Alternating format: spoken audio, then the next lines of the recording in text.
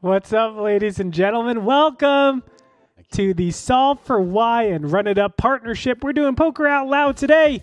I am Andre Hengsho, joined alongside. It looks like my power top. I can't believe you made me do that. Wow. Okay, so just to be clear, Christian Soto was like, "Hey, put me on your shoulders. I have a great idea." Like, that was not what all right, I guess I'll do that. Put you on my shoulders. This is what we get out of it. Hello, everyone. Glad for you to be with us. We're having fun here as we get ready to kick into some high stakes, mid stakes. Nah, this is, I would say 1025 is like the bottom of high stakes. All right, 1025. It is Poker Out Loud edition. So what does that mean? Christian Soto, you can kind of break it down. This is one of your originals. Yes, so what Poker Out Loud means is the players will be talking to you, the public, and they will be discussing all of their thought process. So you're going to get an inside look at what Justin Young is thinking, what Kitty Cow's thinking, what Matt Berkey's thinking in real time against their opponents. And that's always a pleasure to watch because I'm always curious. Great to see inside the player minds. Our first player is none other than the Ultra Apex Predator, the Alpha Reg. It is Matt Berkey. He is the Solve For Why starter. It says he puts the 4 in Solve For Why with his $4 million in live tournament earnings. I was thinking it was the $4 million that he invested into the company. Yeah, I haven't seen that. He didn't pay me $4 million. No? Sure. That's weird. He paid me $1 million, so I don't know where the rest is gone. All right, our player number 2, Justin the Beard Young. Why is he called the Beard? He don't got no beard. Well, usually he does. It looks like he might have shaved today, maybe trimmed it down, but generally speaking, that beard is flaunting. All right.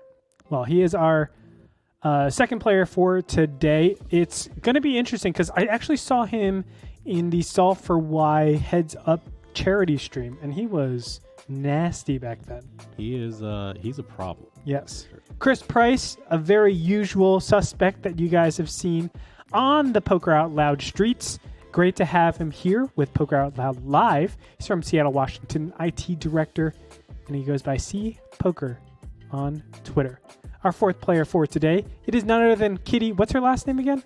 Cow. Kuo. Whoa. Kuo. Whoa. No.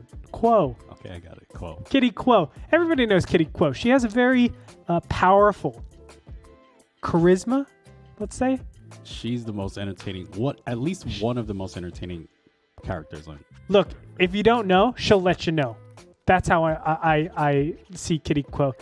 Great to have her. Number 1 for most tournament cashes for China and Taiwan, representing the Asians. Let's go, Kitty Kuo. I'm rooting for you. We got our 5th player for today, Art Parmann. He is a high-stakes player living in Vegas, over $950,000 in live tournament earnings. And he's not too bad in WSOP, let me tell you. Finishes pretty high up there consistently. Last but not least, he is a werewolf regular, Colton Blomberg. He's the biggest fan of Mickey Mouse merchandise in Las Vegas, as you can see. I think this is not the photo that we have for him today. He has another hoodie. Wow. That he is representing Mickey Mouse. He's also the 3rd place finisher at the Run It Up Reno 9 main event. I believe Jordan Sperlin got first and Vincent Newland got second. Remind you guys, April 3rd to the 13th, we're having Run It Up Reno. Your boy Christian Soto is going to be there. I'm going to be there. Come say hi to us. Hang out with us. Let's just play. We could play banana games. We could play, 4-8 mix games. We could play No Limit Hold'em, PLO, Short Deck, literally everything, especially on this list. A lot of fun things. Look, this is the largest in the world, the largest grassroots festival, poker festival that you ever go to. It grows every time, year over year. We got fun events that are, $100, $200 tournaments, all the way to really fun social events. We want to remind you guys, you can follow us at Run It Up, at Run It Up TV, and of course, at Run It Up Reno. Don't forget Solve For Why on Twitter as well. And check this out, because Solve For Why does their very own video edited version of the Poker Out Loud sessions. It's a little tiny sneak peek of what they can expect. Is that you? That was me. Man. Mean mugging. You scary. There, I'm happy. Whatever. There you go. And then I go straight back to the mean mug. Oh yeah. Solve For Why has put out their next edition of the Poker Out Loud edited version, where you guys go real deep into the strategy. A lot more, I would say, than here at the live sessions. Check that out. Also, check out their academies, April 1st to the 3rd and May 18th to the 22nd. You got a Cash Game Academy and an MTT Academy accordingly. Let's jump into game right now. We are having cards in the air for the first hand of Poker Out Loud. That makes more sense. Guys, throw the hands in. On settings. Are we done? Just swipe. This deal, he was going to open anyway. I didn't want to play this hand. I didn't know how it's going to explain why. Do that straight. All right. Art's probably got ace-5, so I'm not going to go play this. I didn't even look. I didn't even. How do you... All right, cool. Yeah, no, I just go on Twitter. I'm solved. All right. Do not We disturb. are JK, I know what I can going do in live. between. Headphones on, music on. All right. Do not disturb. All Do right. not disturb on. Poker time. Brian's got it. Brian's got it. Ace-5. I don't know. Every time. Okay. Don't talk that I loud, just text because I Jen. will be able to hear that. I just text Chin and told him to take care of it. Okay.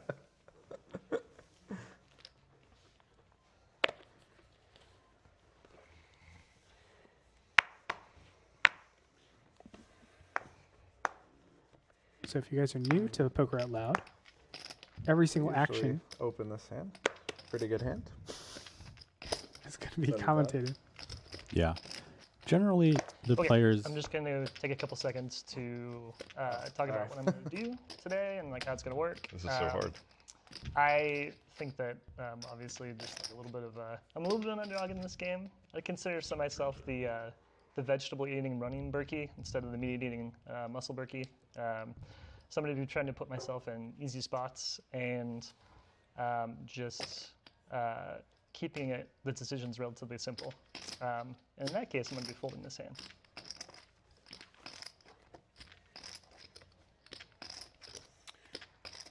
So I have a very obvious fold, but I always like to take the first hand to kind of flesh out my strategy really quickly so the viewers kind of understand where my headspace is. In this lineup, I have a lot of experience with everybody except Colton. So I expect the anticipation is that I'm going to be the hyper aggro guy. I'm actually going to probably take a pretty flat heavy strategy and not really do too much 3-betting in order to see if there's kind of an overreaction to the more aggressive actions that I take. Again, this is a clear fold, so we'll be moving forward.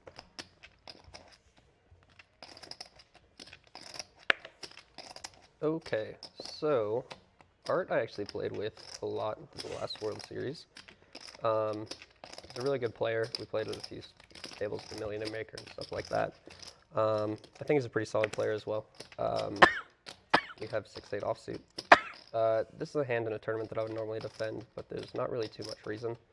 A lot of the people at this table have massive stacks compared to mine. I bought in for 100 big blinds. These people bought in for 200 to 400 big blinds. So you're going to see that that really constructs my strategy and how I'm going to play this game going forward.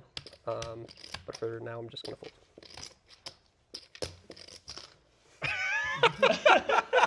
Come on, guys. That was a scene. Put him in the blender. Put him in the blender. I should have taken a lot more time with my 9-5 suited there. What's it You gotta set the stage. It's just the first hand. Just say what you're going to do. Do you have any stage setting. Huh? You need to go into I got it. I've figured it out. Oh, I was like, all right, it's okay, we're good. We're What's good. it like a Set hookup the or stage. like it's a way to cool. get like a free suite or cheap I mean, that's how hard Oh, the the decision hotel. is. I don't need to play this hand. but- All right, I'm going to try a little bit harder.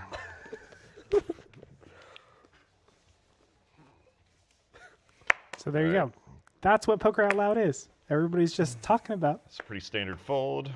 I think I have more interesting things to say later.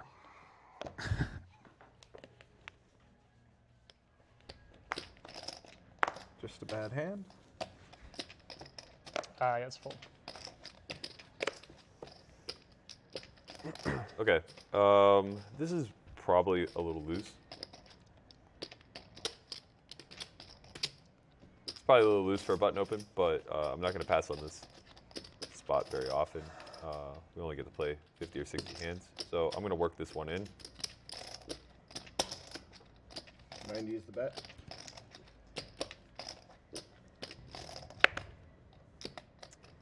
I realize we're not in Reno, and I really want to play the skinny right now, but I'm going to be a good disciplined boy and not play the skinny.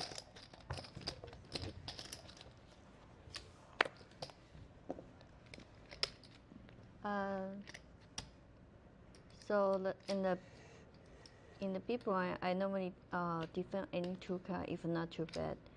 But he raises 3.5 big blind, and 10J also is good to defend, so we call. Pretty standard defend from Kitty here. A little bit of a loose open from Berkey. Now we hit a medium pair, and we also check to initial raiser because we have 200 big blind dip, so we never have the bet range. Check.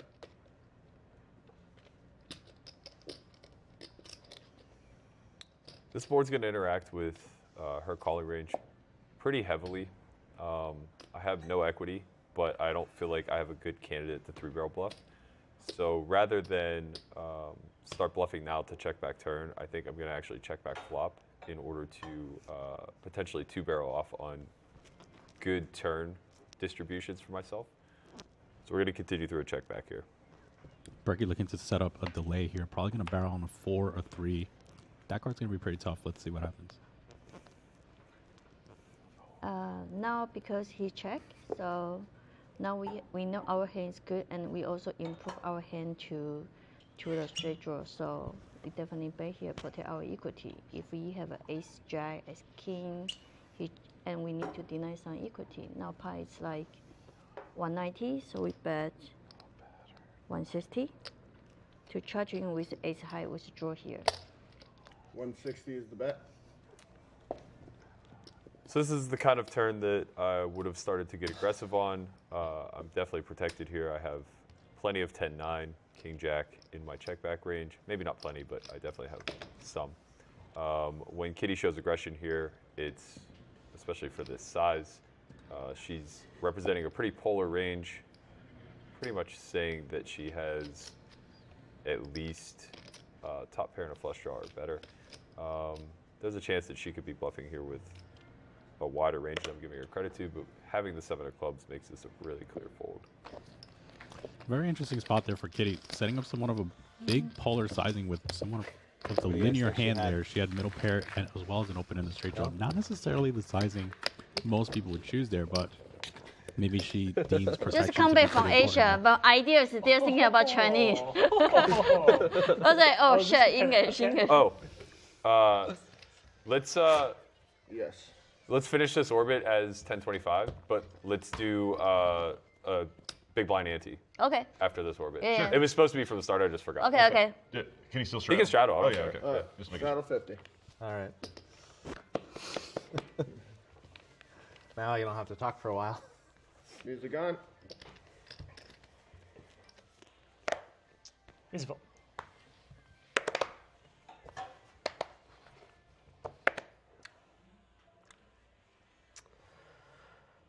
Okay, so this is a super playable hand on the button. I think since we're now playing 50 big blinds effective, this does affect the range that we want to play. I think 50 big blinds, this is still okay. The only problem with it is that the SPR is going to shrink super quickly when we go post flop. And so I'm probably just going to play like a polar post flop range, doing some checking and betting, but I really like c-betting merged, so we're going to open this hand. 150.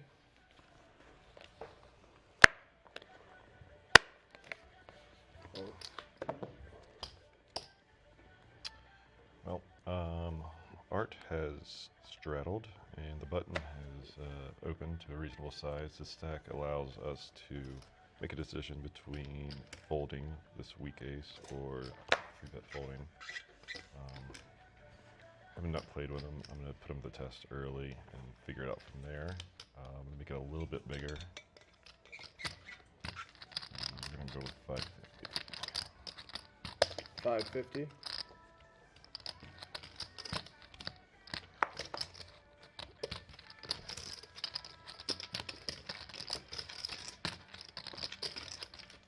Just a bad hand. So this is sort of the problem when we do open up into two very competent opponents. Justin was the opponent that I was most worried about doing this.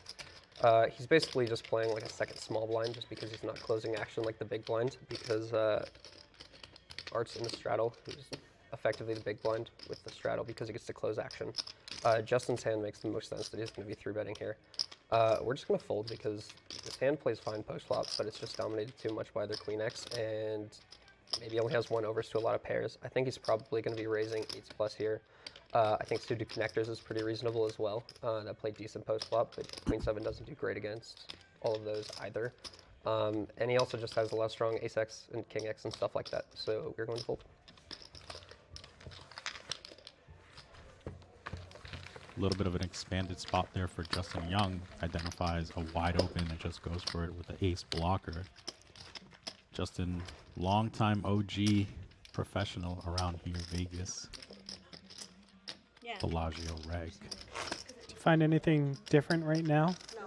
Anything that, like, you, knowing everything, can identify? Obviously, Kitty Kuo's large sizing, definitely something that you recognize, but is anybody playing, like, out of the ordinary, a little bit crazy, etc.?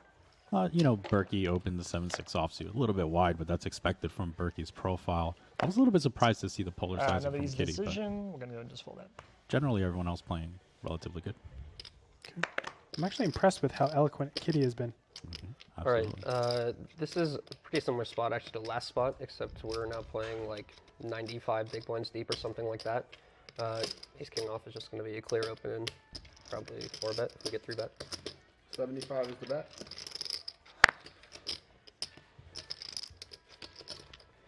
A lot of times here, I will 3-bet with independent reasonable. This doesn't quite hit the cut. Just to really know that I'm on his left and he's going to deal with me all day.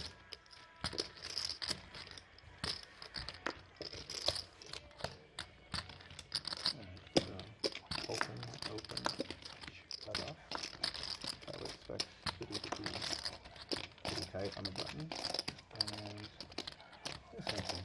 That's okay. A little bit of a wide defend there from Art. Let's see how this hand plays out post-flop.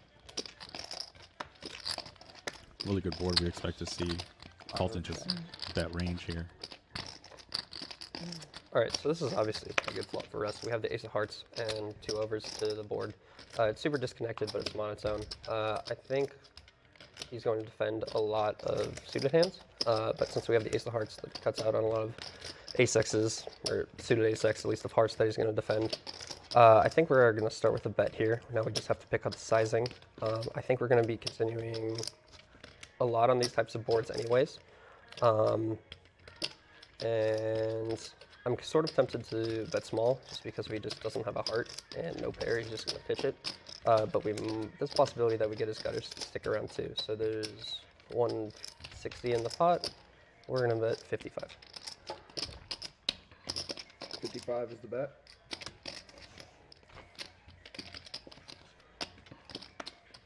Okay, so let's see that 55, which I pretty much expected from this whole range on this flop. I don't really have anything. No backdoors. Don't really feel like bluffing. Doesn't seem like a good candidate for that. I do agree with Colton's bet here of $55. He's going to want to bet a lot of his range here facing the big blind. Big blind's going to have a tough decision with his non-hard hands. Even some of his worst hard hands are going to be having a difficult time to continue multiple shoots out of position. Why the $55 sizing, though? You want to bet small there because you're going to want to bet a lot of your hands facing the big blind, making it tougher for the big blind to continue. If you bet big, then the big blind has a pretty easy decision when he's at the bottom of his range, but that small bet forces the big blind to find hands to continue. All right, pretty obvious open here. I think I'm going to stick to a 3x in this game. I imagine everybody's ranges are relatively intact and will be sensitive to the size. So I'm just going to keep it standard. 75 is the bet. They're really tempting me. If this was later on in the stream, we'd be getting in there with the skinny. This is 2 in like 4 or 5 hands. Painful. I also just want to make a note that I'm listening to the Weekend After Hours song on repeat the entire time, and it is an absolute banger. You guys haven't heard it? Just pop it.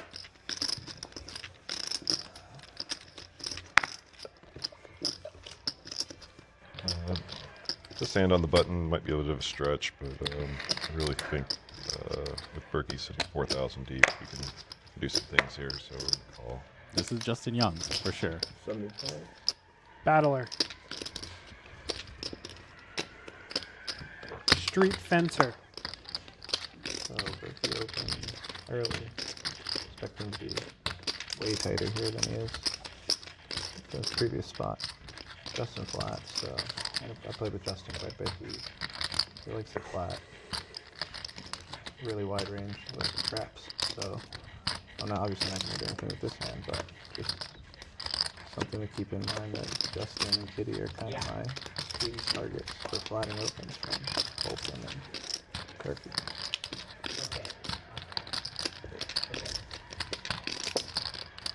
Okay. We have an early open and a button call. So the first thing I'm gonna ask myself every time I'm playing is, do I actually have to play this hand? Like, do I have to play this? I think with this formation, we're going to C3. So we're gonna go ahead and call.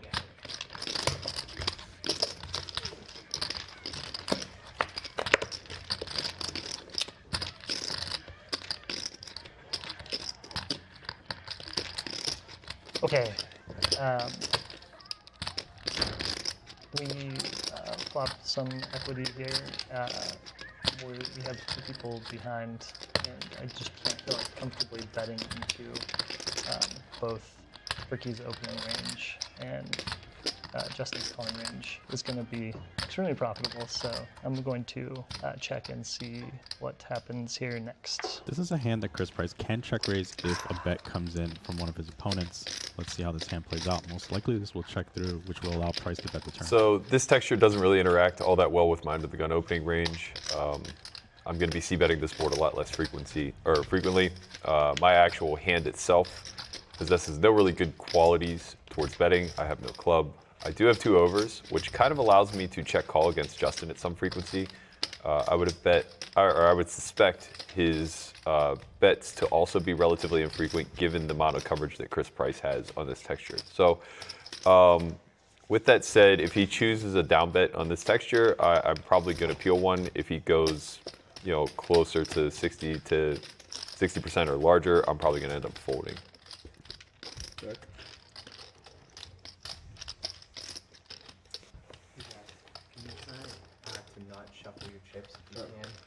Huh? Try not to shuffle chips. your chips Okay. because it's interacting with the audience. Oh, We yeah. got you, Twitch chat. We in there. Maximilian. In this spot, my hand is weak enough. I think I could bet here half the time. I'm kind of in between. Me and Chris probably have about the same range, but with Berkey checking, probably to check call. I do have some decent turns, but not many. So I'm just going to check back and hope. That's going to open the door for Price pending turn card. This is a good one to bet. That was a good one. He does interact with this board the most. He has no showdown value with the queen high. Okay. So this is not a bad turn for us. We definitely flop a little bit of equity, or we turn some equity here. I'm definitely leaning towards and go ahead and betting, but it's going to be on the small side. So we're looking to fold out some of the bottom parts of Berkey's range, and hopefully folding out some of the bottom parts of Justin's range. Now I'm only debating between, kind of the sizing here, either smaller or going more middle. So if Price chooses a small size, it's going to be representative of a we're 7. going to go with 125. Okay, so that's somewhat of a catch-all sizing there. He's representing 125 like is some the bet. 7Xs, some 9Xs. maybe even some 5x. All right, yeah, this should be a range bet spot for Chris. Advantage shifts heavily in his favor at this point. Justin's most protected here, but even his checkbacks are going to be relatively low equity on that turn 5. So I have a very clear fold. I imagine Justin has some calls here, but not a lot, and Chris is just going to win at a pretty high frequency. Justin now does turn a pair. It is one of our better cards to hit on the turn, but for him to lead into both of us like that, especially Berkey should have some strength. It'd be an ambitious call, and I'd have to turn way too many rivers at the bluffs, so we're giving up. Very well played hand post flop. I think all hands were very reasonable. I think Berkey's check. Funny interaction. This is weird. All I do is look at people and talk like think about the table. I know. It's so like, awkward, right? My number one and number two favorite things to do, and I can't do either of them now. So you're just sitting here left with your own. Yeah. Funny, this is my dream come true. I don't have to touch my chips. I don't have to talk to anybody. I'm just going to start the big blind ante now. All right, let's go. What do you prefer, blind Christian? ante Do you is prefer like looking at people or no? Production. I definitely do look at people. I think. Okay, so I initially came into this Generally, game thinking that we did not have a big blind ante, but we do now. So that kind of incentivizes us to go bigger with our bet sizes. If we just 3x like I was planning to, it's a little bit giving everyone too good of a price to call, especially Matt in the big blind. So we are going to raise 4x now and really just play lower SPR pots. Hope that we have really strong hands, stick it in there, and hope that we win. I do agree with Colton's analysis of 4xing, especially with Berkey in the big blind, who's a big defender. You could even consider bigger, right? Because he's under the gun. He could. Well, there's two arguments for that. You can also go the other way. Yes, Colton sized up now that we're Just doing limp. big blind ante. No. You can go smaller because your range is so 75? strong, and you kind of want so people weird, in. So talking that's strategy kind out of loud. the inverse of that. I feel like they can all hear me. All right. Not going to do anything with this hand. So some players have like a moving sizing. We're definitely going to see a 3-bet here. Poggers. We have top of our range here, and it's pretty sweet. Definitely going to be going for a 4-bet. And then this is obviously, I believe, for value. I'm also going to see like pretty large sizings when these formations come in because it's really polarizing. Price uses a 425, which is not necessarily that big in this situation. It's All right. by modern So size. initial thoughts is that we're going to 4-bet for sure. We have queens. I think it's reasonable for us not to 4-bet this and just flat, given that we opened under the gun or the low jack since we're playing 6-handed, and Chris 3-bet us. If Chris 3-bet us from the big blind, I'd be more tempted to flat because he's ripping a really polar range. He should have a lot stronger hands like ace, king, aces, kings. He could be tempted even to flat a hand like jacks or queens.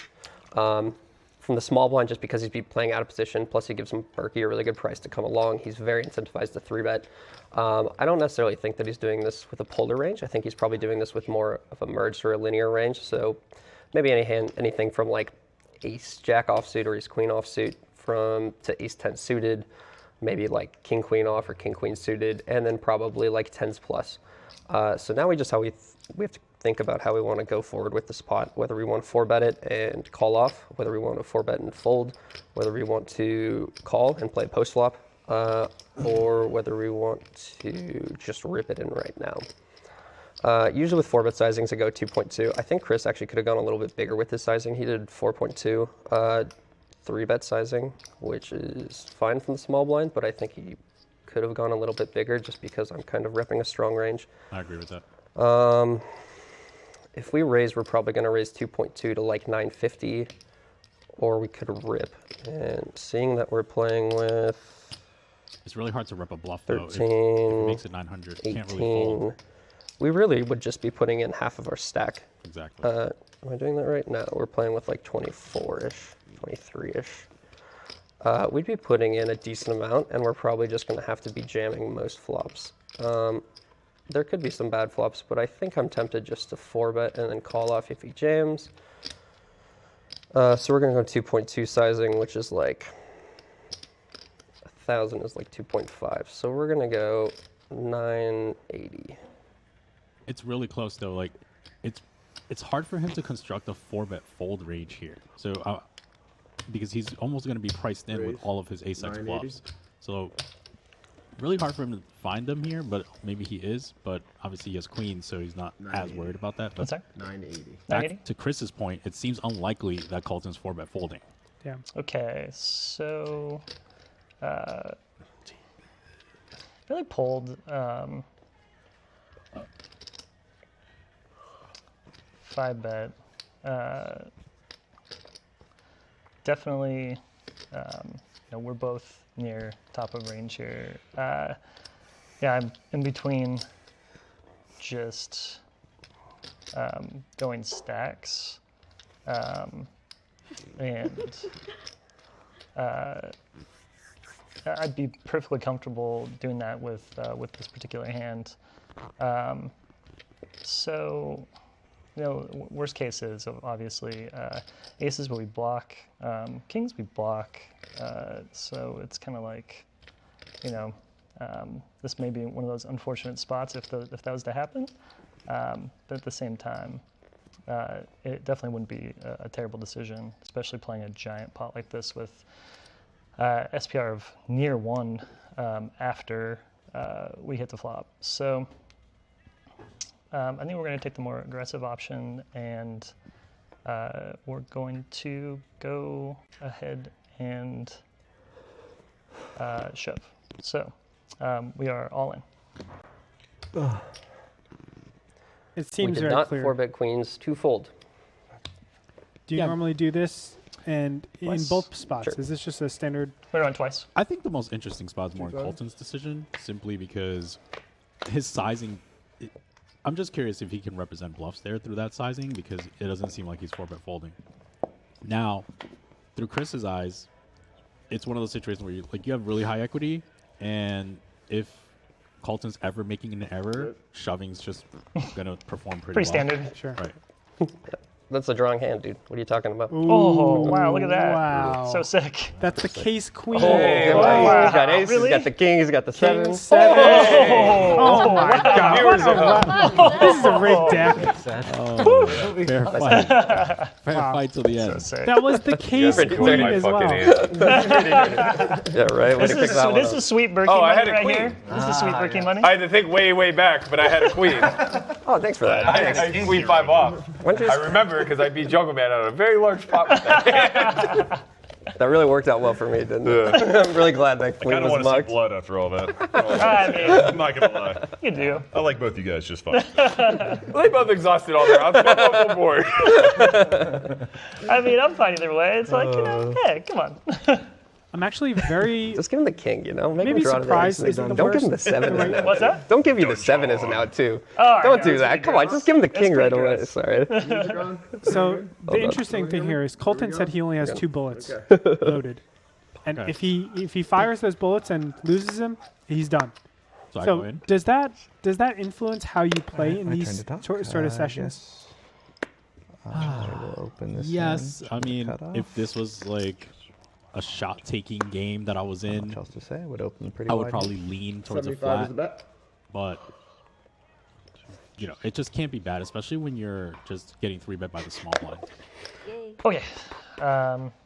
Here we are again with another extremely good hand.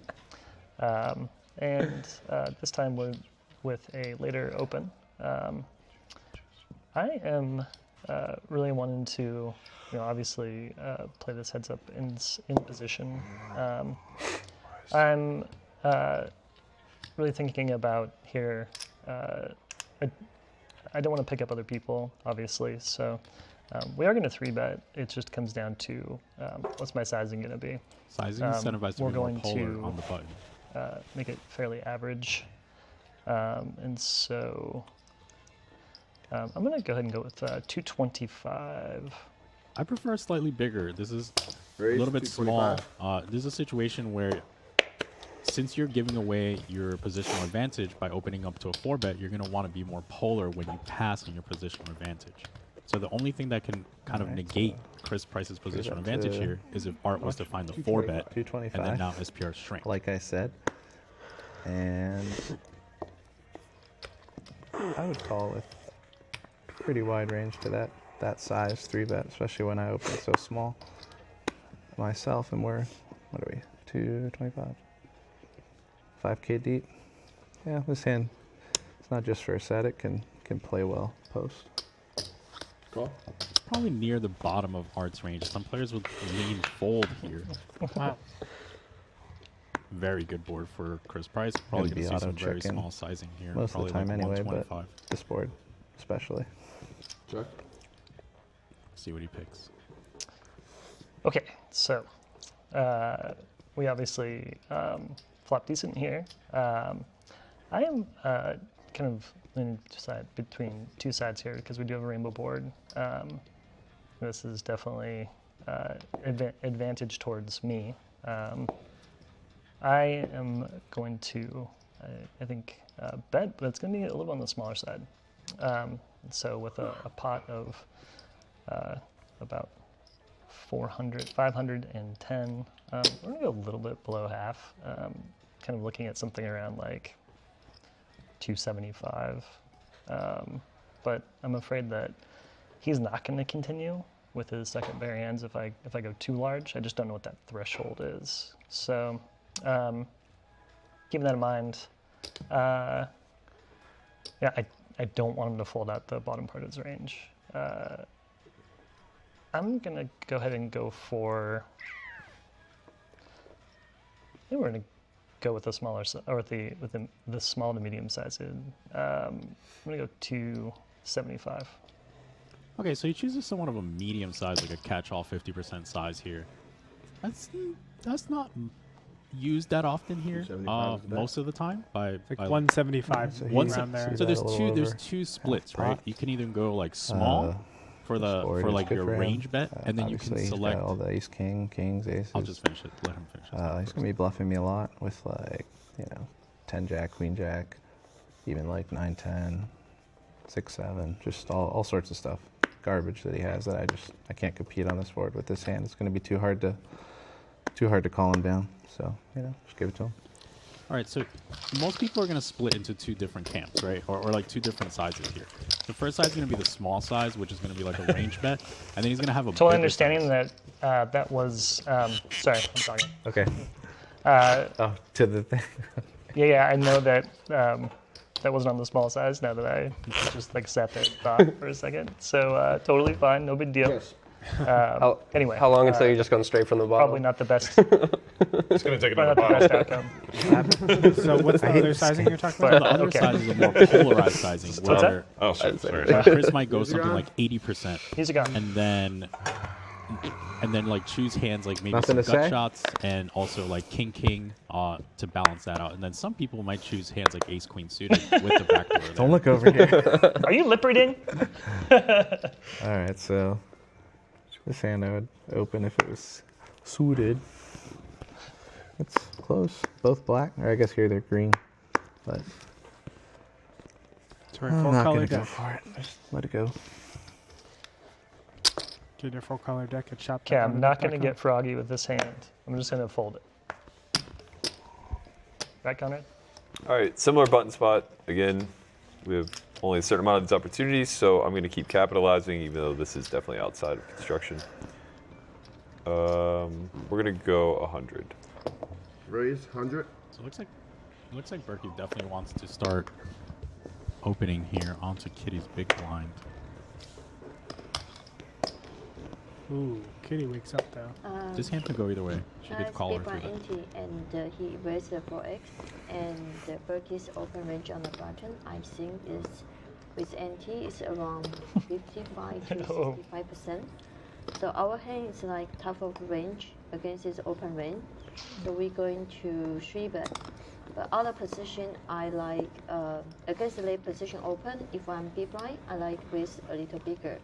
So we raise like 550. I like this sizing. You're gonna want to use a 550 polar is the sizing bet. when you're moving away from your incentive to call. Very good sizing there from Kitty. And I expect this hand to be over. I mean, I obviously have a fold here. This size is obnoxiously large. It's good, Berkey. Stop it. Which I would think indicates that she's probably not 3-betting all that frequently. So I'm kind of still comfortable opening wide on the button to the sides, but we'll see how it plays out.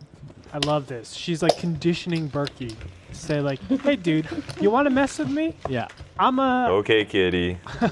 see, I'm a slap you around." You know? I forgot. She's putting it out there. I forgot. I Yeah. see 25-50. Kick it up. I agree with her sizing. I don't think her sizing is obnoxiously large at all. Kitty impresses me more and more. I'm really digging her. Oh, for sure. She's a star. Trash. Nope. And Blomberg. No bounty. First blind on blind collision we're going to see here. Let's see how Kitty decides to play this spot. Big blind is a very aggressive player, and Thank you. Appreciate it. I'm normally not try to wait with medium strong hand. Our hand is also not strong. Like thirsty. Raise against like 200 big blind deep with a big blind is a good player.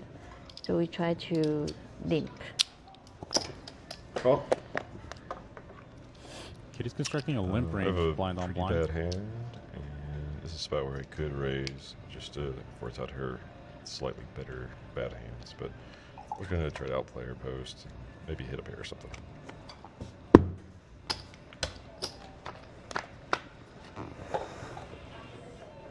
It's a pretty good board for Kitty, both her range and her hand. So I figure out when the way he look like hand pre-flop, it takes so long to check his card, so he actually have a pretty bad card.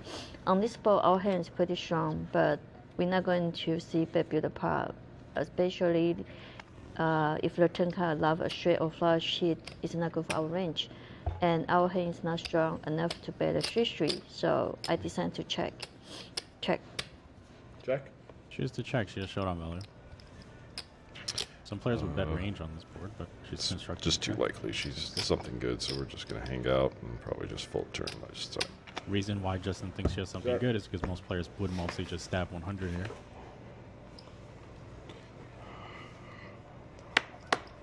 I feel like I'm a translator. Am I a translator? You are. Okay. I do speak Spanish. Now he check, so we know our hand is good, and he never have a flush because he will never check in flush draw on the flop. And now we need to bet, and the size, we also need to protect our equity because he can have a lot of one pair hand with a flush draw. So we need to bet 100. Wow, to she protect our overbets equity here. That's not common there for 100. sure. Her bet is terrible. Terrible bet. That's so okay. So that's twice we've seen Kitty. I just hear yelling. That's twice I now just we've wanted to seen see if Kitty she could hear me. with, I just said that was a terrible when bet, and I just she folded. is choosing to protect her hand. What do you mean? She's choosing really large sizing. Headphone. The more modern Headphone. approach is like if she's choosing Yeah. a protection bet or a denial bet, is to use small sizing. So that's a little bit of a deviation in Fish. terms of what we normally see, but so far it's worked out really well for Kitty. That was such a that was such a sick way to chop a pot, dude. Oh my god, I'm just still thinking about that. Is there another way you would have There's, preferred? I mean, I liked it. I liked it. It was just sick. Hold on, hold the action.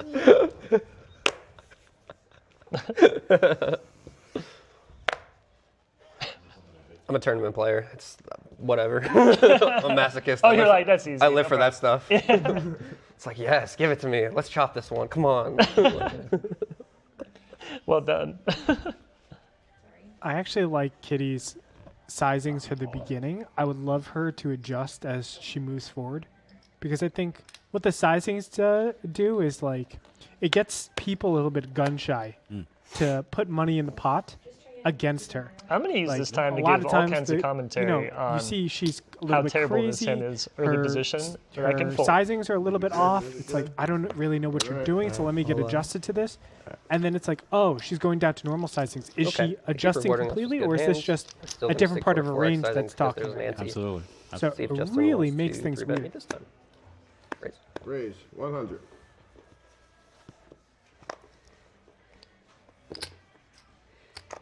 Spot where it's going to be a fold a lot of the time, but they're really going to drive some action right now. Art's probably going to call that behind which is nice for this hand. So we're going to call and see if we're going to play post. Call is not standard, but Justin is a battler. This is not unusual play for Justin. He makes a lot of his yearly salary on very deep stack, no limit hold'em and off-flopping people. Justin flat. This hand, sometimes I would squeeze, sometimes I would just defend it. I think it plays well, and also the reason to re-raise it would be to fold out like Justin's 9-8, 9-10, and Colton's like bad shit he's opening in the cutoff just because he thinks Kitty's really tight. So, I don't know, this time I just feel like calling. Don't know why. Call. Good. Preserve art. You don't know what you're in for yet. Ooh, spicy. It's a double gut shot for Justin, but he doesn't necessarily rep this board the hardest. Yeah. A lot of his concentration will be in the Broadway region. This is one of the best flops. So this is a really good spot to lead. We can stand a raise. We could 3-bet. We could check a raise, but I don't like that as much. So we're going to lead and see what happens. Lead isn't necessarily played here too often. His range doesn't necessarily hit this that hard. Also, some of his sets would be checking. So let's see how Aces reacts to this. Not only Aces, but Arts. Flop, I would think he's leading good sixes, like Ace-6 suited. Is there another good one? King-6 suited. I think those are some of the weaker value hands he's leading. I guess he could lead like a 5.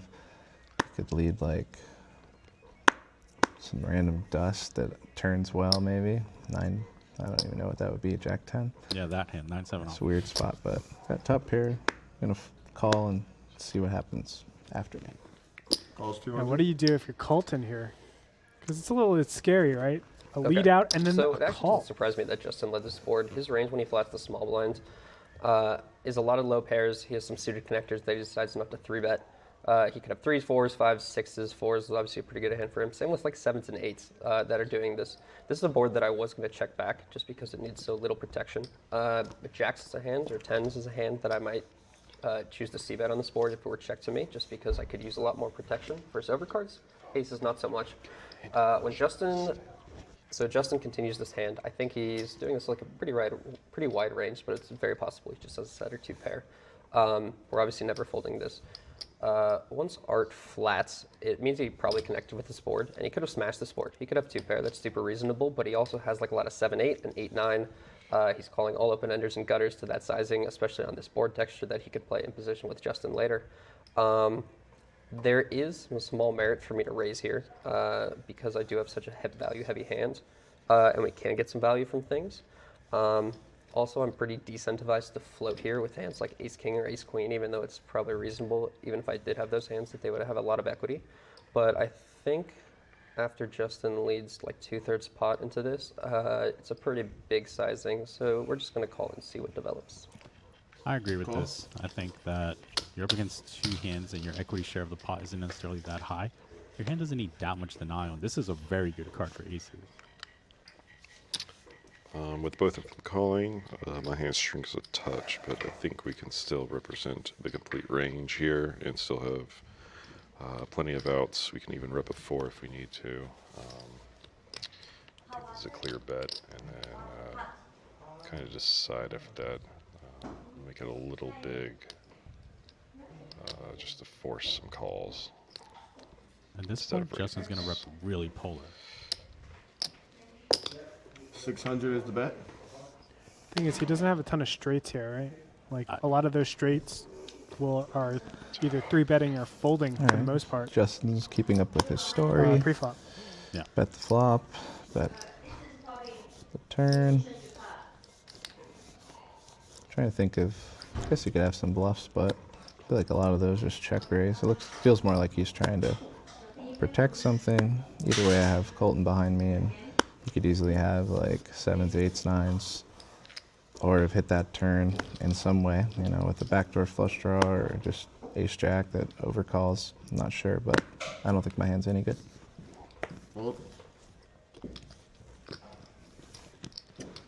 Okay, so the jack is actually probably one of the brickiest cards in the deck. Nobody should have Jack 10, Queen Jack, Ace Jack, King Jack, things like that. It's possible that Justin would do, like, could hit the Jack if he does this with, like, a range sort of thing. Like, he should have more sets here and things like that if he flats his Queen Jack. So it's possible that he hit the Jack. But a Jack is pretty much the biggest brick in the deck. We do have the Ace of Diamonds, which is kind of bad for us because we block his, like, Ace 4 of Diamonds and Ace 2 of Diamonds, and maybe, like, an Ace 7 of Diamonds that decides to do this. And a Jack is obviously a brick card, but the Diamond's a good card for him to barrel on. So that actually makes... I don't love having the Ace of Diamonds. He could have some backdoors, but that's not too big of a deal. 7-8 of Diamonds makes sense. 6-7 of Diamonds, 5-7 of Diamonds, 5-4 of Diamonds, 6-4 of Diamonds. Those are all pretty reasonable hands that I think Justin would play. Obviously, we could start shucking some things from our range here if we wanted to. We could fold like 7s, 8s, 9s if we really wanted to. But I think all other high pairs we have to continue with. I think we would play our sets pretty similar too, just because we're in position. And if we get to the river, we can always just raise. So we're going to flat here and go from there.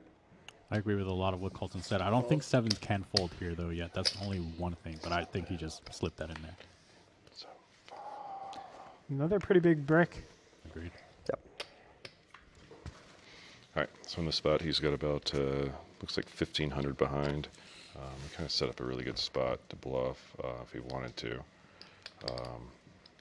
It's a close spot. I don't mind either side of this, but I think we are going to go for it. I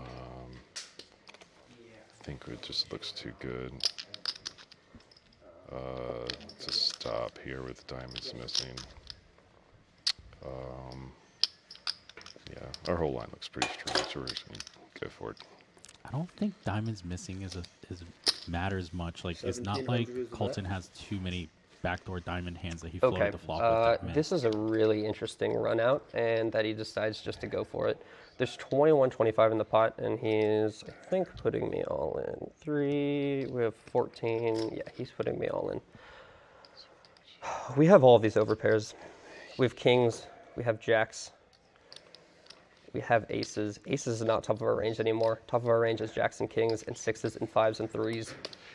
All really good hands to call with, and we have the ace of diamonds. So we actually have one of our worst ace-x combos, or aces combos to call down with. It's really interesting that he decides to go bet, bet, bet on this board. It's really possible that he does this with like a 7-8 and just kind of sends it because he's like, I'm bottom of my range. I have 8 high, let's put it in. Or I have pocket 4s, I was betting flop to protect with, and now we're firing away, turning our hand into a bluff. All of that is super reasonable. I think 6s, 5s, and 3s makes a lot of sense. It's possible that he would turn 7s and 8s into a bluff, so we just have to think if there's enough bluff combos that he could have, and if our hand is high enough in our range that we have to call. Initially, I'm thinking no. I'm thinking it's not.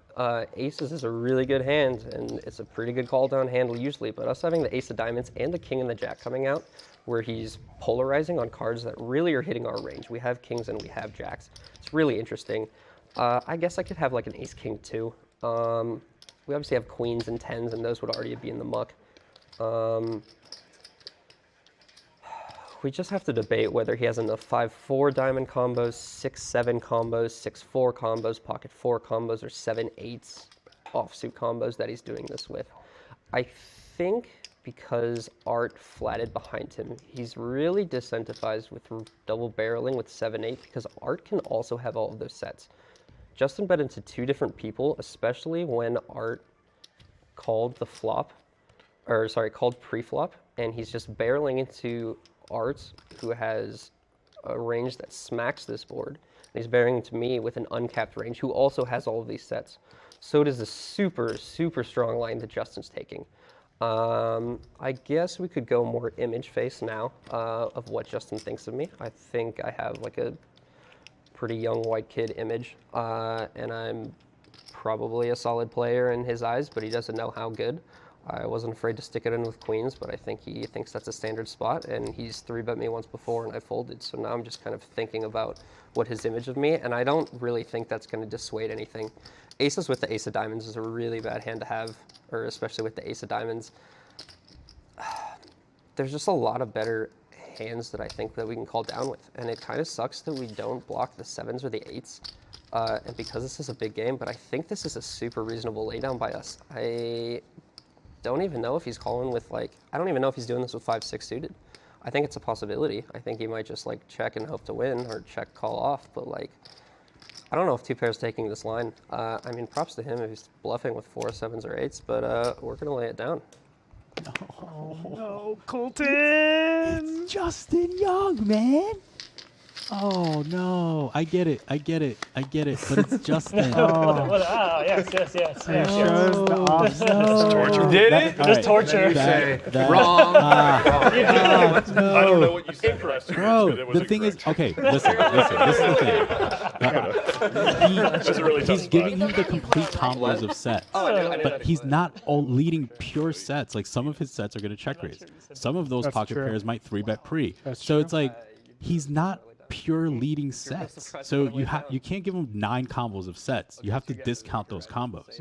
So once we start discounting some of those combos, I think as also like he's thinking what Justin thinks of him, but like you're not analyzing Justin's profile. Justin's an over bluffer. Like, you're giving him very I'm logical folding, but I would like just like bluffs, to point out but that he I have just has helicopter headphones outside- on because I had outside to of give away range all bluff. 3 of my pairs of Bluetooth headphones, and I'm salty. Yeah, sorry, Berkey. That's my headset. I'll cut off some of those. This is a spot I don't like particularly love in cash games. Obviously a button with a reasonable hand here, but I'm going to do a limp. I think it allows me to play pretty perfectly from here on out. Go.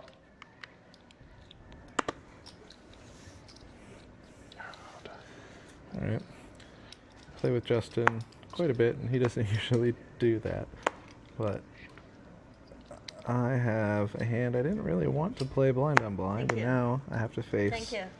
2 ranges. One, which is probably, Thank you. I don't know, I'd put Justin on maybe middling cards, or yeah, mostly middling cards. But either way, this hand's not going to play well. Three ways. Fold. Justin limping is pretty interesting. Maybe he wants to play more hands in position versus Chris Price. So, button limp, it's funny, suspect to say the least. You know, we don't really have a hand that's going to do a lot here. I'm definitely not raising. So I think we're just going to, check and kind of see what develops. I'm going to be really interested if this does go to showdown to see what that limp call range would have been, or what that looks like. But for now, just gonna go ahead and check the end.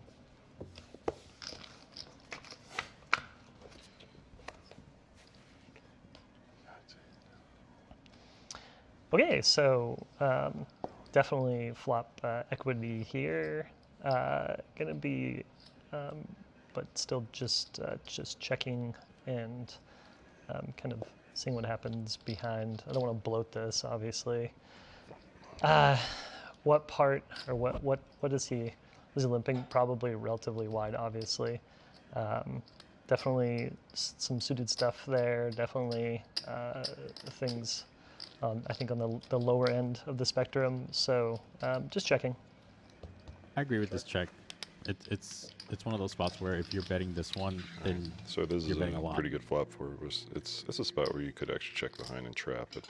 We're gonna put a little teaser out there, $25. 25?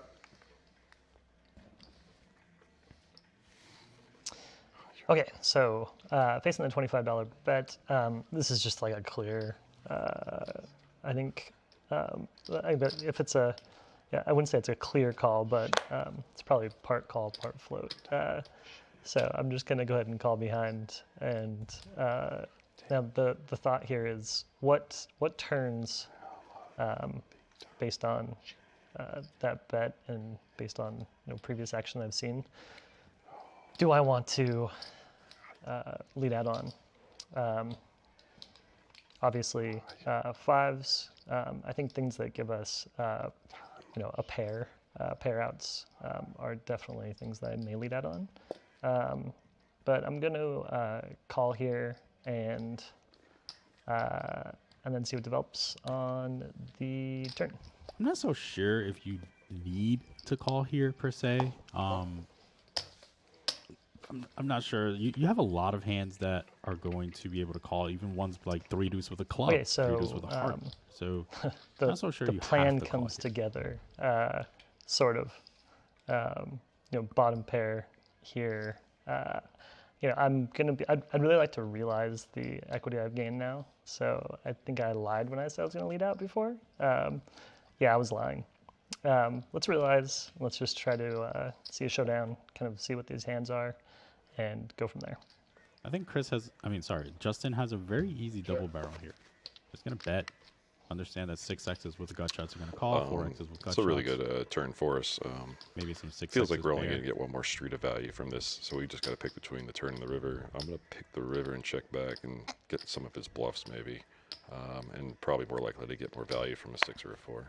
I don't necessarily hate Chris Price check raising if Justin was to bet that turn.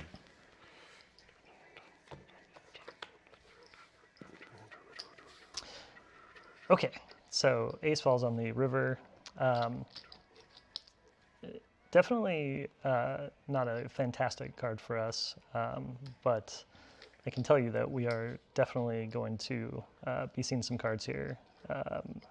So I think the plan is, unless there's just like a grotesque overbet, I am going to call. I'm calling because I'd love to get some information on that limp. So, you know, do we win here often? Probably not. Would it be worth $75 to $100 to see what his cards are? Yeah, I think that definitely would be. So I'm going to go ahead and check. Check. All right, the river's not the best for us, but it's still fine. We're going to get less value. He rarely has an ace here, so we can still bet for value quite easily. We're probably gonna go about $80 into this, like 2/3 to, yeah, about 2/3. Yeah.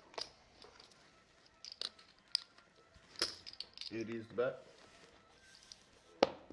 Call. So it's king.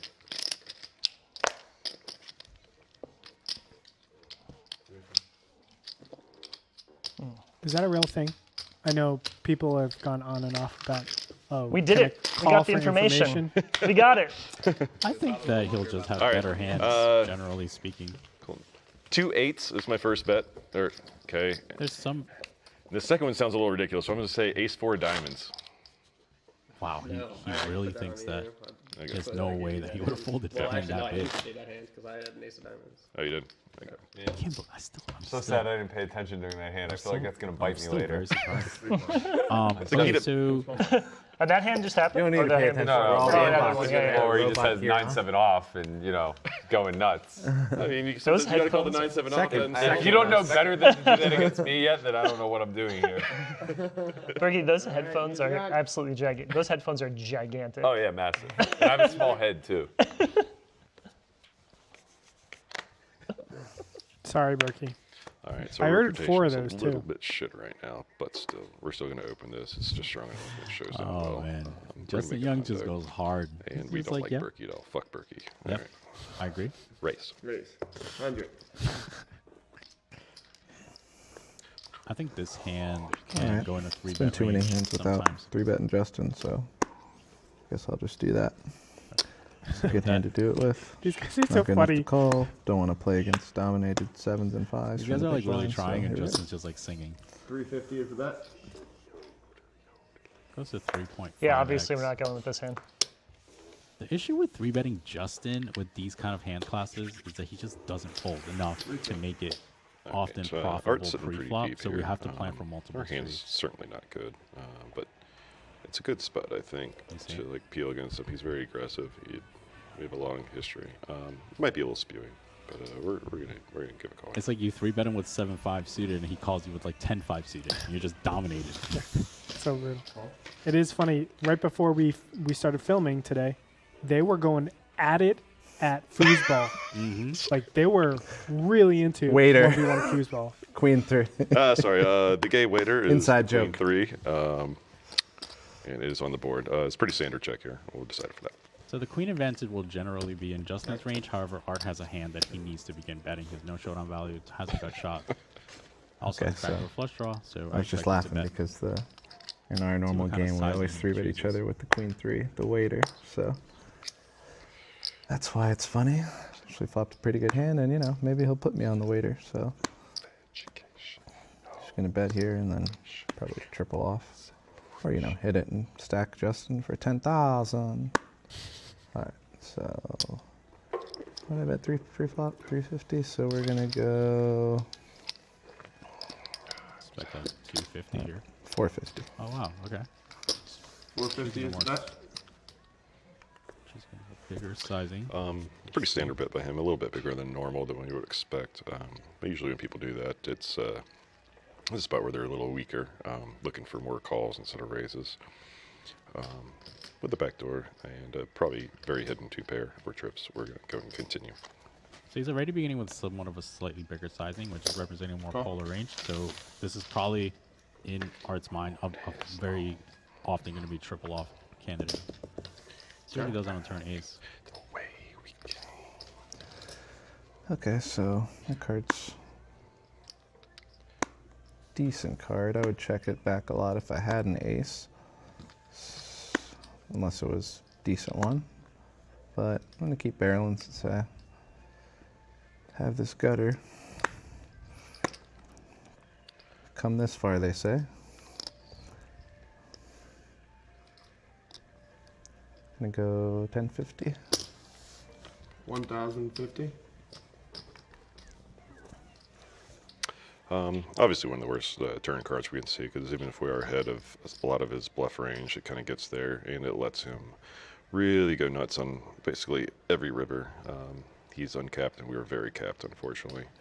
It's an unfortunate fold. It's really, really trying to screw this guy, but you know, next time.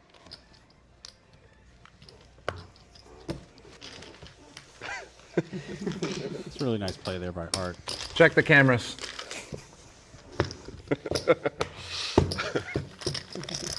I like how he's keeping straight faces during this commentary. Nice to have two just guys actually with more a lot of impressive than history any of too. our Absolutely. poker face stuff. Yeah, it really is.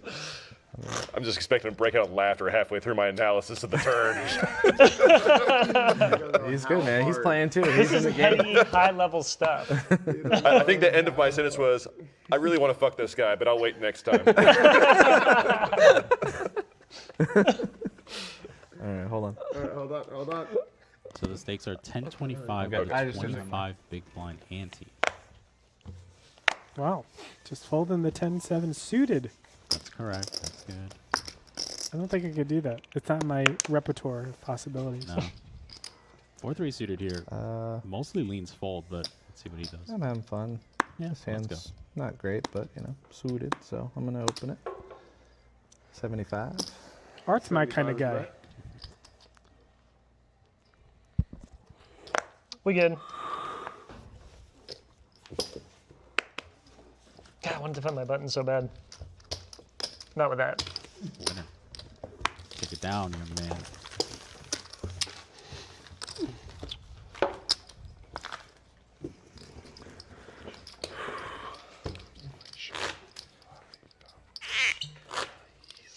You see there, Justin singing every song that has been played, and he puts on the straddle while doing it. Small, big. So the 50 game is straddle. 10, 25, 50 right now with a 25 big blind ante. There's a lot of dead money out there. Only 6 players to fight for it. See what happens.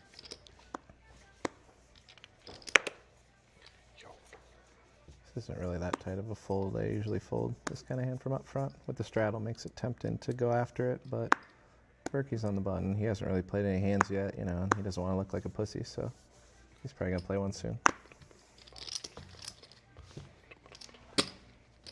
Oh, hold on.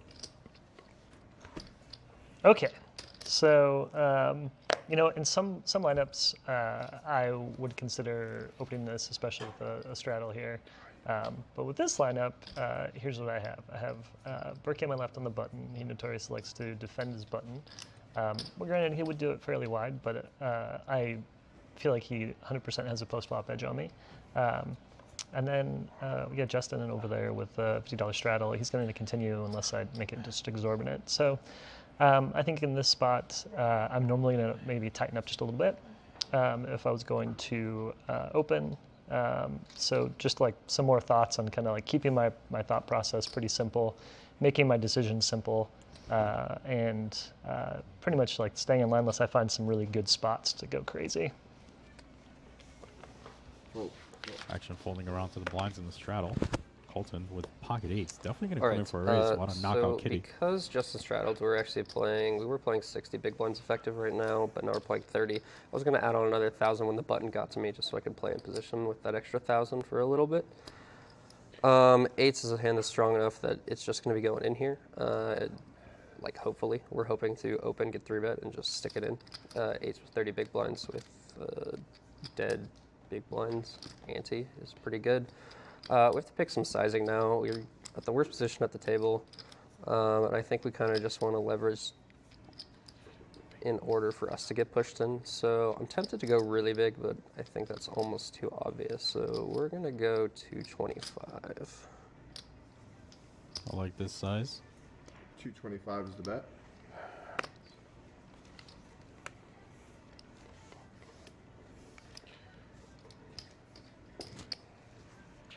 All right. Unfortunately, he's put us in a box here. I can't really do much of anything. Calling's really bad. Jam is very ambitious at the best, especially with our image, so it is a fold.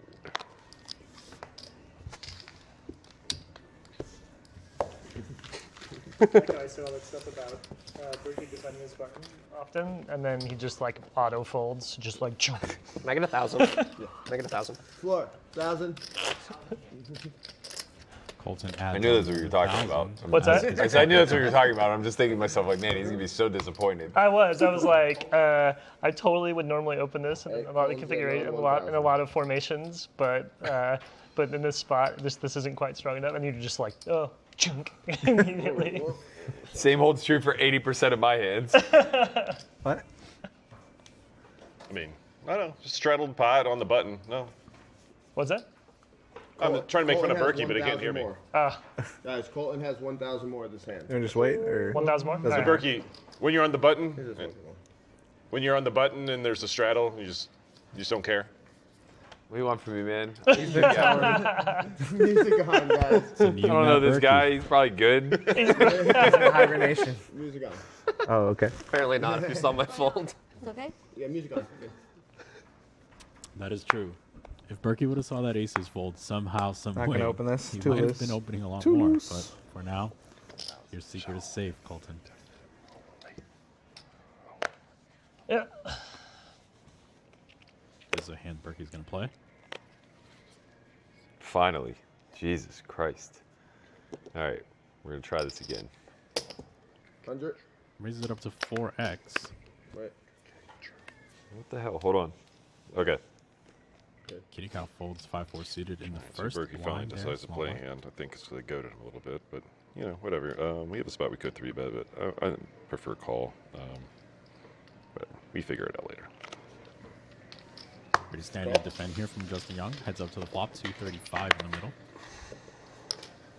Queen 3-7. Probably gonna see Berkey dark 30 this board. All right, I expect Justin to defend probably wider than anybody else at the table, which means two things. He will flop equity on this board more than everybody else, but he'll also miss more than everybody else. My hand does have a lot of showdown properties. I could easily check back, but I don't really think capping myself with a candidate like this is necessary on such a high frequency c-bet board. So I'm going to bet 75 and probably be checking back turn at a pretty reasonable frequency. 75 is the bet. There's a third pop bet. And I expect Justin Pretty to continue. standard c-bet from him. Our hand's just a little too strong to fold right now. Backdoors and probably some showdown equity, so we're going to call here. Call. Does call. Turns a 4. Wow. Checks. See, Justin chooses to check. This is a pretty bad card for my range as a whole, so I don't really get to continue very often. I think I could have continued betting on a 10, obviously a 9, a jack, king, or ace. 8s are a little bit problematic, but certainly everything 7 and below is going to be pretty sticky, especially when it's exactly a spade or club, since he'll have more pair plus flush draws in that arena. So I'm going to go ahead and check back. Check. It's a good check. Berkey can reopen the betting sometimes Opposite on turn this was river. amazing for us. We are torn between leading big or going for a check raise here. It's pretty close. I'm going to lean towards check raise here just because I don't think he's going to call too often. I like this We check catch a from little Justin more Young. bluffs Berkey gets to value. reopen the betting we're on the gonna do that. jack. Trying to get Justin off a 3, a 7, a 4. All right, I'm going to win here some of the time. He's going to have some ace high. I don't really think I can turn my hand into a bluff, as his 7x naturally calls whatever 4x or 3x he has kind of fits in the same showdown value region. So yeah, I'm just going to go ahead and check and live with my plight. Good timing. Yeah. Well played. If it's any consolation, I thought you would call with a 4. So 2 4s. Yeah, if Berkey thinks that Justin's calling with any pair, then he's incentivized to not bluff as much. Some players would bet that river. Guest play here every day? Trying to get bottom pair. Just, sorry.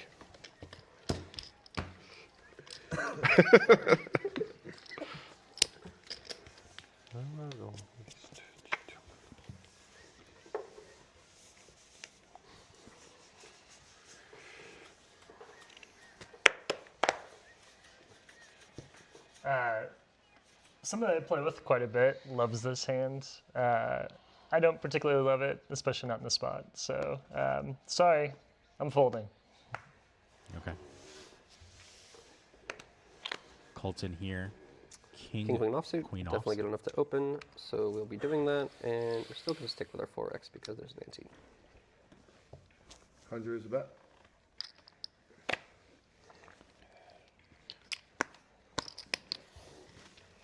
Nope. Quickest hand of the day. Love it.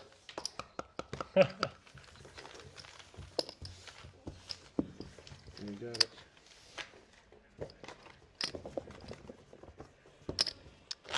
I feel like a different artist. All right, time. Don't let them know, Matt. You'll play like a different artist. We're going to go from Avon Brothers to Fish. How about that? Yeah, that works. Oh, they're not going to scan the drink. Yeah. Wait, where's my thing? Hold on a second. Okay. Yeah. Action.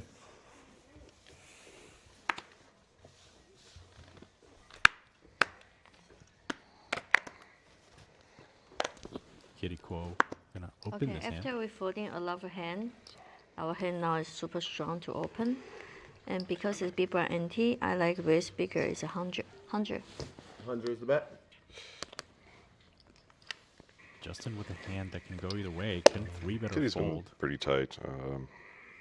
Seems really needy to fold this, but we're just going to. I don't think there's a whole lot of like streets of value we can get from her post, so we're done.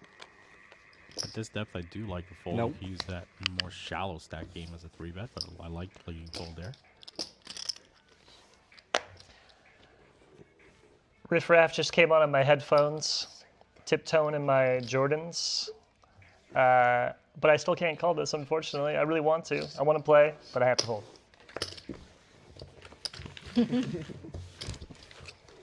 For your side. Folded an ace. Oh, shoot. I Yeah. listen to the stream. Folded an ace. There you see our V pips. 38% Yeah, I for know. Justin Young. No Impressed, surprise man. there. A little bit of a surprise to see Matt Let Berkey Jesus at the take the bottom wheel. of the list. 22% voluntarily putting money in the pot. Raise. 100. Sing, Monica, sing. Oh, Colton here opens King Jack of Diamonds, runs into the blade. Colton like insta opened. I don't know if he is telling everybody that he's just going to insta open if he has a light hand to make it look stronger, but doesn't matter because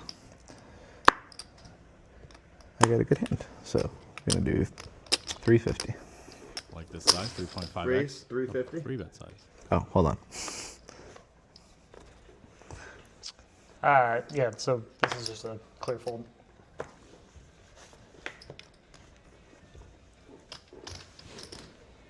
Okay. We're in a probably natural fold spot here, given the formation. Looking at a low jack open button 3-bet. Art shows a relatively large size. I'm not sure if he constructs separately his polar range versus his more linear one. That said, Jack 10 suited, not a lot of equity out of position here. We're deep enough where I think I could probably cold 4 and get away with it just fine. My problem is that I think Colton has a pretty well in line range here, and only being 100 blinds deep, he just gets the 5-bet shove with his value unapologetically. So I'm gonna go ahead and fold. Good timing there for Matt Berkey, as Art has pocket aces. Now Colton in the spot. I could tell Berkey was just itching to cold 4 there. He really just can't help himself, and it just seemed like a really good spot for him too. So I'm a little surprised that he didn't. It doesn't surprise me that Art's 3-betting here. For like one or multiple reasons. One reason that's really big is Berkey's in the big blind, and he decentivizes him. 2, he gets to apply pressure. Now, Art really hasn't 3-bet too much this game, and he didn't hesitate too much before seeing his cards and then deciding to stick in a raise. King Jack suited is still a pretty good hand. I'm still kind of on the fence whether I want to call or fold.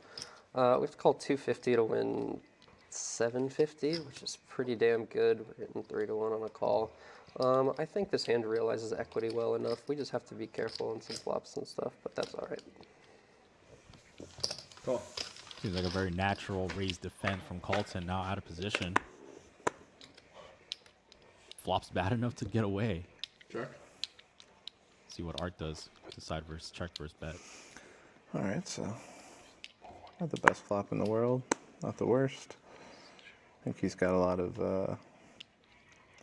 you know, pocket pairs and king, queen, king, jack, that kind of stuff. This is a board that he might check shove on a lot. So, not sure if I want that. See how much you have?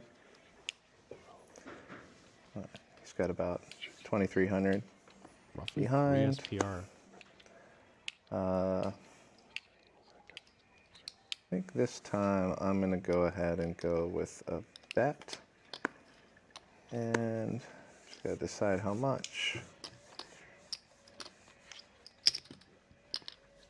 I think I'm going to bet a little. I was going to bet big, but yeah, I think I'm going to bet like 450. Just if he shoves on it, I'm just going to call. Art choosing more catch-all size representative of a board that he's not going to auto c-bet. Okay, we're not going to continue here, but I think it's worth noting what this board is and how it connects with my range and his range. If Art does have a merged range, he obviously can hit this board. I don't know if he'd be 3-betting 6s or 7s, but like I think with 8s plus, it's super reasonable as well as like any pair here. I think that's totally fine. I do have a lot of hands that hit this, but I also just have the suited broadways like what I actually do, and I also have some other hands, just like ace jack, ace 10, or like a 10-9 and stuff like that. We're not going to continue here, obviously, but I think his 450 sizing of 2/3 is a little bit interesting because it's a little bit more polar. I guess this kind of board is pretty wet and needs more protection. If he does have a hand like jacks and things of that nature, even if he has like a set of 10s or like 7s, like it just makes sense that he's going for protection here, but we're just going to fold. In 10 minutes. In 10 minutes, we're going to take a 10-minute break. Okay. Right now, or In 10 minutes. in 10 minutes, sorry. Every 10 hands? Conrad did 10 not minutes announce later. the In 10-minute 10 break minutes. is coming soon. At that point, Call cold 4.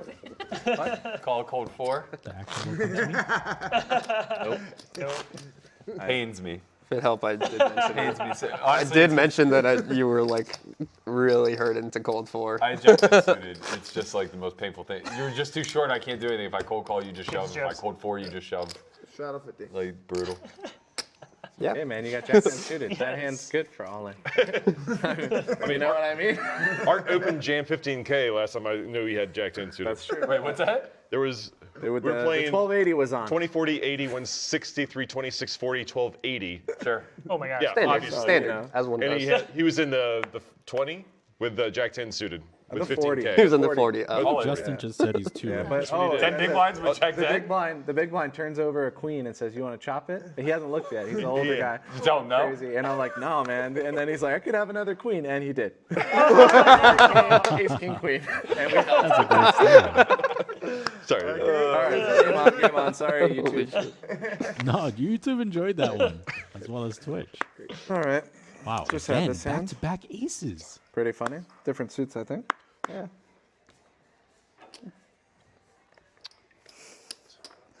Go 150. 150 is the bet. It's almost like I forgot. Yep, once again, no button defense. Weak. Action folding around to Kitty Kuo. Facing the 3x open. Okay, we straddle here and he make a 3x, and our hand is so Doesn't he easy need to change? defend, especially with the king high flush. So we call here. There's no defense. We don't see her hand, but she did mention she has a king high flush draw. I think that's what I heard. Pardon me if that's wrong. Art flops top house. Let's see if he chooses to range bet this board or chooses a check On bet. this board, we 100% to check. What was that? Or Kitty? Kitty, just get in your punch. Just put him. Good. Okay. You see Kitty with king of spade, deuce of spade. My turn. Good. All right. So this should be a good flop for us. Maybe she's got a queen or a club draw or something. A lot of times I would check this flop, but if she's kind of deep, I wouldn't mind. Just go ahead and risk and seeing if I got her coolered or not right now. So I'll just bet kind of small. 100. I like this. 100 is the bet. From Art. Your opponent can float you with backdoor diamonds, On this clubs, board, we king know highs. he's going to see the most like 100% small c bet, and we actually easily defend if we have better flush draw. But on this board, we actually just fold. Like this hand, just like no equity against even small c bet, so we just fold. I do like her fold there. I think she's gonna have better king highs, even some king highs with diamonds, and king high. Though her worst king high there with spades. She releases.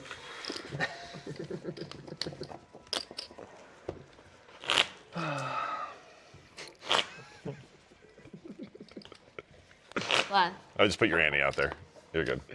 Oh, this is my ante? Oh, shit. The So straddle's back on. 50 straddle. 10, 25, 50 with a 25 big blind ante. Players telling you what they think. I don't think many of you have seen stakes this large where players are telling you what they think. You know, I haven't. So Pocket sixes are open just any getting pair hit here, I with some think. cards right now. Just gonna normal open 150. Berkey on the button. A little worried about that, but you know, cross bridge when it comes. Where's 150? Nope. 9-7 suited. I think Berkey's probably going to play this. However, you're pretty shallow. I wouldn't mind the fold here. This is a hand that could go either way. I haven't had a lot of spots. With it being a straddled pot and Justin being generally loose, I think I'm more incentivized to be 3-betting in this situation. Now, we are only 100 blinds effective because it's a straddled pot, but I think I can work this into the bottom portion of my polar range. So we're going to go pretty standard 450. Berkey choosing to 3-bet. 9-7 suited from the button. Raise. 450 is the bet. Catching R at the bottom.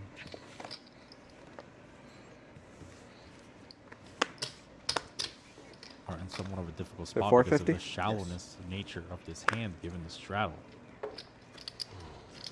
All right, so figured I'd be getting 3-bet by Berkey here. A decent, I mean, normal percentage, kind of higher than he's been. He hasn't been very active, but I don't think that really changes anything for him. He's probably just been card dead. Got 2, 3, almost 4K. Obviously, you're not going to fold this hand. Plays meh, but that's just some stackability, so I will call. Stackability, aka I can hit a 6, and hopefully Berkey has something good. This is a board. So I'm always checking here. 3-2 So that I will expect Berkey to probably bet, given the fact that he has no showdown value and checking This is allows some. This is a really good flop for my 3-bet range as a whole, and also as for my hand. I block him having 10-9 suited. I have pretty big advantage here. I think because of the variability of my hand and the fact that I'm going to want to continue on a turn ace, king, queen, jack, 8 of spades, as well as probably any ace, king, queen, jack.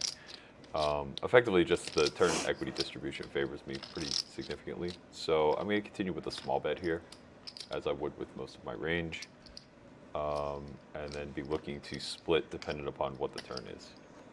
Berkey choosing the small size at 300. That's going to have Art coming in. All right, so Berkey bets 300 into 1,000.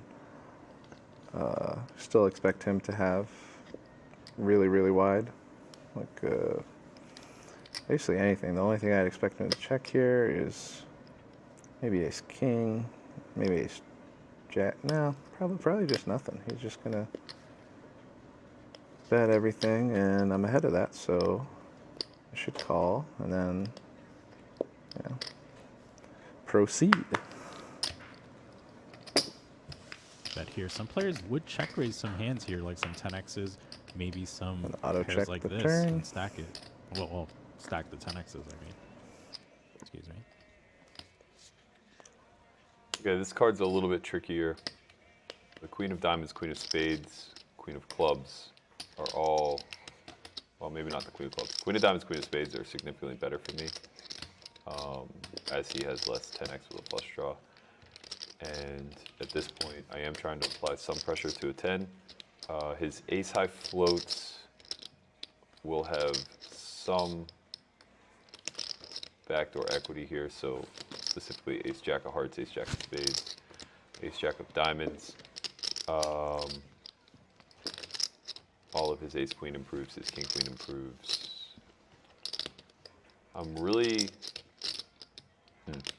I'm second-guessing now my flop decision a little bit because I'm realizing that I run into some issues that the hands I want to target, I kind of block, like 9s, pocket 7s.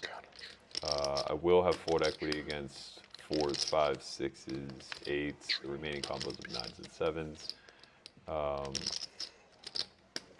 At 2 SPR, any bet I make appears committing.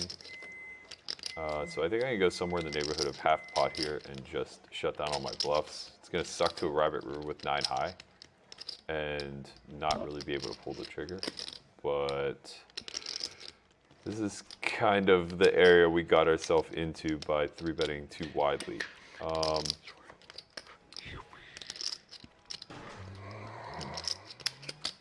wondering if there's any validity to checking back this spot.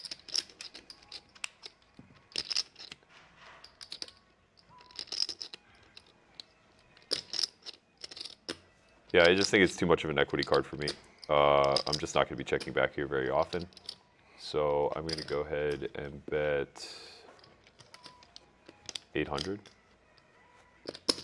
800 is the bet. Berkey choosing the half pot sizing here.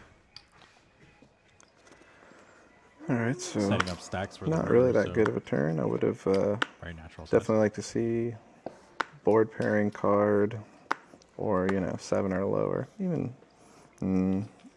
7 or lower. So there's a lot of times I'm calling here with a 10 on the flop, or if I have some kind of better playability on the river, I would continue. But with this hand, I think I'm still winning a lot, but he's just going to take me off it on the end. Far too often, I think. So just fold. That must feel good for Berkey there. We're running on thin. We were pretty thin there. But good timing there. Caught 6s to fold, causing 6s to fold. Nice timing. Good one for Berkey there. Now no shit talking. A little bit in the black. Seriously? What? There's no shit talking comments afterwards? I'm talking shit in here. I was too when you guys confused got in the music hand, on. to be quite honest. You were too confused? I landed myself on an island on the turn that I wasn't happy about. Okay. All right, fair enough. Oh, okay. All right. Too busy processing how bad I could have botched that hand. Guys, break next hand. After the next turn. hand, okay. Yep. Everyone good? Music, good. Not me. No music here. Queen Jack off now for Art. He's played the last 3 hands. Maybe this is a game flow decision. Also, bottom of range from under the gun. Might decide I to would fold, open this but hand a lot, but I'm not sure.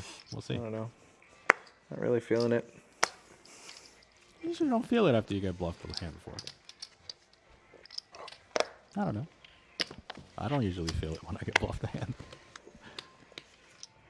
All right, so this hand is a little bit cuspy, but a pretty natural open from the cutoff. So we're going to make it 100, expect Justin to defend, probably catch a really bad board, and then we have to start checking many streets.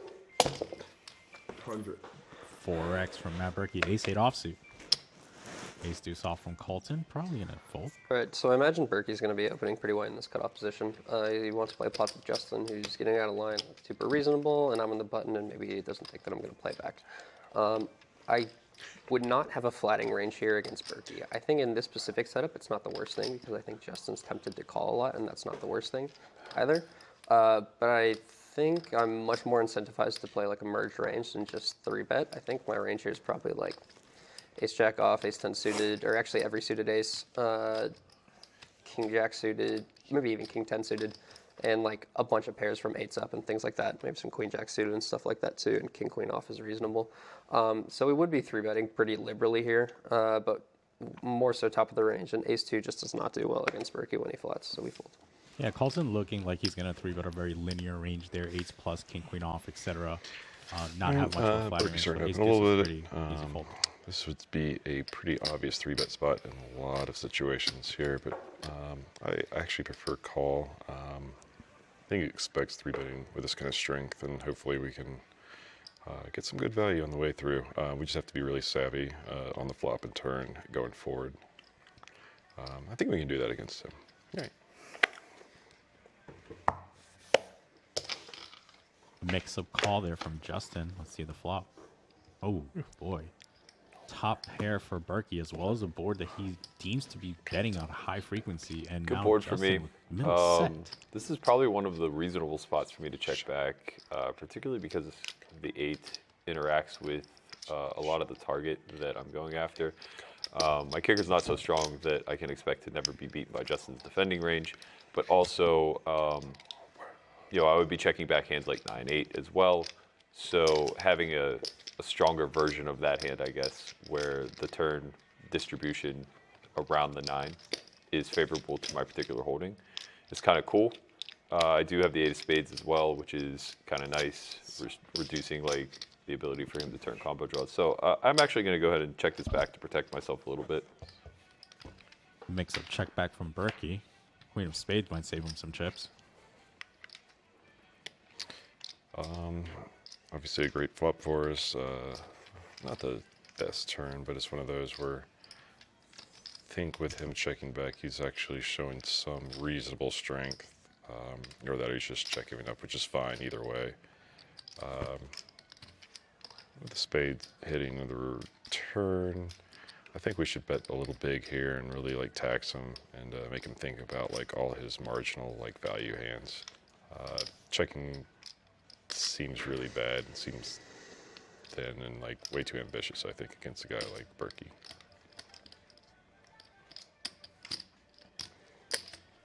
Wow, that's really big.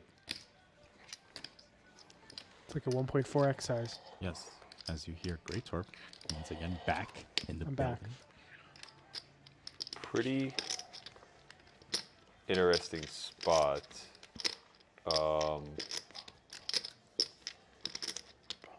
I have a pretty natural 2-street bluff catcher, but when he chooses an overbet on the turn here, it's a byproduct of him having too many bluffs in this spot. I don't actually know that he really does, however. I don't think I can fold here, though I am a little suspect that he's over bluffing this spot, or even really bluffing at the appropriate frequency. This board texture just interacts so heavily with even my check back range, especially when I could just have ace-x of spades that he's now betting into. If he's choosing to go this large with like naked ace of spades, I'm probably beaten half the time anyway. That said, I did check back with the purpose, and I probably, though my gut's kind of telling me to deviate away from the plan a little bit now.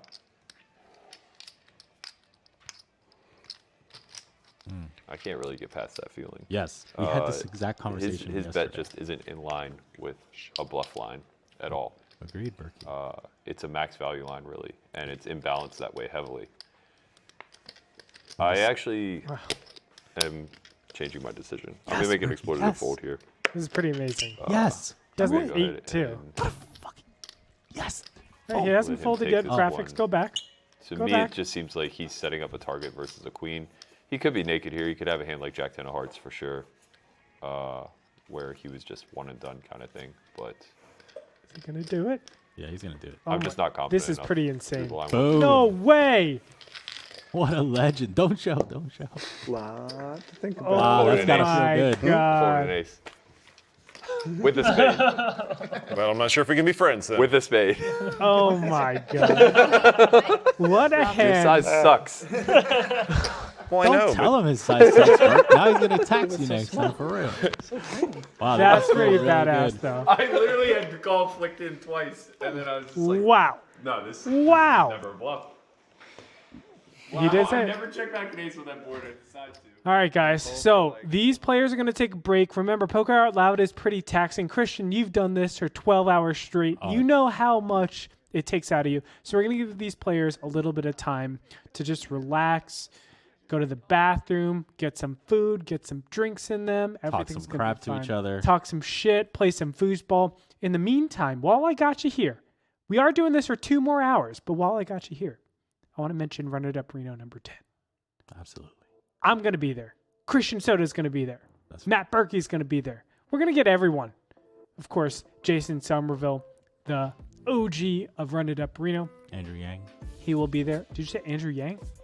I heard he was going. Andrew Yang's going to be there. He's going to be there for the greatest, best poker festival, largest in the world ever, here at Run It Up Reno. Get your tickets or book your room code to book your room today with the code RU2020. Head on over to runitupreno.com for any more of that information. Over here, you can follow us on Twitter, Instagram, and Twitter again. Run It Up TV, Run It Up Reno, and don't forget to follow Solve For Why on Twitter. Okay, so I do want to preface this before we actually get into the video. It's going to be a little bit longer, but Solve For Why put together a nice little promo of their Poker Out Loud that they did. I want you guys at home to check it a little taste. They always of make what fun it of me. is. Check it out.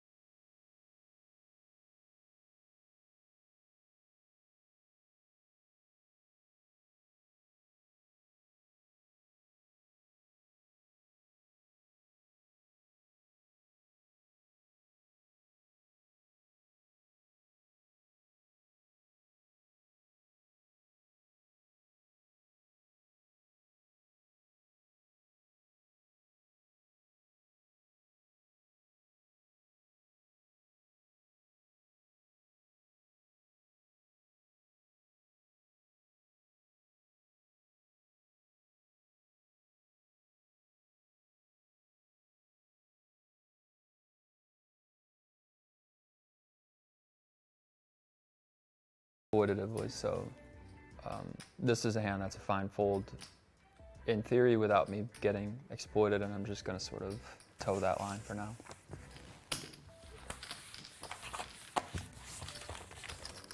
I wasn't prepared for that either. Like, I knew he was going to be there, but then when I got into hands with him, my mind suddenly realized that we were playing our own strategies against each other. I dropped an Independence Day quote that I don't know if anybody caught either, which I was pretty proud of when I said he's using my own satellites against me. They're using our own satellites against us. The online cash that I've been playing lately, I've been playing as part of like Nick's sort of stable, his group of guys that he stakes as a bit of an experiment because of these projects that he and I are working on together. So I've been implementing a lot of the strategy that he advises or he recommends for his players. And a lot of that involves, in a situation like that where you raise, you get called by someone who has position on you, part of it involves checking your entire range in that situation. That's a recommendation that Nick gives to a lot of his players. So something that I don't think I said in my analysis in the process of playing that hand, but that was at the back of my mind, is that if I had decided to just bet there instead of checking, then that would have instantly been something that would have caused Nick to shift his perspective on the situation, because he would have expected me to check all my hands there. But the reality is that even if he knows that I'm checking all my hands there, check raising with a hand like 6-7 for the reasons that I identified in my analysis, which I think is just that I unblock a lot of his bet fold hands and things like that. It's sort of like, even if he knows that I'm checking all my hands, I can still check raise that hand and do pretty well. It was a spot where I had the opportunity, if I wanted to kind of take a line that I knew would maybe confuse Nick a little bit more, but I felt like that might have also confused me.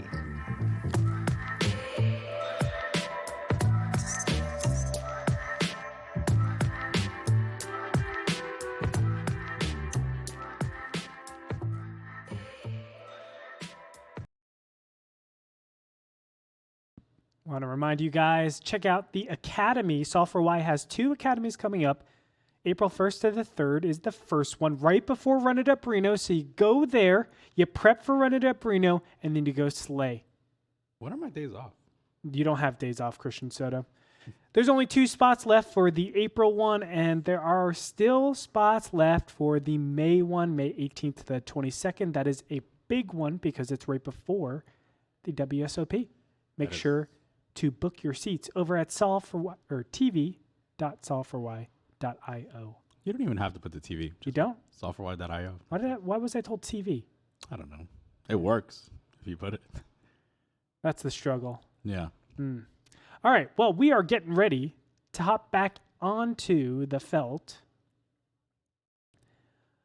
But until then, I think the players are still getting ready, making sure they're all, they wash their face. Christian Soto, do you have a favorite thing to do when you're on break at the WSOP? You're trying to get rush into to mode. the Starbucks?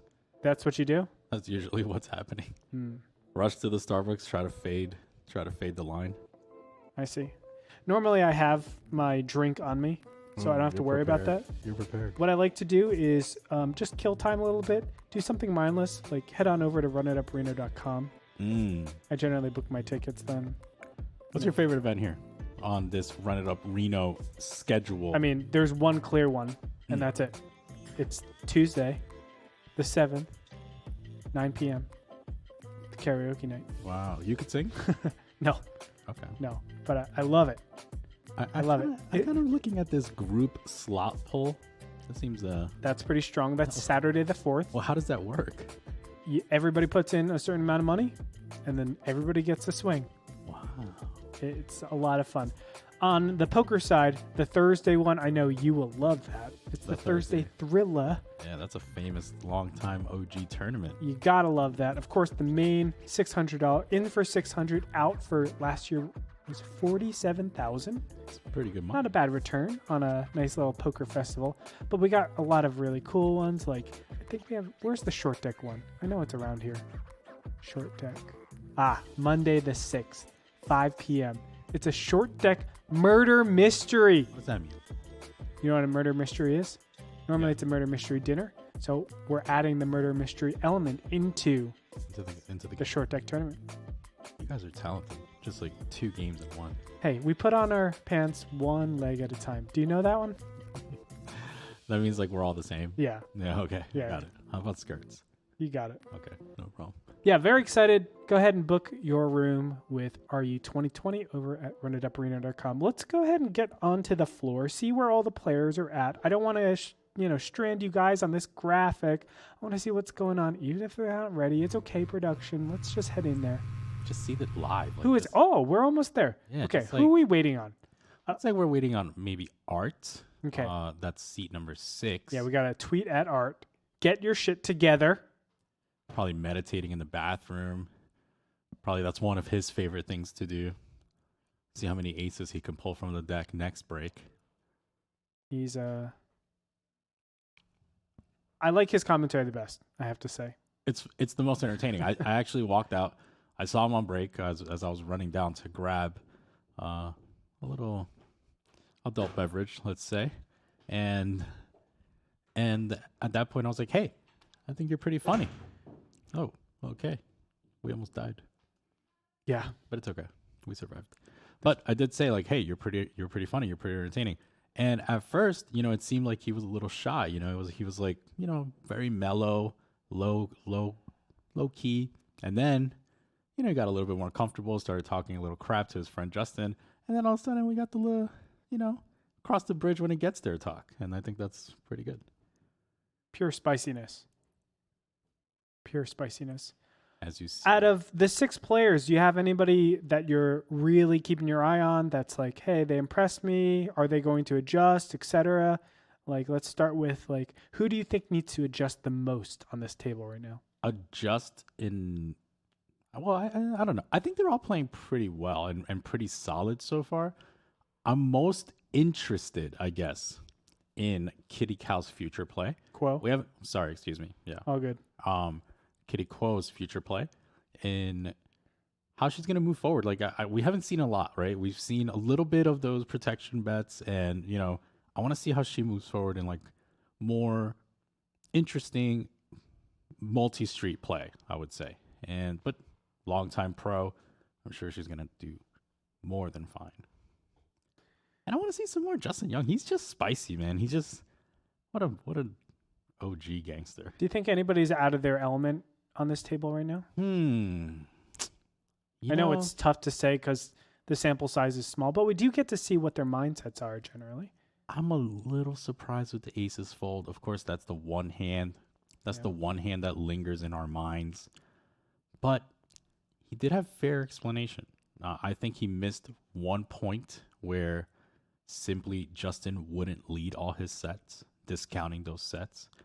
Also, we're not sure. I'm not sure his background. I think he mostly plays tournaments, so it's a different spot, So I'm curious to see how he moves forward. But so far, I've honestly enjoyed his explanations of his thought process immensely. I feel like Colton, don't get me wrong, Justin is putting on some really, really huge pressure here on this table. Absolutely. I think Colton's a little gun shy. Remember, he's only in for 2 bullets. If he's out of those 2 bullets, he's done. It's over. So he wants that preservation. I think that's the big thing for him. It looks like these players are ready to play. So we're going to kick it off with aces. And those aces in the from hijack. Art gets passed over to Matt This is a good hand Berkey. to come back to. We're going to stick with the 100 open and really try to stick it to somebody here. 100. Hold on. Right. Okay. Berkey gets rewarded for a good fold prior to break with aces. Let's see if he gets any action. So far, no. And Take it's it. over. Come on, man. He's one of the best folders in the world. Is that even allowed? Is that even legal? You picked the wrong sizing. right. It's no bueno. I said that. I was like, maybe with aces I should go 75, but I don't know. So you didn't have aces. Information. Stored it. Locked and loaded. Players are pretty calm. Like, they're not necessarily feeling the pressure of any, like, high-stakes environment. A lot of these players are very accustomed to these stakes. Kitty, Berkey, Possibility Justin, I that know Berkey play did pretty just have wide, aces, pretty now have kings. wide away So I of guess high good thing stakes. that didn't happen because we all love a good cooler. We're gonna be opening up these kangaroos because I was just in Australia. So raise. Raise 100.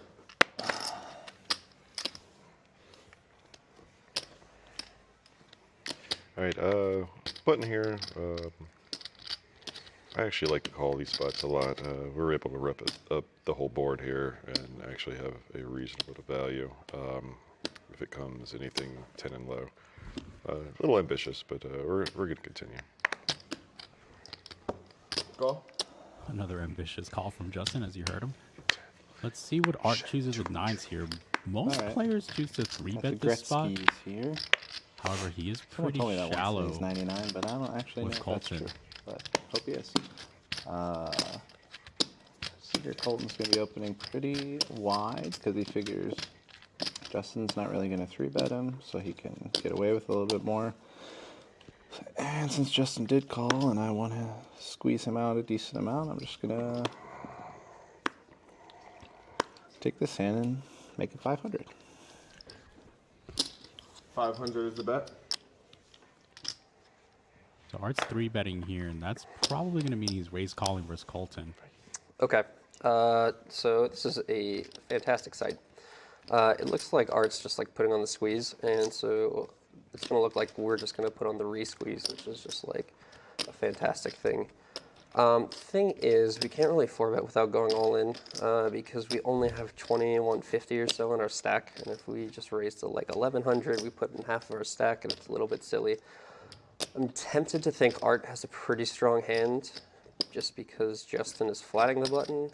That being said, like Justin's playing kind of crazy, so it's pretty reasonable for him to just kind of just be doing this anyways.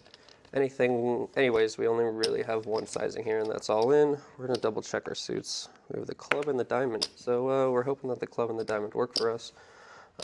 This is just a little bit of posturing. We're trying to see exactly how much we have and if we have a decision and everything like that. I don't know. I'm thinking what Art's range might be, and it's probably just like a handful of suited aces and some ace jack suited plus and maybe ace queen off plus, but let's hope we win. All in. Kind of a nightmare. We actually made a big mistake here. We gave Art a perfect opportunity to 3-bet, put him to a commitment. So this is a bad mistake by us, but it's fine. We're going to get away cheap at least. Right. All right, well, people never really fold in these things, so why should I be any different? I'll call it. Call. All in and a call. I think that's kings versus nines. 2 times. It's going to need a 9. All right, clean.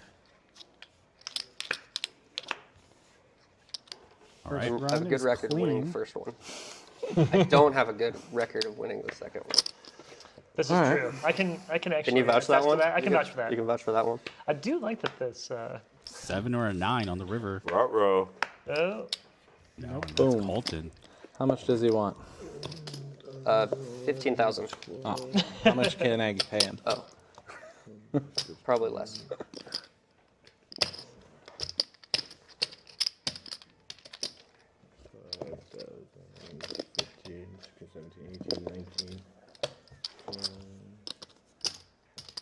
$2,065, correct? No. Oh, I'm sorry. 2165. 15, 16, 17, 18, 19, 20, 21, 21, 75, or 65. Colton now in the black. Nice hand. Thanks. Art feeling I'm really it good all at over. playing kings and queens. I'm really bad at playing aces. I'm not as good with nines as Justin. He at least won with his bad bet. Absolution for my chop.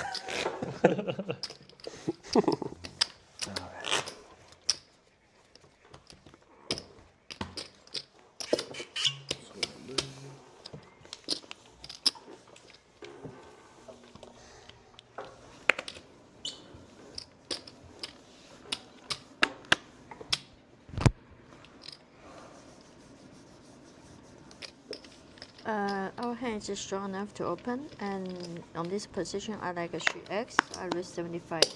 75 is the bet. Kind of similar to last hand. We are going to take it off here. We're going to play a little loose and see if we can outplay people. All right. Call. A little bit of a loose call here from Justin, but that's to be expected. Maybe he thinks that he can realize his equity as well as maybe All right, take it Kitty's away been playing from pretty Kitty. tight. Justin obviously Oh my has a God. fairly wide range. This is a no-brainer squeeze spot. I'm gonna go pretty large here and kind of force Kitty's hand. When she's at the top, I would like her to feel incentivized to 4-bet me. I guess the same would happen if I went small, but given that I'm out of position, I can't really sacrifice I'd like to see Berkey in the vicinity of that 500. sort of, I guess, handcuffing myself where we're playing a deep SPR pot, possibly multi-way. So I'm going to go 375. 375. Okay. Man, I got to figure this out. Berkey is a very polarized player. On his big blind, he can have a polarized range. But the guy on my left, Justin, have my hand is not good enough to defend even 3-way pot. Maybe heads up, but even heads up is really bottom for my range to defend since it's a very polarized range. I really defend like some hand with a suited hand. So multi-way pot, we just for our hand.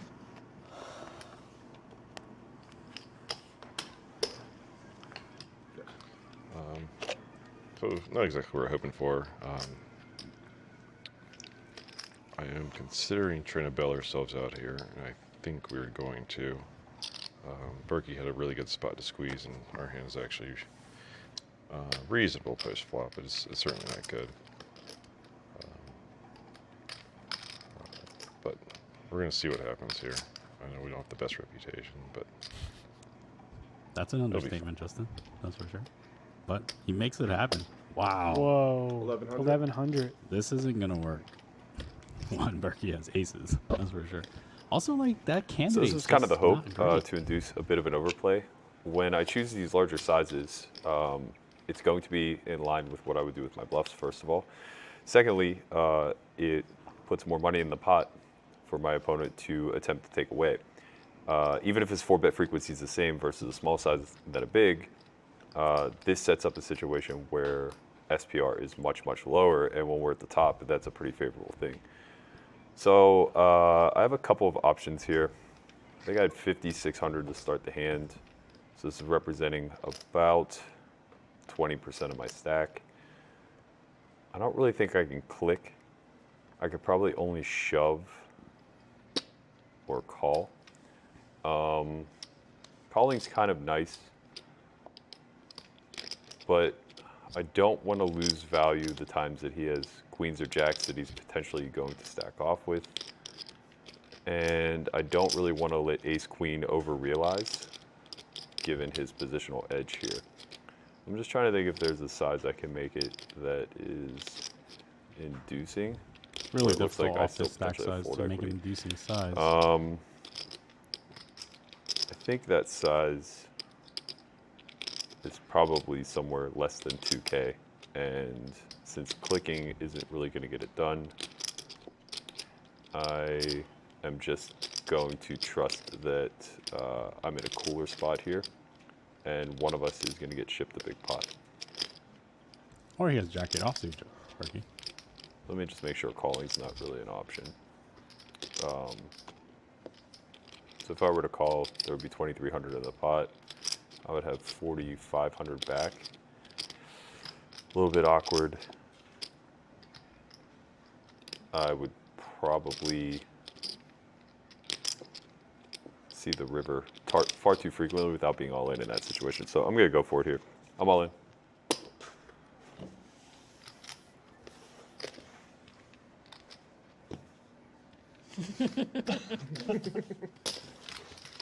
Maybe I should have done some commentary on that. What? Maybe I should have done some thought process on that one. You still can. Literally, it was just like, fuck, he went all in. That's about it. That's the commentary we were waiting for. Your sizing sucks. I'm messing with you. That was fine. Again. That was fine. I'm really trying, doing man.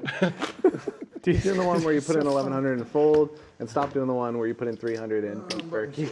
Oh, sorry. Bro, if poker was always like this, Wait, we what? wouldn't need Why'd you wink at me commentators. like that? Absolutely. I'm not even sure if I should be here. Hoping you figured it out. Messed But up, bro. I'm Hold still your here, hand. so there. So I guess we'll see. Go what to the happens. glow zone and just play tag. Yeah, I mean, for sure. But I mean, this is also a very entertaining group. Totally. No. Oh, same hand, different position. Let's see what Chris does. Okay, so straddle's on, and we're obviously opening here. This is going to be a $150 open. 150. This is the rush I came here for. I have a couple options here. I can flat. This hand falls well within that range. And I expect that Chris would anticipate me flatting widely. 3-betting does have some problems. When facing a 4 or a call, this hand is very vulnerable. The problem is the invitation to let 3 more in. My calling range should actually be pretty tight. I'm pretty heavily incentivized to 3-bet here. So I'm going to like to do so, actually. I think that that's by far the better play. It's just a matter of sizing. I think something in the neighborhood of 500 keeps him wide enough while getting the job done to eliminate others and getting value. I like this sizing from 500 is Berkey. the bet. When Berkey is the first blind, he's going to be super incentivized to mostly only This is a 3-bet big or tease fold. because this is literally my favorite hand, and it's painful. This doesn't fit into the full cold 4-betting range, and like the worst part about this hand actually is it's really not the worst hand versus a lot of people, but versus Berkey, this is right in his 3-betting range, and so like I just get pipped with like Jack 10 or 10-9, and I don't think he's ever really flatting here with 2 blinds behind him. I think it's actually like a pretty reasonable 4-bet candidate if we were like much more deeper, especially since I can apply a lot of pressure to him. But I think in this specific dynamic, and now that we're 170 big blinds deep, that does make a difference. It's also worth noting that because now we're 170 big blinds deep, Berkey is going to play a lot differently, and he's going to open a lot bigger, and he's going to try to open a lot more hands just because I can't leverage my 100 big blind stack behind him. So it definitely does make quite a big difference going forward, but we're just going to have to side fold this because it's a really bad hand in this scenario.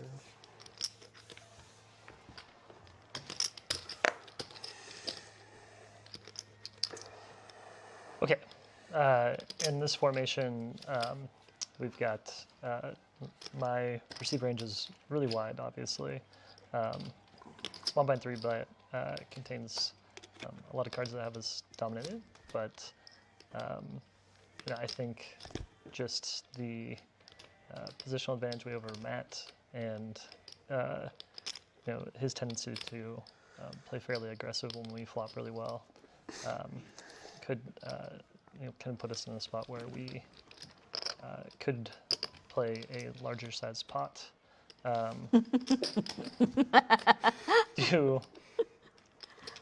Do I want to 4-bet? I don't really block anything that would let me 4-bet with this hand. Do I want to call or fold? I guess I have kind of a 50-50 decision here. I have not been playing very many hands. I think I've been getting kind of a crappy distribution. Just because of those reasons and because I think the headphones look just ridiculous on him, I'm going to probably just go ahead and call. This is not necessarily a standard call, but it looks like Chris is tired of folding so many hands, so we're going to see a flop. And also, I bought 4 of those headsets, so you can't Come on, guys. Wow. Monster flop for both for Chris. Yeah, absolutely. This is going to be a board that's going to favor Chris. This is a pretty favorable flop for me, but equity is going to distribute pretty evenly. Well, I was going to say that. I will have some checks with top set type hands, ace king, not give ups, but ace king type hands, no spade. This gets tricky. I don't think I can range bet here by any stretch, so my bets should be relatively larger. I do want to deny some equity to king-queen type holdings, but I don't know that my bet will actually function that way. I think what I'm ultimately arriving at is that I have one of my stronger bluff catchers here, despite not having the spade. I would much prefer to be checking tens with the 10 of spades, as this hand prefers a little bit more denial, but given that ranges should be a lot more narrow at this point, I don't think that that really comes into play. So I'm going to start with a check. I anticipate that he'll have a lot of two street type hands that can bet twice, but unimproved, very few that can bet 3 times. So we're probably going to be looking to at least get to the river with this hand and then make some difficult decisions. Ranges are going to run rather symmetrical on this board, as Berkey's going to be 3-betting his linear range here, and so they're also going to have... What does that mean, Christian? We're you just said effectively in a 3-bet linear pot and here. symmetrical. Our ranges have narrowed out quite a bit. Matt just chooses not to lead out, and we have a couple of decisions here. One is, we flopped a 10 of equity, so do we bet? I think we have the opportunity to bet relatively small to be able to, again, I think take over a little more of the aggressive action in this hand, but also to fold out some of Matt's more like the bottom part of some of the things he would be doing. He would be 3-betting with.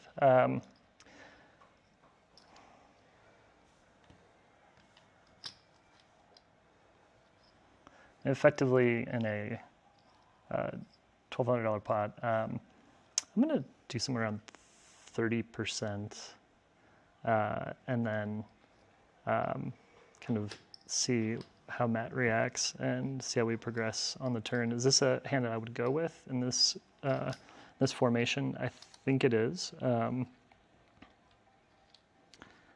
So let's see here.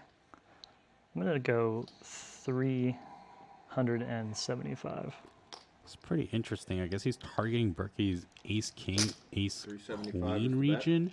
However, like I said, Berkey's going to have a pretty linear spot as he's much like this only isn't a gonna be range bet for 3-betting. me, this isn't a range bet spot for him either. Agreed. The sizing's kind of meh. I think that he should be checking back some of his Jack X, particularly like Ace Jack and King Jack, which would be dominating a lot of my no pair hands that may potentially check fold.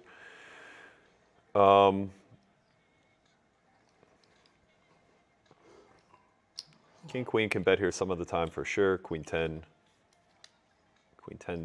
is probably his best go off type holding, which I greatly reduce. Ace Queen, Ace King, I think he would want to just continue checking should he have those. He's obviously a lot wider than this as well. This bet size makes a lot of sense for sets. Set of jacks, set of nines, set of sixes. It makes a lot of sense for setting up barrels with a hand like 7-8, 8-10, 9x of spades, these types of holdings. I have a very clear bluff catcher at this point. We'll see if Chris takes a polar route on the turn, given a non-spade or a brick or something to that nature. The only part I disagree with Berkey is I don't think ace-jack should check. There's a lot of value in protection, as well as a 1 SPR pot going to the turn, which might allow Chris to just shove through with ace-jack. This is a pretty poor card for Chris, as he's going to not be able to rep as many Jack 9 and 9-9. Checks. We've now kind of got an opportunity here. I think that we, rep a lot of fairly big hands I think any of the larger any of the top end of my range, like aces, kings, that stuff is pretty much discounted. Could I show up here with flush draws? Yes. Could I show up here with sets on the bottom end, sixes? I think so. Yes. We did lead out relatively small. Now the question is, do I continue pushing? And could Matt be in the spot where that 9 actually hits? I don't believe so. I'm seeing him show up with some ace highs and some other things of that nature.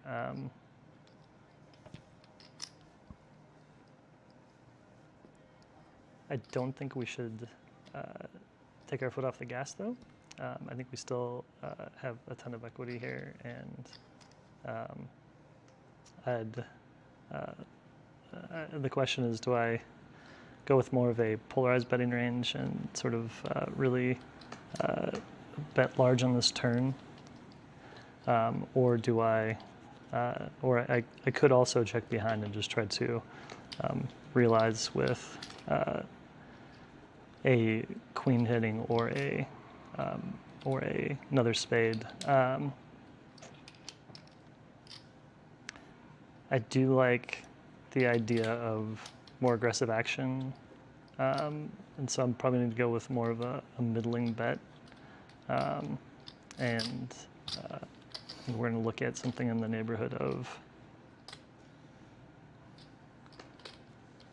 between 9 and 1100. Okay, so 900 it looks like we have a little bit of I think I'm going to go more on the larger sizing though. Graphics issue. As you can see, there's a stack size of Chris in front of him that looks like roughly 5,000 maybe, and so we're playing a little bit deeper here. So he bets 1.1. Okay, this card really narrows Chris's range. He will have 9x of spades in range, of course. He'll still have 6s full and jacks full at some frequency. This is a more polar bet, I guess. There's about 1,800 in the pot. So this is about half pot bet, little over 60%. If he's going to bet, this is a good size. Jack X, definitely not betting here. Not a lot of bluffs really want to take this path. 7-8 of spades, Queen 10 of spades, 10-8 of spades are his 3 best bluffing candidates. Next in line would be the club varieties of all those hands, but I'm not so sure that he starts betting them on the flop without the backdoor potential. We've reduced his combinations of pocket 9s to 1.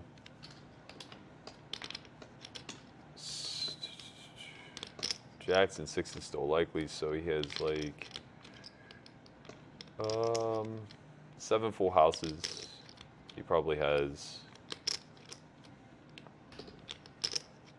I guess he could have Jack 9 suited also, so he has 1 combo of Jack 9 suited remaining, so 8 full houses. And then 3 or 4, maybe at most 5, 9x of spades. So there's about 13 combinations of value hands. He could retain some queens, kings, and aces in range, though I would expect it to not be a lot. So let's give him 15 combos of value total. His 3 best bluffing candidates, obviously all still intact. He could have the club varieties of those to give him 6 easily. And he could just potentially be reaching with some king queens. This is a very clear call to me because if for no other reason, the implied odds of hitting a 10 are pretty massive. I'm going to overboat him some of the time. He's going to river a straight some of the time. We're going to get to play for stacks, essentially. But also, I think that this line could very easily be overbluffed, depending on how he's controlling his spade frequency on the flop. So I'm going to continue again, expecting a potential shove on the river, but we're going to see how the sizing goes. I like this call from Berkey. Only part I disagree with, I think ace-jack is a clear bet on this turn. Interesting river. I think queen 10 now fills. Yes. So that's actually a range card for me. which would allow me to block bet in this particular instance. Unfortunately, all but spades in 7-8 have improved on this card. So a lot of his overbluffs actually just made top pair. I would expect him to check down.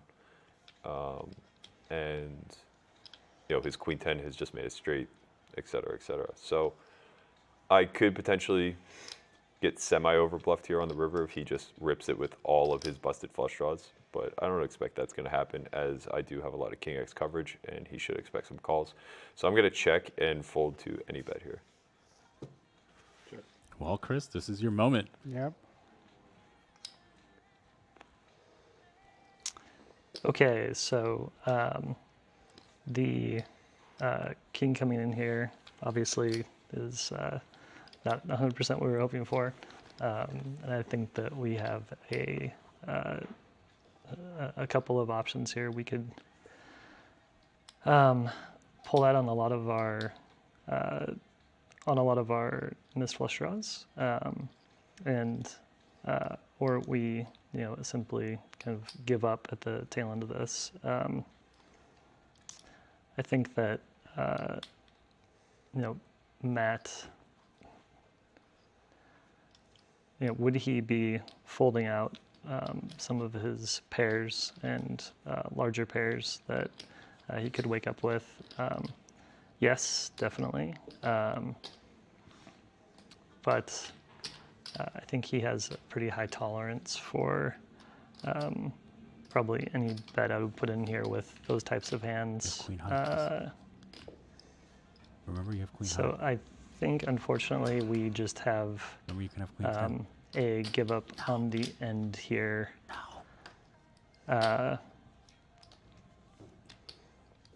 So I'm going to, I think, just check behind and understand that My body hurts. we're probably getting called or beaten in most of these situations. It hurts me right now. Nice hand, Berkey. You should have lost that one. Tough spot. I mean, you guys should put a you know, TV it's here. easy to say from here, What's right? that? We have, I have voice. It's easy to say from here. You see all the cards. Yeah. Not even use internet. I cannot even check a social media. It's easy to say, like we see Berkey has 10s, but all that he sees is he has to risk $3,000 to try to get Berkey off a hand. Is there any other sizing besides all in? Nah, I Tough don't spot. think so. I You're don't know looking what you pretty had. polar now. What's that? I don't know what you had, but tough spot. Because your Yeah, Jack I mean, X's aren't betting anymore. King's not the best card, but it's not the worst. Now Not the best ace card. Jack is going to check, meaning that worst. you're repping like Funny, queen 10 or a 9, or maybe like It's totally warranted. No strategy outside. No strategy. What's up, Kuo? Good to see you, buddy. 53 months. I love Poker Out Loud on YouTube, and seeing it streamed is super cool.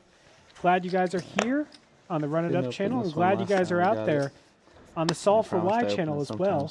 Good to see all of you just hanging out. I see Nick Howard in chat. Hello, Nick Howard. Would love to have you here. He's one of the most entertaining players to watch, too, for sure. Him, it's like, oh, I have 9-3 suited here. It's playable. Yeah. No strategy needed. Under the gun. I think I can construct a range on this. Okay. And he goes and just crushes everyone's. Yeah. She said you can He's play playing Street the Fighter or patterns, Rampage. man. In between. Next time they get in a pot together, we are going to go play Street Fighter. Yeah, I like it. We talk a lot. We'll play Street Fighter and combine. How'd you not rip? First one to go. I was this close to ripping. Like this. I was like, man, I hope he has ace of spades. I think that hand will check down. I don't know what you had, but Yeah, queen 5 of spades. I was this close to ripping. Yeah. that works. I thought. I mean, when I was have that hand, I have a But king that a was lot, like, I though. think you have a high tolerance, and Yeah. you're probably like you're 50-50 to call. Yeah. And you're I'll let him like, fool you. look at your He's watch on and the just like, and you just like toss the money in. Hold it on. 50 Poker yeah. Odyssey says everyone's an expert when you can see the cards, and it's not your 3K. What if I told you I was staking him, and it is my 3K? Now, Pocket Queen's here for Kitty.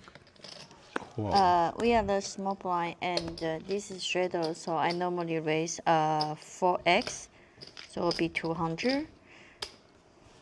Premium holding here. Kitty 200. coming in with the 4X on top of the straddle. All right. Kitty opens the super small in the spot. We're in the middle. Reasonable hand.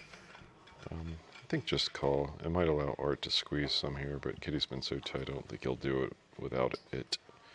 So I like call here. Justin has had a penchant for calling a lot and playing post flop. See if he can navigate the waters and the streets well. Pretty bad hand. If it was just Kitty and Justin had folded, I think I would have maybe re-raised her just because she'll probably fold like some stuff she shouldn't. Ace 10, maybe even that good. I don't know. This hand sucks though. So heads up to the flop. Kitty versus Justin. Very great flop for Kitty. Unfortunately for her, Justin doesn't have much. No. Now we have a very strong hand top set, but this the turn card can have a straight. The turn card can have a flush and straight gallery, so we need to build a pot here. And we also see bet our ace king, ace jack. We see bet our king jack, king queen. We see bet our all a love hand on this board. So I will prefer bet pot is 450. I prefer bet 280. 280. 280 is the bet. Does it seem big to you? Unfortunate board for us. I still think she could have I think it's fair. some medium pairs here and just trying to find out where she is, but it doesn't really matter. We're not going to continue. I think she wants to begin polarizing her range a little bit. She doesn't have, like, she has pretty strong hands opening from that position. And add on 1,000. She's not necessarily just going to bet range on that board. So when she's not betting range there and she has a hand that strong to polarize through multiple streets, she probably wants to start choosing the bigger size, at least in the beginning, for sure.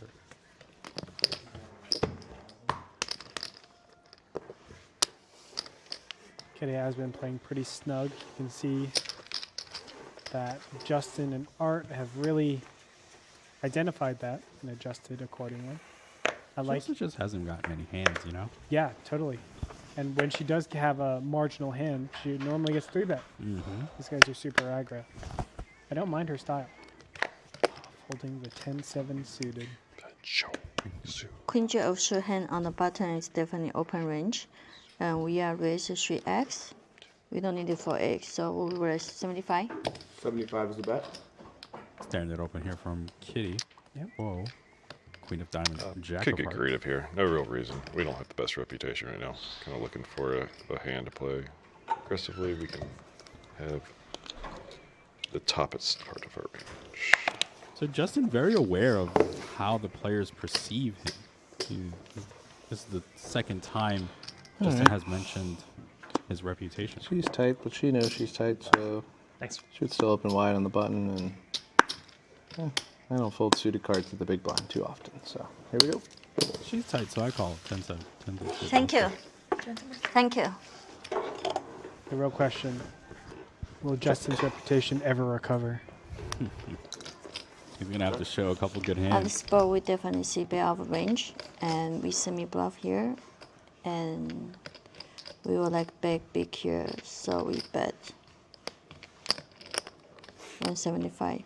175? Whoa. 175 is the bet. Interesting. I kind of like this. This puts a lot of pressure on the medium portion of big blind's range. All right, So she when the big blind just kinda has like a big naked here. I 7 think that's a, or 4 facing pot. who knows? A lot of people just pot it like this with everything on the button against the big blind. I've noticed, but a decent hand to tear one off if she had bet smaller, but since she bet so big, and since I figure she's going to check a lot of the scary cards that I'm going to want to check raise behind on the turn, comes like 8 of hearts or any heart or middling card, she's just going to check it back, and then she's going to pick me off on the end a little bit too often, I think, to be paying this much on the old flop. So I fold. Yeah, I think it's kind of, you know, it's a cool size. I mean, it's going to put a lot of pressure on the majority of big blind's hands. Like, big blind just doesn't have that many good hands. Day 3 of the main.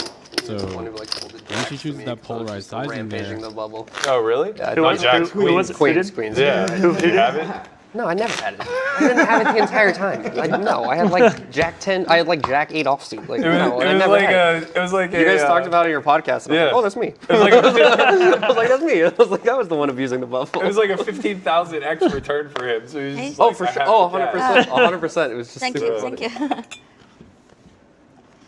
Ace 9 off here for Berkey into the gun. Pretty easy Never had fold. They got the ace of spades. I know, it's a new Berkey. Kind of similar to what we had earlier with the King 5. It's a spot we could limp for sure. I would prefer to raise here, but it's close in my mind. 75. Pretty standard raise here. Queen 10 off can go either way. I think obviously Justin's super wide on the button. most players, I'm well, it gonna depends how continue with Art this one. constructs the strategy. Let's hear it. It's a matter of whether I should 3-bet or not.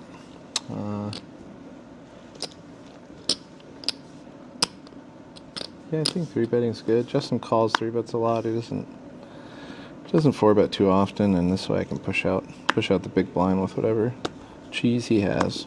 Also an incentive to just call, just keep him in, but I don't know. Rather keep the initiative and go. I'll go 325. 325. Oh, hold on. Okay. So going back to my question, first question, do I have to play this hand? In this formation, button open, and if small blind was to just fold or call, probably a different story. But in this formation with a button open and a 3-bet, this is just a clear fold. Keep saying formation. What is formation to you? So formation, as it pertains to poker at least, is going to be Spot we can do all 3 options button here. versus effectively describing the, best, the action to you. So lean towards in a formation of fold. cutoff open versus button open versus small blind 3-bet. A Raggy ace. What spot is actually really nice. Our continuing range towards our strategy in that formation? Couldn't put it as a box when I 4-bet. I think we're gonna go for it here. Bang. 1,000. No fear. Nope. All right, so right when we say he doesn't 4-bet too often, he 4-bets. So I guess I'm not gonna continue with this hand. I think he 4-bets. I don't know, enough stuff, and he's good enough post that like even if I pair up, he's gonna put me in a tough spot. Might continue if I was suited or something like that, or I don't know. Well played by him. Nice hand, Justin. 7-2 on or no? 7-2 on or? I like how he goes to the high five. So crazy to me that Hank hates that, by the way. What a friendly needle. Like it'd be right up his alley. Yeah. Guess he just can't control himself. I mean, that's why, obviously. Impulse stuff. All right. Yeah. Poker time. Yeah.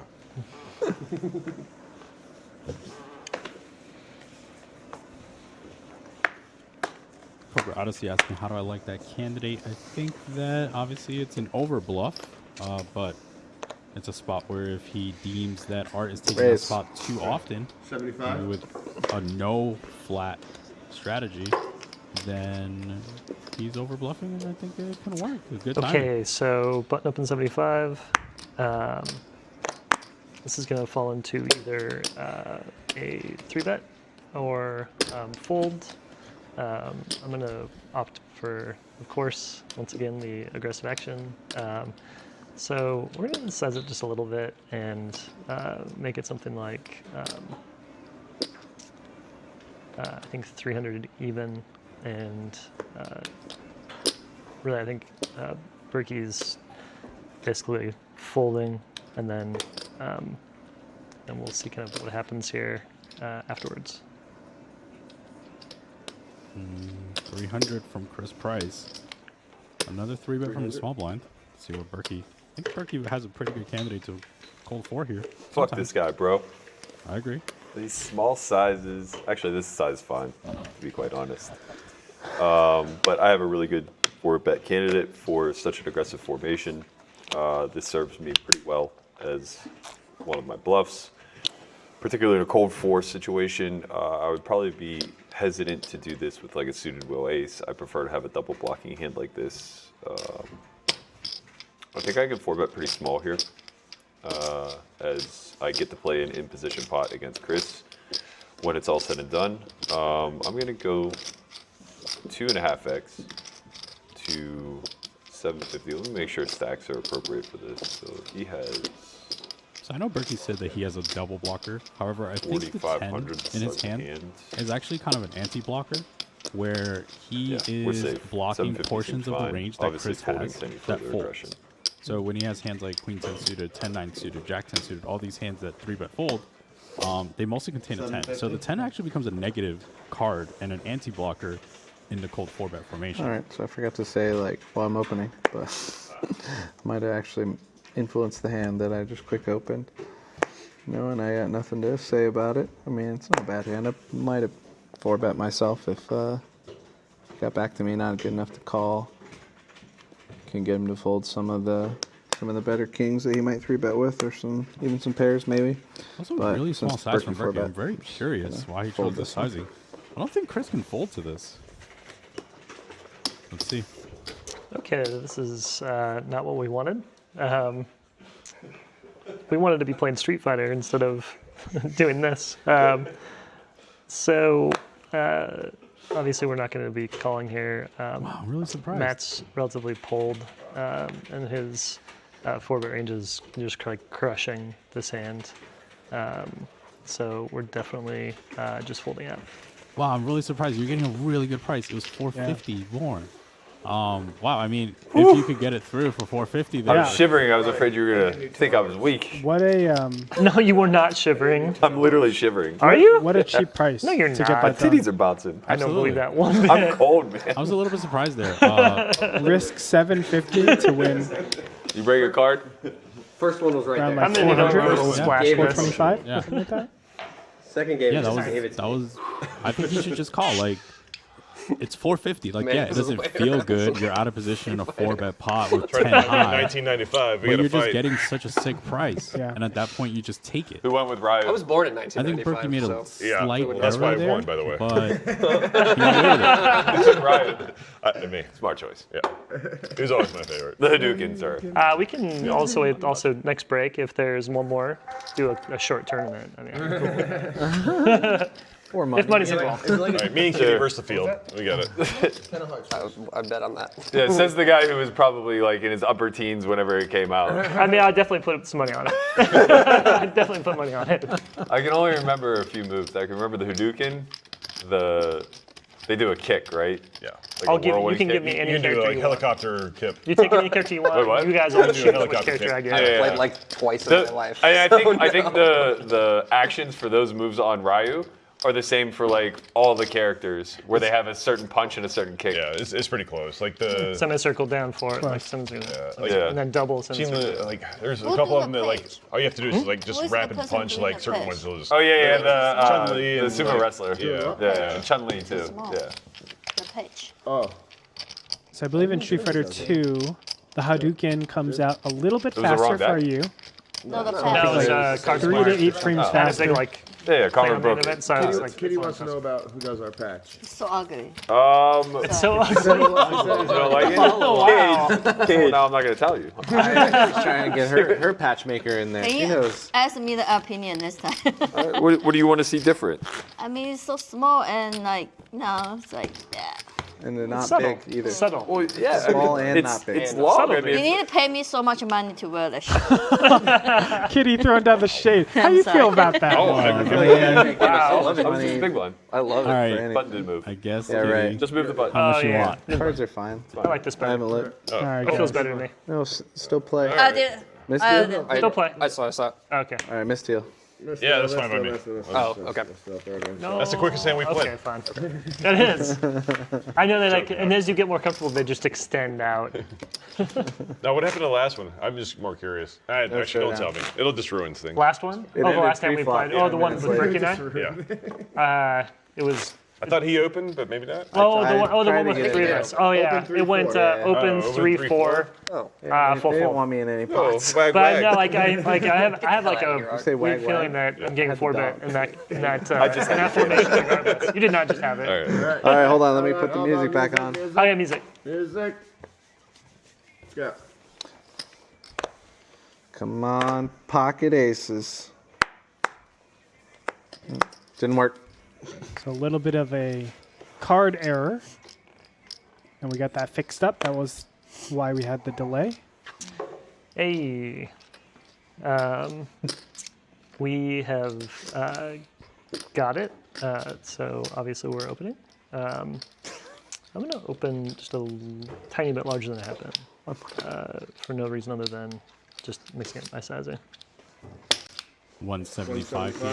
Chris says he has it. I assume that's Aces? I don't know if this is a subconscious thing or not, but I do notice that Chris added an extra 25 to his raise size here as he's been getting played back at a lot. Now, I've just happened to have the hands to do so, but I can't help but think, and maybe I'm just falling a little bit victim to objective bias here, or subjective bias, but I can't help but think he's trying to apply more pressure with a marginally strength hand.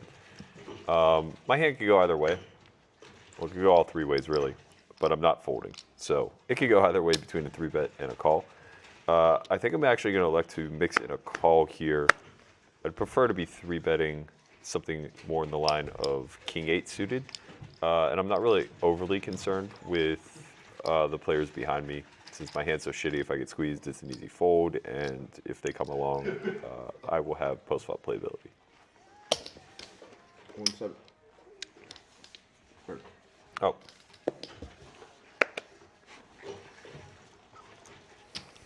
very interesting to see Berkey All right, construct so we a have a flat range hand from that the we first actually blind. had in our 3-bet range.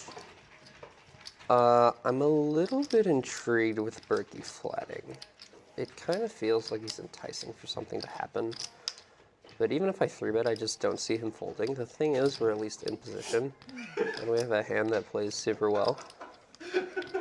It does change that we're not 170 or so big blinds deep anymore. We're actually we're half of that because we have the 50 going on. So 1, 2, we're like 44, so we're like less than 100 now. We're like 85. We're obviously getting an okay price to call. We have to call 150 to win a lot more, but then we kind of sandwich ourselves. So I don't really know if I want to 3-bet here, fold or call. I sound like Doug Polk with literally all the options on the table. I think a call's decent because Kitty gets to jump in behind, but I think a 3-bet looks super strong here as well. We have to pick a 5x if we do it, so 5 times 500. 5, 6, 7, 875. So we'd be putting in a quarter of our stack, and that's just not pretty good. That's just not good with a hand like 5, 6 suited because we want implied odds. I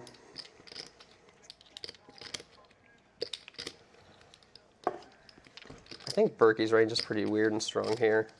And I think Chris is incentivized to check back a bunch, and our hand just realizes pretty well. So we're going to do the weird option and just call, and I don't really love it. Mystery hand for Colton. I think Interesting he said he spot had there. 5-6 suited. Okay. 600 in the middle. Skating Price card, dude. dominating both players here. Just put them side by side. Does it work? It's all right. We'll just move on. Ooh. Oh boy. Wow. That's not good for Colton anymore. Is it? Oh, sorry. Excuse me. It's very good for Colton. Yeah. So depending Not on the great small for blind, I Chris. will have some leads, particularly on 10 high boards. Something to the neighborhood of like this board, Rainbow, 10-7x, and then obviously lower boards will lend themselves to me leading. I'm going to be forced to check here. Yeah. As the other two remaining players are going to have an unfair distribution of single hearts compared to my range, which is most likely to be suited. Check. Both these players have a concentration of suited So hands. that's a pretty good flop when we flat 5, 6 suited. This is a hand that we definitely could lead out on, but we really don't have really range advantage too much. We have 8s and 3s, but so does Chris. We don't have 10s because I think they would assume that I would 3-bet that, even with Matt's drawn flat. I expect Chris to check back a decent amount of the time, which I think is okay, because we still get to play against Berkey in position here. But we're looking to go for a check raise, but we're just going to check. Check.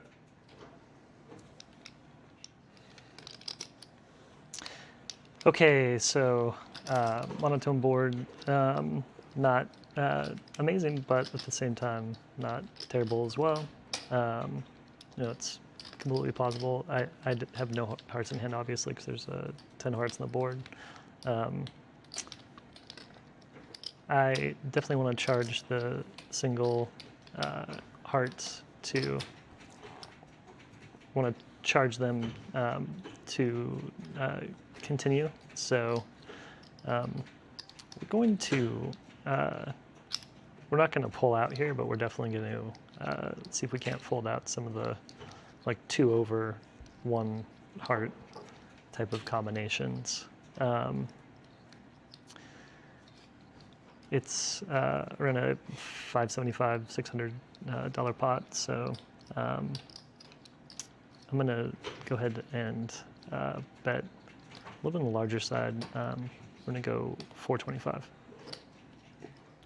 425 from Chris. I'm very interested to hear 425.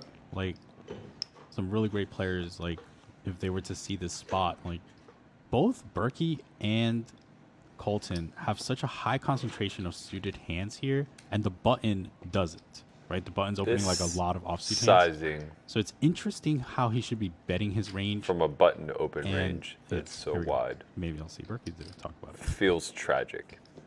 I shouldn't say that. The sizing's fine.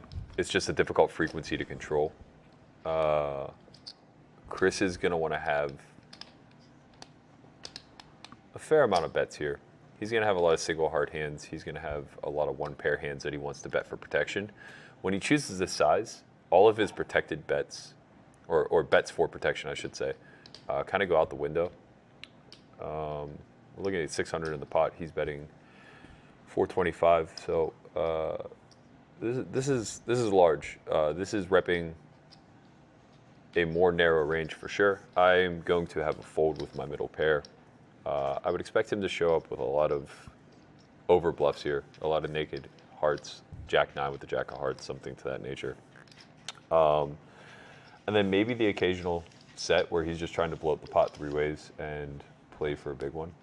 In any event, he makes my decision with middle pair very easy. I'm going to have a fold. I was certainly calling a 3rd pot bet, but I was actually expecting a check back fair often.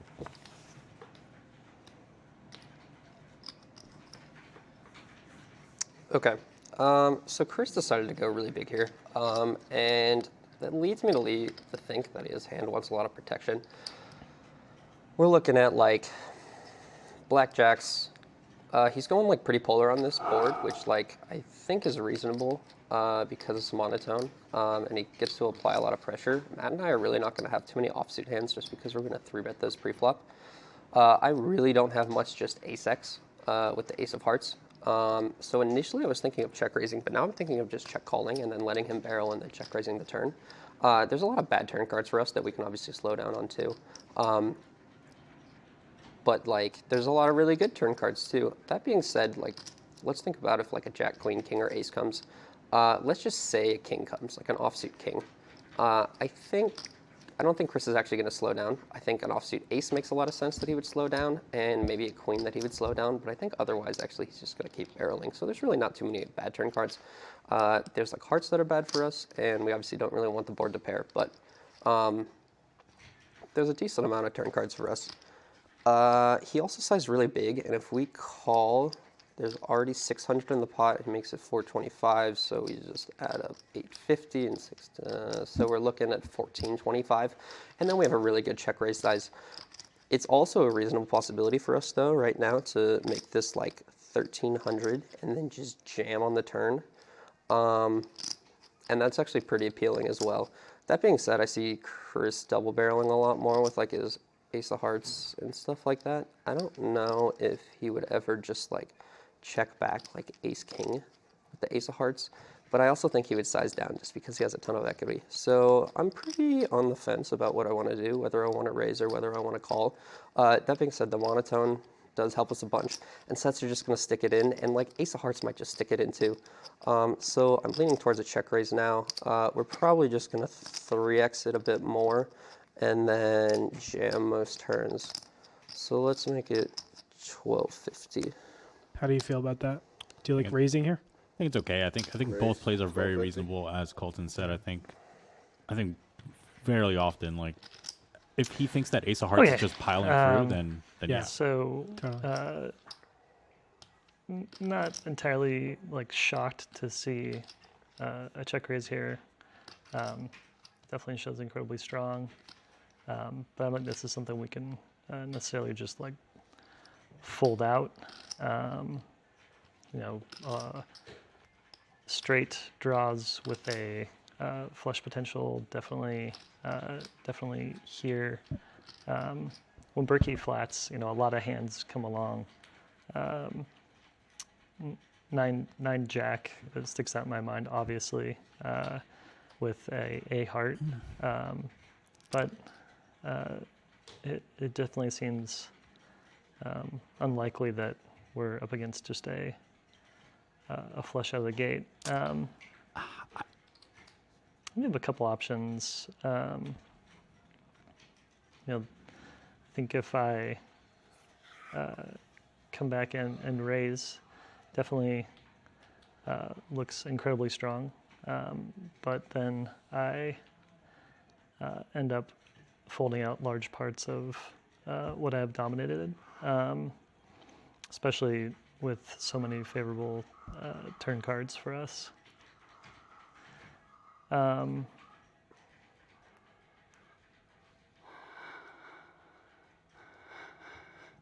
don't think Colton ever has Jack-9 offsuit. He's calling from the 25. Problem being, it's just like a perfect opportunity for him just to shove, because the pot will be effectively where the stack to pot ratio is going to be pretty even, and he can really shove on a ton of different turns. I think if I again take the aggressive action and take that opportunity away, that feels like the best option. And again, I get a lot of the, like I was saying, a lot of the single draws to fold out. I think this is where we're definitely not folding. The disconnect is going. I think we're playing all in pot regardless. So we're going to take the aggressive action now and see how Colton reacts. I don't think Colton ever has a single draw I'm all hand. in. Yeah. He's calling from the 25, so it's 10, 25, 50. He has to call 150 more. Cool. With only having 25 we're totally invested. fine with this. He probably has a bunch of equity, and it's possible that he has a flush as well, but we Feels also like- have like ace forward and stuff. But like I think he just has the ace of hearts here a ton of the time, and if he has a set, that's fine too. And we're obviously not folding this, so we call. Feels like Chris is just isolating all the fine, yeah. hands that are worse than him. Yeah. And, There are it better is. That's what you than had. him. What's that? I said that's what you had. Yeah. And he's folding out all the cards that are worse. Right. The board to pair, it does. The So bad we're track running record with the two first boards. one. Nope. that flop's gonna Keep the There flop. you go. That flop stays. Are you sure? We're not gonna have much action. It's really interesting just because how tricky it is in terms of Chop it up. Whack it. the concentration of hands Like, that well, are suited I was like, all your one heart between Berkey hands, and I'm just like Colton, folding out. because they don't have offsuit hands. That's the almost problem ever, with that Yeah. size. because I know. it's 175, Yep. and each of them have Well, $10 and You're $25 overbluffing that spot, and then in respectively. tens So is they're an calling a easy pretty to make up big for. Right. 'Cause you're not open gonna bet, like, comparatively to what they have invested. Yeah. It's not as if they were in the 50. Therefore, their combined ranges are just so dense in suited hands, which now poses an issue on 10-8-3 all suit. They combined have huge advantage of flushes over us, which just makes me interested in how should we be constructing a strategy here? Because it's not as simple as like, oh, we have a set of 10, so we should bet. It's like, well, how does our range perform versus the concentration of both their ranges? And that's a really tricky spot. Yeah. I don't know if we should size up. It feels intuitively like we shouldn't, because they just have all these flushes, right? Like, yeah. So it's really interesting, and I'm actually really curious to, like, you know, off stream to like talk to maybe some of my friends and see. No, what that they was think. But that was a really interesting. fun, cool spot for sure. I think there's a lot of places where open it, taking a little fakey talky time since there were meaningful decisions to that's be what made makes that sense hand. to do here. For sure, for multiple players. Yes. On to the next hand. All right, raise it up. 150. 150 is the bet.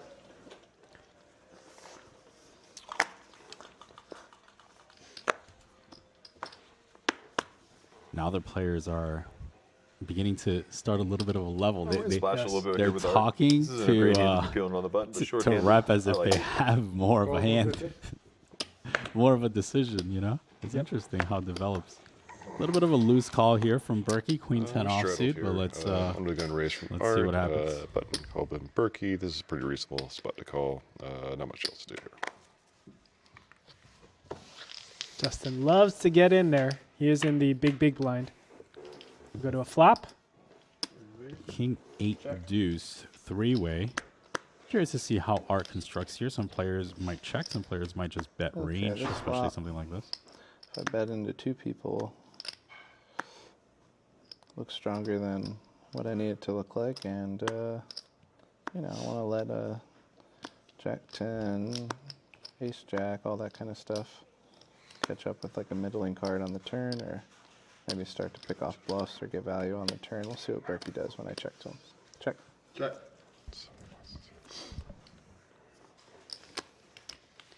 The issue with playing hands this wide pre is trying to control your frequencies post. So it becomes a little bit of a challenge or a juggling act in the sense that even if I face a small bet here, I would have been forced to give up despite my backdoor equity, largely because I'm just going to have better backdoor candidates to continue with. I do block King Queen and King 10 here, which is pretty nice, but I don't really think both ranges are one and done. My hand does perform far better through the bluffing tree, though, than it does through trying to improve equity and then get the showdown. I'm going to go ahead and take a stab at this. I think something in the neighborhood of 40% pot is totally reasonable. I don't necessarily expect to win it all the time here, but I do have good turn equity distribution, so we are going to go 200. 200 is the bet. Berkey has very clear continuations on any queens, jacks, 10s, 9s. I think he might check a 10. I'm not sure if he definitely checks a queen as well.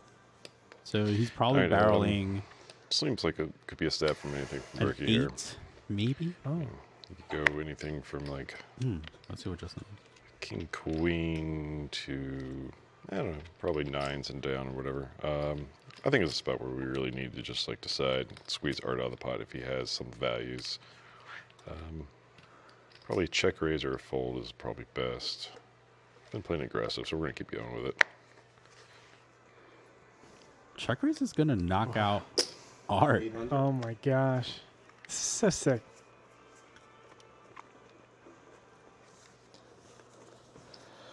All right, so when it goes Check raise bet knocks and that out raise for in front of sure. me, I assume that Justin would only be raising here as a bluff with some of the cards that I have. So Queen Jack, Queen 10, backdoor, whatever's, but mostly he's saying like I got a king plus, and that's just fine. I can't really compete with the heat. So I'll fold.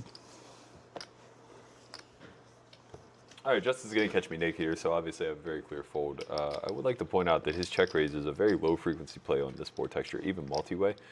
I think that leaves room for him to be very, very imbalanced one way or the other. Now, just naturally speaking, we're going to trend imbalance towards value. Otherwise, it's impossible to control this frequency. If he's over bluffing this spot, the candidates that he chooses to select are probably just going to be largely at random. He could be doing this for denial's sake. Something like 8-9 of diamonds would be a good hand selection, or even more so 8-9 of clubs. Those would work out rather well for him. I have a very clear fold, but I suspect he's probably pretty value heavy here. Rim? Rim? No rim job. A little bit. Yeah, draw. I'm a little bit curious why Queens chose to check. Draw to full house. I think that Open-ender it definitely is a double thing gun? for sure. I do think that Backdoor just full betting house. small there is going to allow us to I was on the backdoor pair both draw. realize our equity at a higher Thought it might get through frequency and once. avoid So, these backdoor situations pair draw. against really tough opponents who might just like shell off or like over check raise and put us in really tough spots. How do you adjust? Because it feels like Justin's just playing a lot of the room. He's playing spots or formations, as you guys would say. Yeah. Like, how do you actually adjust? Because, Berkey is obviously trying to establish balance and unbalanced. And it feels like Justin, he recognizes the balance, unbalanced In a meta, normal cutoff situation, but he's just abusing certain spots. I think you just keep it simple. Like on King 8 Deuce, you have a high frequency C bet, so you should just high frequency C bet. And because you have queens, Oh my yes, God, we're queens is missing the all hand this that kitty needs the less gold. protection, but it's also a hand that gets value from worse No hands. And when Berkey bets, like Berkey has too many combinations of hands, so that's going to warrant both ways. Tissues Yes, he's in going to there? over It did bluff, but turn it's not on like you have a clear briefly 3-street in bluff the catcher. It's on. But it skews the other way, as in like he has a lot of 8x, and so does Justin has too much 8x, So that's going to allow you to get value from hands as well as like remain uncapped. So Good. one of the things players like Berkey and Justin prey upon is All right. simply the capped and uncapped nature. in of a normal people's cutoff range. scenario with only 2 blinds in an ante, I think that this is a cusp open. In a scenario with effectively 3 blinds, or in this instance a straddle, I think that this is probably a fold. But I can't really help myself. So we're just going to go for it here. I think, when I get through the button, this is a pretty favorable spot for me moving forward. 150. Fold. This is a We very could do a lot of aggressive things open. here. Fold just seems right here at this point. It's just too weak, even though it's suited, even for me. It's going to work. Poor Art. I gotta stop straddling. I'm gonna get these things. My wife's gonna think I have a gambling problem. Hey man. Don't give it away. Art said he's got to stop straddling. He has a gambling problem. And he said, I have to stop straddling if I'm going to keep getting these hands, or my wife is going to think I have a gambling problem.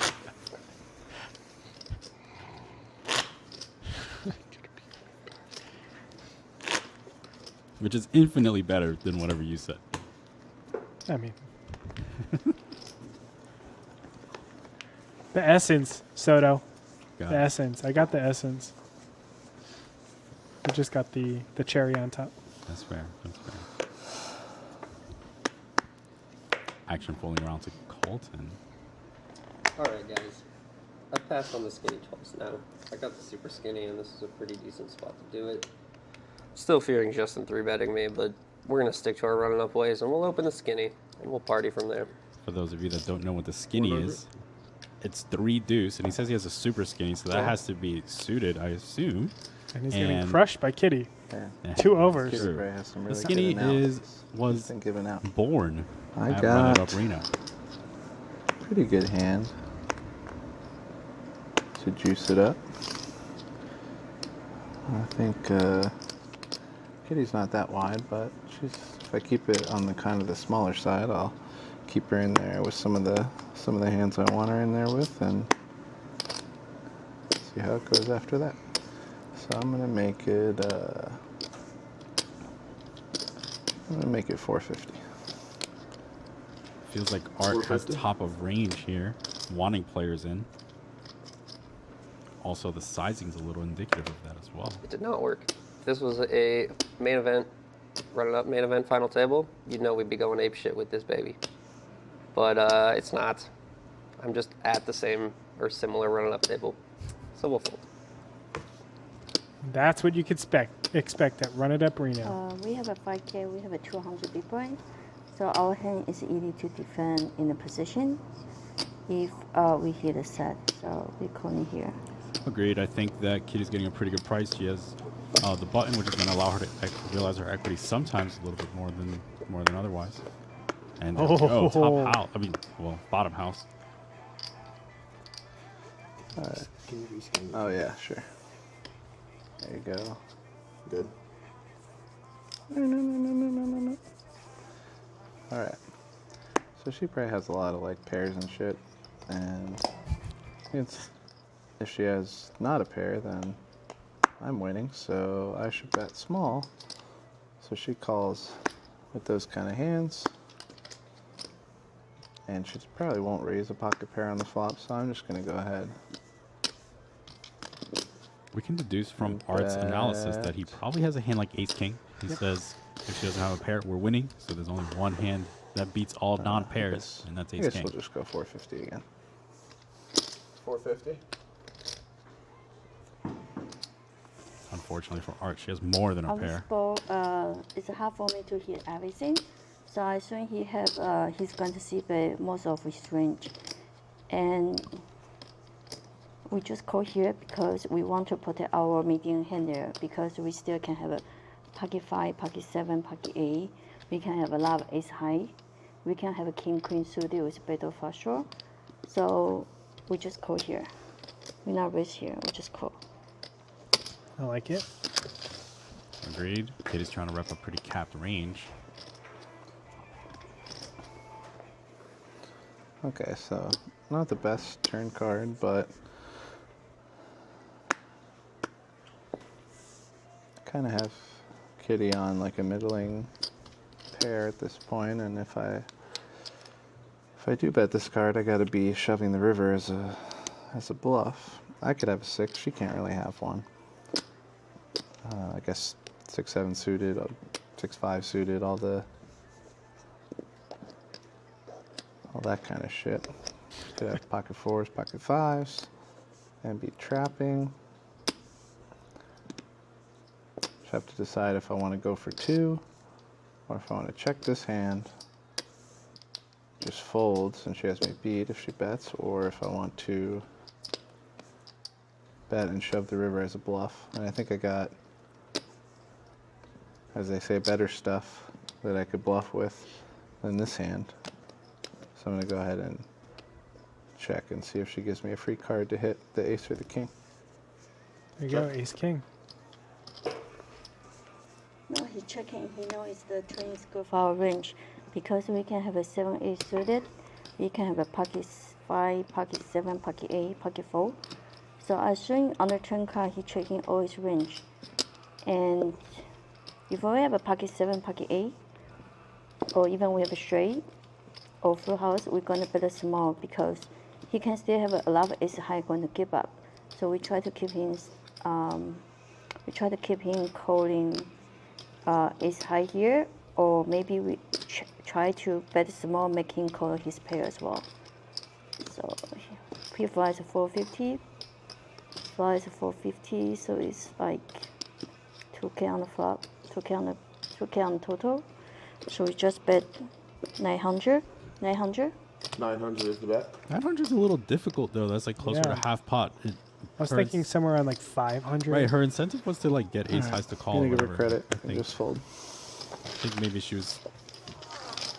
I know the running up Reno gods exist, and I know that they're laughing at my face so viciously right now. Call your head? I just straight. Straight? Yeah, I would have made straight. Maybe good, maybe no good. 7-8. No, not that straight. Not That's that pretty straight. interesting. Different Because straight. say she wants to bet the turn Yeah, with like just skinny. something like pocket And skinny. 9s, right? if she's incentivized to bet that turn with a large portion You've of been her range Reno, for right? both protection You know what the skinny is? and value, The skinny, we mean. like 9s, dude. 8s, You know what the skinny is? 7s, He's skinny. 10s, I thought because that was Michael she Jordan. deems that the turn I was hit her slam range dunking harder. on It him. is Skinny guys. Those are the real guys incentivized laughing in my face right now. Look Bet what you did. something Instead of rather 7s, they small, play maybe like That's why you- third pot on the turn, and then split on the river with checks and big bets, right? Sure. So if she bets something, let's say 500 on the turn, then she can check back with hands like 9s on the river. And then otherwise, when she has hands like boats, 6Xs, straights, improved pairs on the river that turn themselves into boats, maybe she can choose the larger sizing. A little bit curious on the 900, but, you know, Kitty's a tough player, high stakes reg now in Vegas, and I'm sure that... It does look like all of her bet sizes skew a little bit larger. big. Yeah, that's fair. And maybe that's just conditioning, charging people more. Just in general, I think, you know, some people have said, I've seen this with different women pro players, that they just, sometimes it doesn't matter their sizing. People just call them that's a fair. lot more frequently. And I agree. You know, Kitty's playing in some, games with some VIPs, and there are times where she's just not going to get a fold no matter what. So Don't you love when people ask you what you have, and then you ask them back, you're just like, it's none of your business. I mean, really. I'm pretty big. Why would you ask me that? Literally love when people do that. All right. Put your headphones on. Okay, headphones. Hold on. Music time. Get him away from me. This hand is going to be a pretty clear open. We're just going to stick to our 100 sizing. Raise. 100?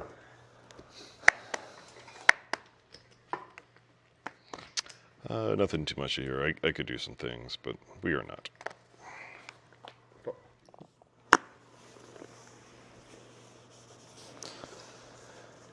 Probably too loose to call this out of small blind. I'm stuck, so I'm starting to think about it.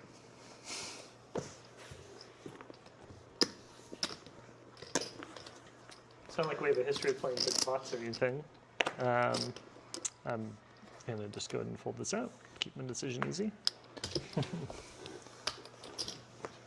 not like we play. It's not like we play big pots together. No, we really don't. No, we really don't. We have a pretty low I tolerance. do gotta getting money go here. home after this and just be like, yeah, 2 of the biggest no limit pots I've ever played in my life I chopped up, so that's kind of fun. That's pretty cool. You could have called them aces. That would have been nice. That's exciting. Well, he got that double up with kings. That's Kings true. versus Different than the 1-2 game at home, you know?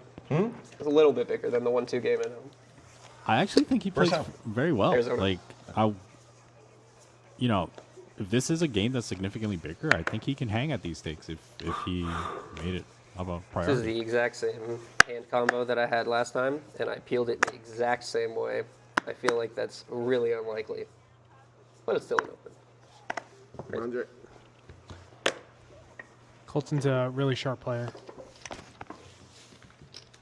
Very impressive last year on the Run It Up feature table.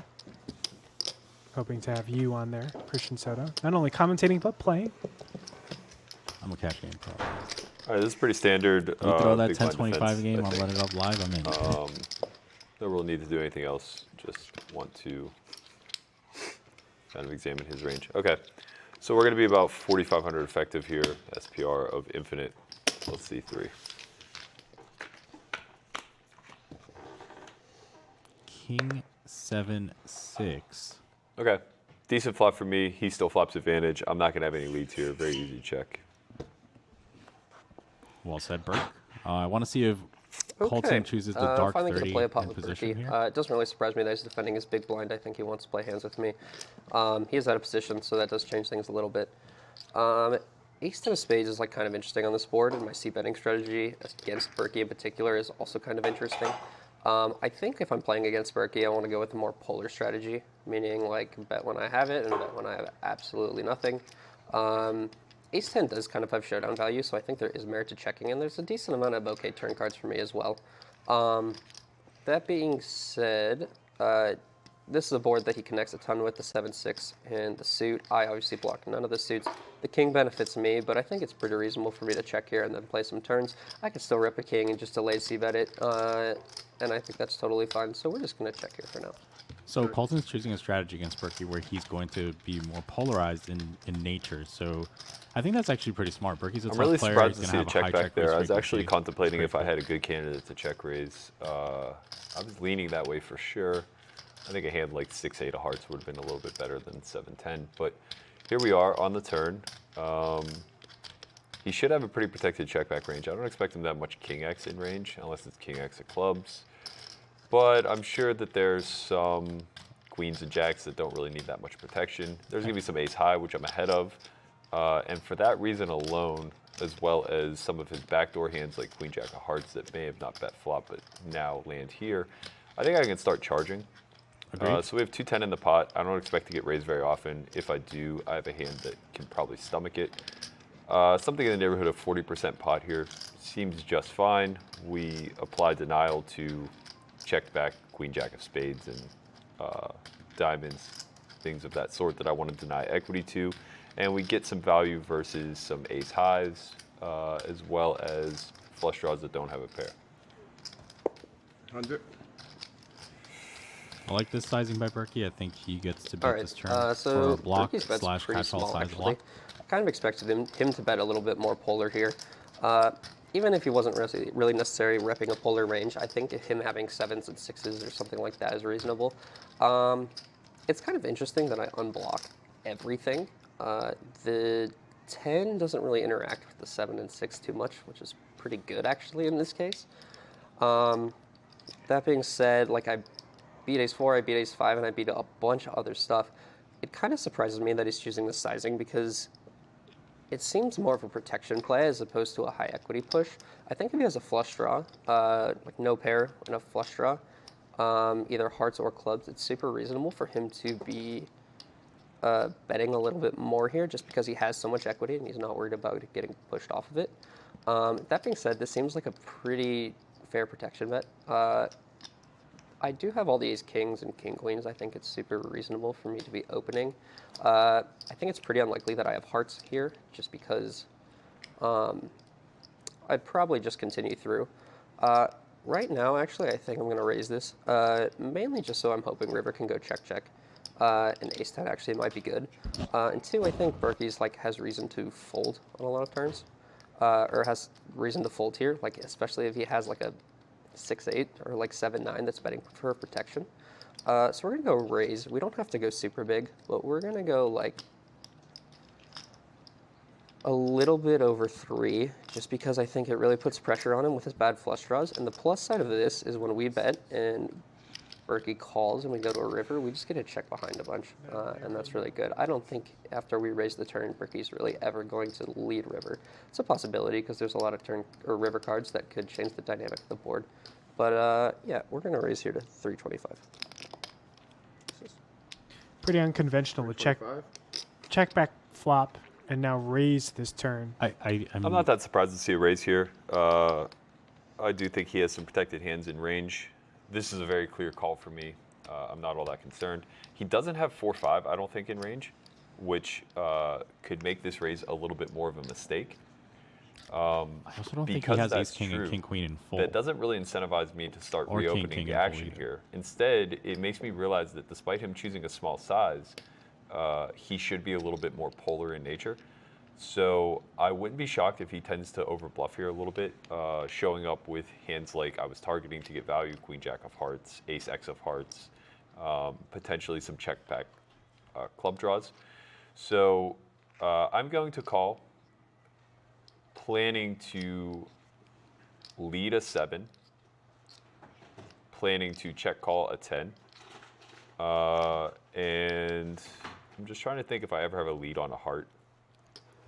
Probably not. I don't think a block bet would really serve me on a heart. So I'm just going to continue checking most rivers with the exception of a 7. Pretty standard call here from Berkey. Let's see this river play. Colton plans to check. I think he's going to check this one, but this is kind of the bottom of his range. But he doesn't rep a 5 at all. No. Now, that's a very interesting river. It smashes my range. I actually... Yeah, I think Berkey can block lead this very river. much so. Get to turn my hand into a bluff now.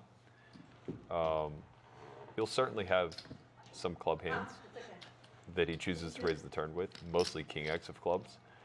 but not really enough, I don't think, where he has club advantage. I have to imagine that I possess club advantage here. Yes. He could be doing this with like ace-5 of clubs or ace-3 of clubs, I suppose. In any event, barring him having the nut blocker here, I expect turning my hand into a bluff is going to be rather successful against his one-pair type holdings, which it appears like that was a lot of the function of the raise on the turn, given how small it was. So with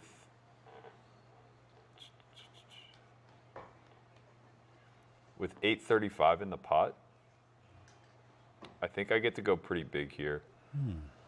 Not to the level of pot plus, because I don't have that many nut flush draws or nutted hands, but more so in the neighborhood of 575. Okay, he's choosing more of a catch-all size representative of maybe some 5Xs, some 2 pairs, some flushes. I kind of agree with this. I think he could even go a slightly bit smaller, but I guess he doesn't want to. So this is one of those cards that really just changed the dynamic of the board, which makes a ton of sense that he's leading, especially a club, just because I would see bet a lot of my clubs, especially on a king-high board. So it makes a lot of sense that he's leading out here. If it was a heart, I think he's a little bit more tempted to check, because we could obviously just like have ace-jack of hearts and queen, or ace-queen of hearts and stuff like that. Not necessarily that we would barrel the river, but regardless, like if a heart comes off, he's much less likely to be leading this. We obviously can't call here just because even some of his bluffs beat us. Like ace-4 beats us now, which kind of sucks, which I think is pretty reasonable. And he could just have like blockers and stuff like that, like a single club and a pair or something like that, like ace of clubs 7 or something like that, ace of clubs 6. He's obviously not betting this with a king. His sizing doesn't matter too much. I mean, he's betting 650 into 7, 8, something like that, 850.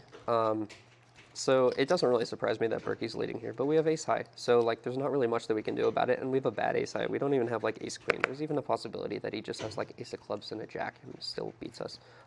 We obviously can't hero call here.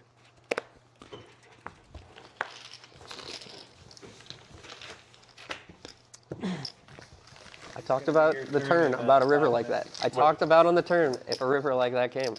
I literally talked about it, and I was like, he's not going to lead much, but there's a few. Yeah. Oh, yeah, that's one of the cards that he's definitely going to be I said the same thing. I was like, I'm not going to have many river leads, but I'll have a couple. Yep. And then here it comes. I literally just said, I was just like, oh, Kitty. That's one of those It's going to be like cards. a connecting club, connecting heart, and then a 7. Yeah, 100%. It's super funny though.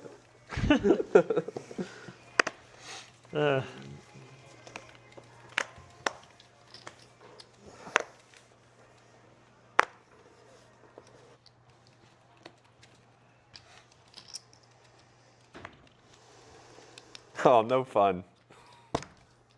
The actual fastest. That's probably better than mine. I don't want to look at the other one. I don't want to look at the other one. Yeah, you do. Do I? Yeah, Sure you you're do. gonna be so steamed if it's Christ. yours. Yeah, take a look. Was I ahead before that river? What's up? Was I ahead before that river? I don't know what you had. I had a pair. I turned a pair into a bluff. Then no. Oh, okay. Oh, yeah. Okay, that makes sense. Yeah. That doesn't surprise me. So Nice, when I Berg. pulled it, I was Stop like, I don't even need bluffs. Just say I had a 7. yes. I turned into a bluff. Was I ahead before the river? Yes. Seems reasonable. Seems reasonable. What's up? Seems reasonable. Yeah. Action continues. 10-25-50 now. As you see the 50 straddle in front of Justin Young. There's also a 25 big blind ante. This hand's funny. Sometimes in our regular game, we play this hand and we play it with the 7 deuce bounty, but it's the 8 deuce bounty. It's called the rim job. Wow. It's like you ate a deuce, you know? Ate a deuce. Oh, you're good. Straddle. Oh, yeah. Helpful sleeve. Go your side, Kitty. Okay, so Go your side. Go your keeping side. this easy, obviously, and just folding. I don't know if I tag this as Pretty sure mature button open audiences. spot. I know, it's I rough do need out to be here. considerate of the fact that this spot will be more aggressive due to there being more money in the pot. I actually like sizing down in these situations. I know that seems like it will entice more 3 bets, but I don't really think anything I do can entice more 3-bets since this will be a 3-bet heavy spot already. And this just kind of like gives me more manageable SPR versus the straddle defense. I like this open. This is going to be to 125. 2.5x from Berkey. Are you guys big on adjusting your raise sizes? Berkey button. Yes, especially when the stack sizes get cut in half. So when Justin adds the straddle, we have to kind of go smaller to adjust for that. Similarly, you'll see this in tournaments where as stacks down to keep shallow you out, in. raise sizes I sized get down smaller. to keep you in. Well, that's just mean. Literally, that was. No, he's doing this for me. I said size down to keep in. He goes, that was mean. The 2 previous hands I opened were the exact same hand, and I peeled them the exact same way. Suit and everything. How wild is that? Wow. Peeled them the exact same way, too. Did you win one Nice of the hands, two? Or? doctor. I won one of the two. All They right. folded. I lost the big one. All right, everybody got their music on? Music's on. Hello, hello. Remind you guys, if you like what you're watching, please hit that All right. subscribe button, hit that follow button. Impressive We'd really appreciate it. We're going to do these a lot more. Christian Soto wants to do these 1 a week. You're a madman, Christian Soto. No big deal. Let's do it, though. Let the people know. Are we doing this once a week? If they say they want it for once a week, they'll get it. Man. Let us know. Satman, thank you so much. When are we going to get Subscribe for Fine, Twitch Prime. Berkey opens. Obviously very defendable. That's probably what we're going to do. Oh my We God, could look at 3-bet, this. but Look at this this. is a They flight want it spot once position. twice a I'm week? just going to take it. Oh my god. All right, fine. Twice a week. This is a really interesting board. I expect Berkey to versus the big blind. I expect him to just bet. You know, he can get a lot of hands. Okay, to so this just board fold. falls fairly let's see what advantageous for me. I will want to have spade checkbacks on this texture, but I would prefer to use a lot of my nut flush draws, particularly like ace-3 through ace-9, I would suppose. My hand actually serves me pretty well as maybe not necessarily a go-off, but it has the potential to. I think I get the size up on this texture due to the distribution of equity. It's pretty favorable to me, but he's going to have a lot of peels. And I want to apply a lot of pressure to his backdoors, particularly when I have 7 highs. So we're going to go something in the neighborhood of, let's go 150. 150 is the bet? A little bit big for his C-bet than standard, but that could mean a bunch of different things. We certainly are going to continue. We could check raise, but that seems it's a bit aggressive. Problem is, obviously, there's a ton of cards he's going to continue with on the turn, but most of those cards like net us some outs or the best hand still. So we're going to continue and see what Berkey does on the turn. Agreed. I don't think Justin can fold to 1 bet. However, Berkey's beginning to polarize his range, so we'll see what happens moving forward. Ooh. Adds a couple more outs. Now King gives him the gut shot straight.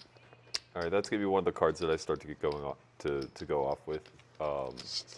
Again, falls very advantageously to me. I'll have plenty of King Jack in range. I'll have plenty of 2-pair plus. I have to be mindful, though my hand really does want polarization right now, given its low showdown value. I have to delay that to the river because I would want to be betting hands like ace-10, ace-deuce, ace-queen here. I would even want to be betting queen-10 again. And perhaps even hands as weak as ace-jack, ace-king. So with $525 in the pot, we're going to stick with the same betting pattern, about 60%, and then we are unimproved, probably going to overbet river when check 2. I like this from Berkey. You do get to bet some of your lower spade combinations and through a bet line. So yeah, it's pretty standard. Like continue from Berkey here. He's still going to have a completely unkept range, and we have the Jack blocker, which is very nice. It's tough to turn his hand to a bluff, given the reputation and 2 spades on the flop. I still like calling here, force him to like fire a 3rd shell if he doesn't have it. If he does, he's probably going to check back most of the time, given our ability to be able to check raise here on a lot of different rivers. I like this. He's going to be targeting hands like King 10, Queen Jack, Jack 10. So, assuming he breaks off, I do like betting this hand 3 times. You don't want to bet some of your higher spade combinations because then you do block some of your opponent's call fold Okay. region. So This now is I gonna think Berkey fall gets to go off. right in line with the plan. We're going to go ahead and go for it here. There's 11.35 in the pot. I would expect Justin's bluff catching range here to be specifically hands that possess a king or a jack. So king, queen, queen, jack, those are pretty top tier hands. When I choose to pull out on the river here, I no longer have one pair. So basically, anytime he blocks the ace, the king, the jack, the queen, he's going to be in a pretty good situation. That said, you know, that's hardly the bulk of his range. I still get to target a 10. I get to target his weaker queens. His single aces are going to struggle here since it opens me up to having king jack. I'm going to go 1,300. Nice little overbet. About 1.2x, a little 13. bit less than that. All right, so he bets 13 on the end. A little polarizing, but he could still just have a lot of like top pairs, keeping me from like trying to check raise, which I still could do. I do think that's a bit ambitious. Berkey can sniff out a lot of these bluffs, especially if he has a king in his hand, like ace king. I'm probably just going to give up here. Call is still certainly possible, but I think that's even the worst option of the 3. Yeah, we're just going to fold. Ooh. It's a really good play by Berkey. The main concept you want to take away is on the turn when players think, that's one oh, I card. should polarize because the ace is my card. Berkey still wants to be able to bet 2 pair combinations and fade the river, right? So you want to delay polarization to the next street. So you're choosing the catch-all, then kind of luring your opponent into a dark alley. And then once the coast is clear, you hit him over the head with an overbet. Shank him. That's what's happening. He got shanked. Yeah, he got shanked. And then pickpocketed. Shimmy shank. That's And then Berkey ran for it. Yeah, that's what happened. Berkey has a bad back, but yeah, still able to run. That was sick, dude. That was a sick. I can hear. It's if you want to rewatch that and actually like learn, the turn is the decisive factor. Because that's where I think people make the mistake of going either like they just like pull out on the turn. They'll like bet big on the turn. That's not necessarily what you want. You want to be able to rep ace queen. You want to be able to rep like sets and then move when it gets into the river. As you saw, the value range was still polarized but wide enough that Justin still had concerns over ace king. Yeah, which is problematic. Race. Someone's listening to Miley. Who do you think it is? Fold. Has to be Berkey. Agreed. Production, can you let me know who is listening to? I'll defend this against Kitty. Miley. Could re-raise it, but you know, sometimes you like to slow play the hands that can make a straight. So big call. What was that? Let's see this. Confirmed Berkey. Wow, it really is Berkey, huh? Talk louder. No, I have good shit. It's Kitty. All right. It's Berkey. I'm gonna check this. It's and Berkey. Hold on a second. Sorry, hold on. Yeah. On the flop, sorry, let's talk about pre-flop. So pre-flop we raise big blind call. Big blind different range pretty wide. He can have a lot of hand, and he also have an ace high or king high. Our hand is strong enough, we can check, but against the big blind different range super wide, I think we can see bet to deny some equity. 100. 100. Okay. All right. Don't have anything. I think I'd continue with a lot of stuff here, but this is just too weak.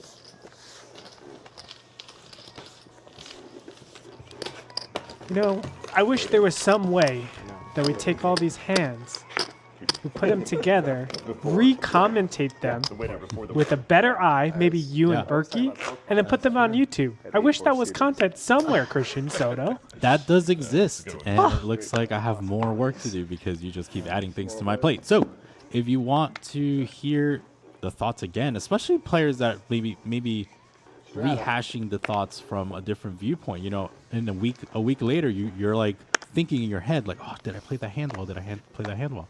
And you don't get to hear those thoughts of great players. So, you know, we do have a show called On Second Thoughts. I came up with that name, by the way. On the button. Pretty and reasonable hand here. We're gonna it was, it just said, like, you know, what's your, if you can do it again, what would it be? And that's our show on YouTube. Art mainly to 3-bet. And I think we're going to be ahead of a lot of people's ranges here. 200. I love that, you know, talking through the thought process of reconstruction. A lot of people, you know, they know how to learn for the most part, but adjusting and reformatting your hard drive is hard. Button open. I think I'm just, like, obviously continuing here, and I expect Berkey to come along behind. I will probably give him a pretty, if I just call, I'm going to give him a reasonable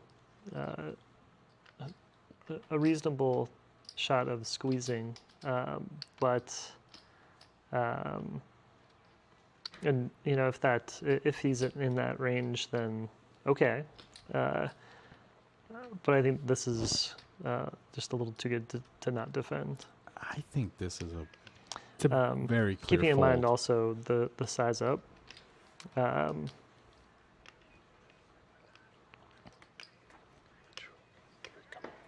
This is just a call. It's big. I think this is a very clear fold. I think this is a pure fold. But, you know, Chris Price wants to mix it up with Justin. I think they have a tendency to want to play at each other. So let's see what happens. Well, it's nice when you flop top pair. Yeah, this board is gonna hit Chris, generally speaking, in this situation. The big blind, the middle blind in this spot with Berkey straddling. Our hand still plays pretty well, and I think we want to keep our range uncapped. I do agree with that. A ton of turn cards, and I think we should probably just continue like keeping everything in play here, just something very medium-sized, 40%-ish, 50, somewhere in there. 200 is the bet.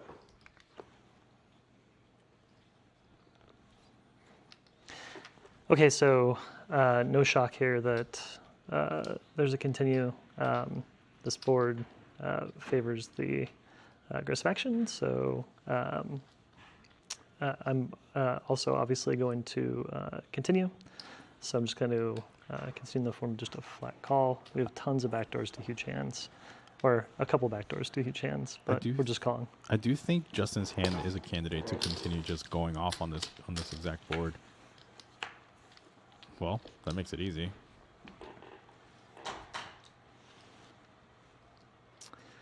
Okay, this is a great card for us. That's a great card for Justin. Also, I think a decent card for him. Yes. I'm going to check again, and we're going to sort of evaluate based on if he decides to continue and what his bet sizing is. This is a really good card for Justin. He has all the combinations of ace-king. He should be mostly sizing up on this turn, polarizing his range. We don't have a heart in our hand, so we could actually check back here. I don't really like it as much. I feel like we're just gonna get two streets here from here on out. Sizing's a different issue.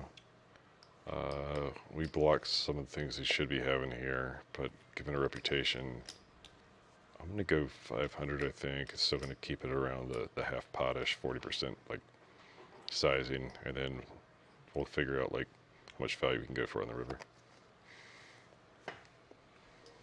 500. Okay, so 500 into a pot of around 800. We still have a decent amount of equity in this hand. we would like to get to showdown. I mean, top pair is still decent. Some of his straight draws did get there, or there's definitely possibilities here of straights, and ace king is very likely, or could be likely, based on the larger sizing, knowing that Berkey, who's relatively sticky, is in the straddle. I am going to just flat call. I like that decision. Yeah, Chris Price doesn't really have much of a move here. All of his two pairs, as well as all draws, should just be mostly calling. Now the pot is roughly 1.5 SPR on this river. Let's see if so the Justin 6 chooses to move in.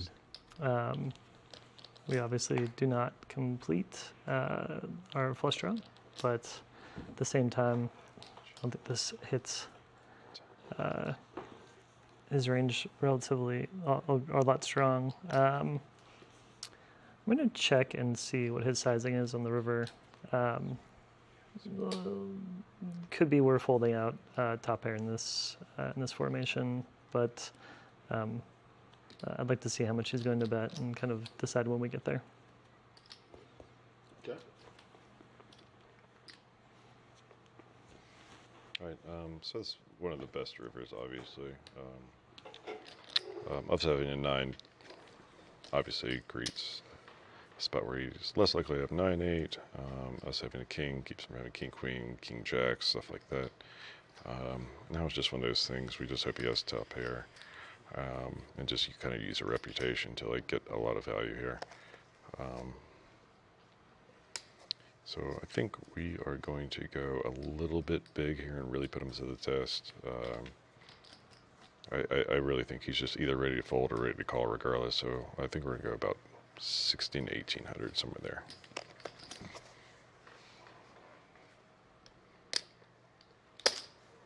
$1,600.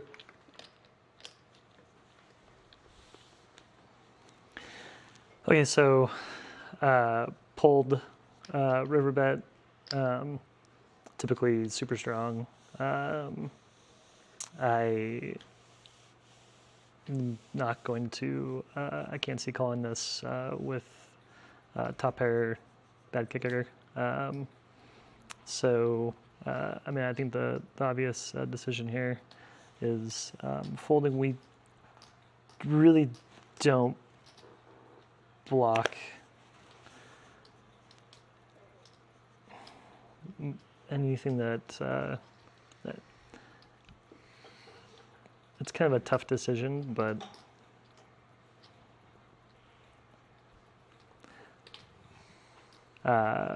I'm going to keep it relatively easy and fold out. I think pretty standard overall. He had to realize his equity on the turn. I personally think that it was a little bit non-standard by the button. I mean, so on the turn jack, most people would begin polarizing their range in such a way where you're repping like ace king, some sets, and force your opponent into a bluff catching decision. Especially when we have a hand that unblocks two pair combinations, as well as unblocks queen x of hearts. That's like a prime candidate for us to on the turn size up closer to pot, and then now on the river, we don't have 1.5x all in 3000. We have much closer to 1.25x 6 all max, in on 3 the hand river. is always good to open. So we raise 3x. 75. I would say it's very hard to adjust those sizings live, just knowing the stacks. Obviously we know the stacks here. Right, for sure.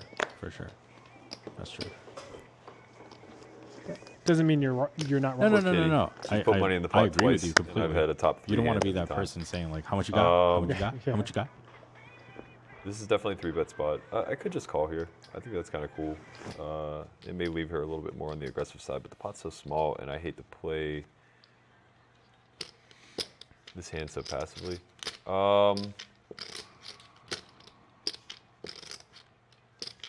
I just feel like she doesn't defend ace-queen enough to a 3-bet. So I'm just going to call. This is kind of cool. It allows Berkey to have a really disguised range. Oof. However, he's not going to get anything here.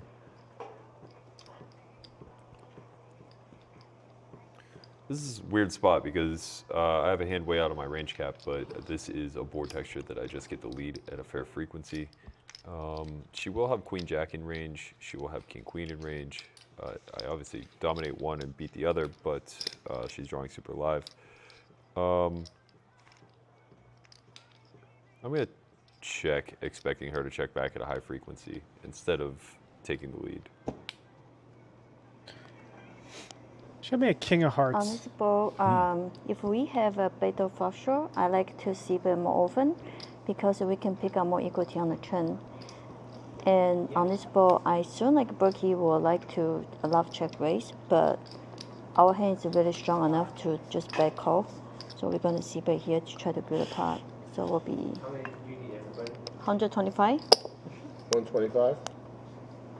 All right, Katie's gonna stab here for damn near pot.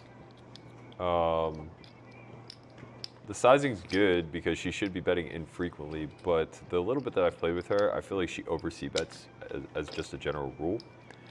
I do have a hand that has good properties to check raise. I know that sounds weird because I have no direct equity, but this texture favors me so greatly. And I do unblock queen jack. I unblock some of her weaker holdings, ace jack, ace queen. I guess I blocked those to some degree, but this is volatile. If the 7 were a diamond, I think it's a much more viable option. I'm just trying to identify like what she would bet fold here. I'm not ready to give up on this pot just yet because I think she's probably making a lot of betting errors here. But yeah, I'm realizing now that the check raise is a lot less viable. I don't think she really has very many bet folds outside of hands that I completely dominate anyway. So we're gonna enter through the bluff catching tree. And on brick, we may have to kind of go for it. Call.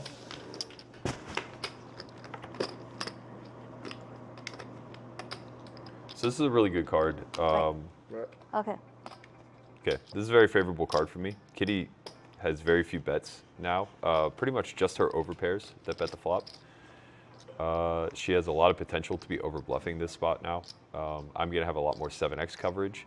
I could actually go for the check raise now, given that aside from the time she has aces and kings, I'm able to apply a lot of pressure to her overpairs, and I will still have outs. So I'm gonna check, kind of anticipating this to be a half pot bet or less, or a check back. If she disobeys that and tries to pull out here, I'm probably gonna hit her with a check raise.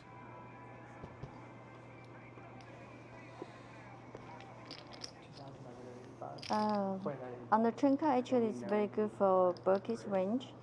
If the turn card is 87, 89, it's really good for his range. I suppose he not the RB. If I have all the straight draw flush draw, I will probably, if I'm Berkey, I like to the RB here, and to fall some ace high or king high.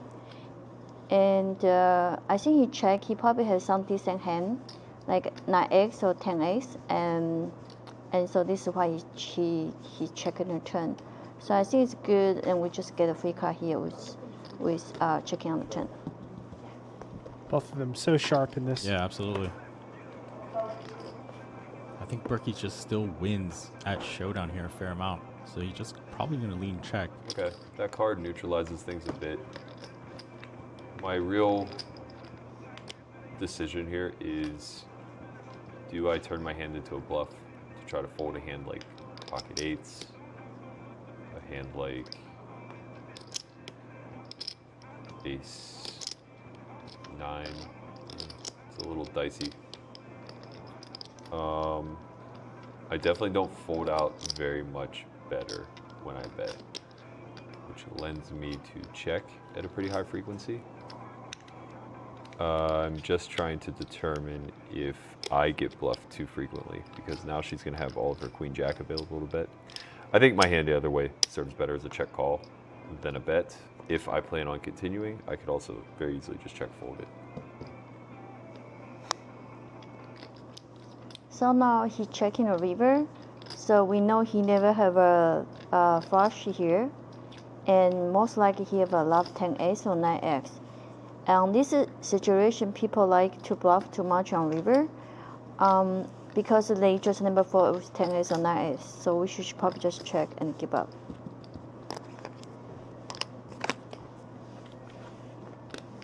Oh fuck, you call a flop? What the fuck is that? What the fuck is that? I had evil All of a sudden, intentions, her Kitty. accent's gone.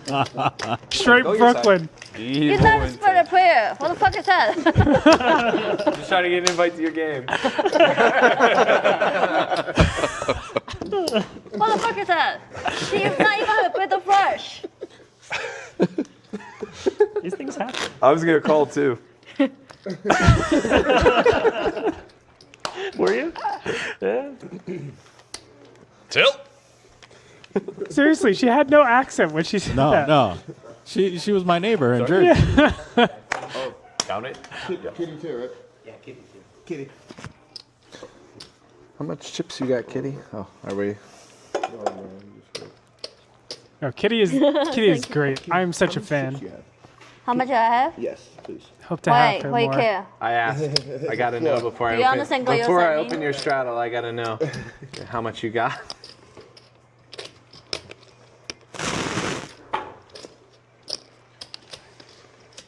All right, guys. So we have about 15 more minutes of today's session. If you haven't already, follow, It's subscribe, 20 each. do it all. 45. And we'll be bringing you more of this in the coming weeks. 59. True. No, I need to Six. play. Oh, This is too good. 6,000. 6,000. 4, Yeah. 5, yeah. Right? Oh. Oh, sorry, you were right. 5. 59, 70, or 80, right? Yeah. 59, 80. Yeah. Yeah. I'd love to have you in there. It's fun. Dude, Especially, okay? honestly, Ready like for I've done a action? couple of these now, Ready for action. but the live streams are, Okay. they might be better. Like, because it's faster. Like, I've done the ones that are edited. They're long, man. Like, the hands take very long. This atmosphere is one where, like, they're giving you their thoughts, but it's not, like, drawn out. But, like, I've played 20-minute hands on the edited version because, like... but you guys edit it down. Right. It's clean. But still, there's been no 20-minute hands. Sure. You know? But, like, of course, if people are paying for a product, they're going to want, like, the full-length explanation. Something interesting about Art. This has nothing to do with his play, but he checks his cards like 17 times, and I don't know if he thinks his cards are telling a story. And he's, like, trying to figure out the secrets of these cards. It's just kind of funny. I don't think that he would... I don't know. I think maybe he just forgets his card a bunch. It's just pretty funny. The specific hand that we have is pretty interesting. We have a pseudo ace, which is nice and plays pretty well. The problem is that we're like basically in the second small blind, and I'd be a lot more tempted to 3-bet here, but we're only like 75 big blinds deep, not even deeper. I'd much rather be deeper to be 3-betting this, and I don't like flatting it either, so we're just going to throw it in the muck, even though it's such a pretty hand. That being said, I do want to know the secrets behind this man's cards, because he keeps checking.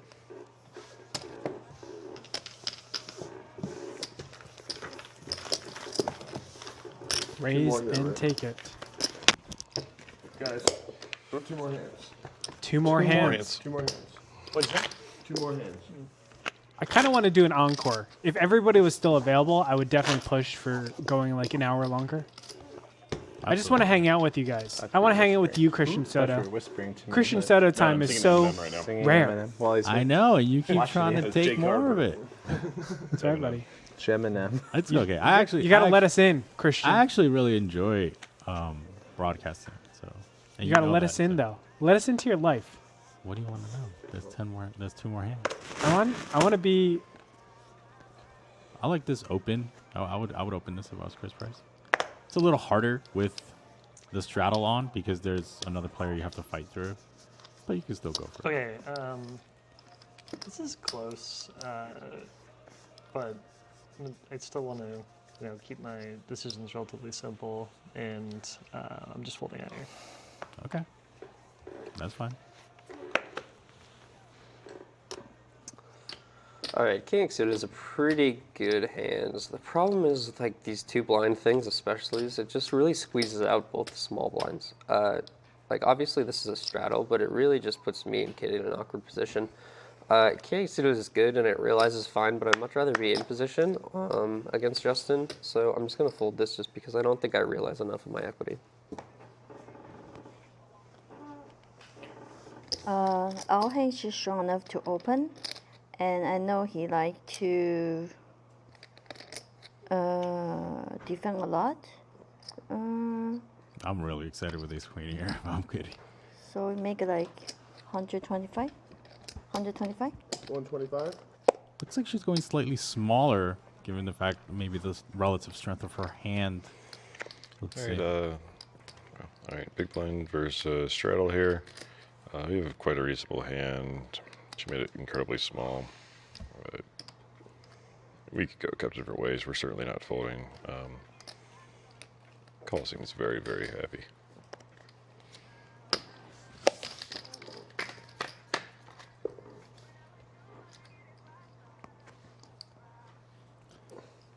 Seven, 3-3. This is gonna favor. I just realized we make a mistake because we tried to make a 4-ace and I forgot straddle. Maybe it's too tired to think about that. So on this board is a dynamic board. This means any two card can hit top pair on the turn. So on this dynamic board, we're going to see on the flop to deny some equity here, and it's like 105. 105. Pretty standard, like bet there. I wish I had a diamond to do something with. I should probably fold. Could do some things here. Potentially hoping to hit a 4, 5, or 6. Or she's gonna have to fold a lot of ace highs here, even better king highs. I think we should just give up. It's close, though, in my mind. I think it's pretty weak from her. I think she could have even some hands worse than I do. But no reason to try to play a massive pot with this low equity hand. Okay. I make a mistake pre-flop. Fuck, I'm getting tired. I should make a 225. I like, fuck. Time to I wish you had made a 225. I was so scared he raised on the flop because 3 is his range since I only raised a 125. Right? Right? I king high. What happened to you? Huh? You are pretty neat today. You're not listening. Nitty? I'm nitty today? Wow. Yeah, last hand. Oh boy. So, I'm joking. so I'm not live at the bike. I'm out. No, you 100% get a C. Yes. Last hand. I love these Okay, guys. let's go. I All right, almost- guys. Last Sorry. hand. Poker time? Last hand. Did you say it's last hand? Yes. It should go. It should end when I'm in the big blind. All right, it's fine. Just whatever. Hi, Berkey. don't think anyone cares. We As long as run you the lose, show like, back 2,000 here. We're on a What? time. Yeah, As come long on. as you Who's the lose, like, producer 2,000 here? Yeah, like what's going on? Hey, I was just trying to Berkey, give hey. everybody even buttons, Listen, but it's fine. listen, I don't Berkey. care. The show ends when we say Wait, the last show time ends, not he when straight though. you say the show So it's ends. right. Yeah, Last time he straight though. Yeah. Berkey wants to be a good host and Okay, end yeah, it when yeah. he's the big blind. It's true. Okay, let's go. I'm rooting for Chris. He needs to get unstuck here. Absolutely. All in. I'm just opening here. 75.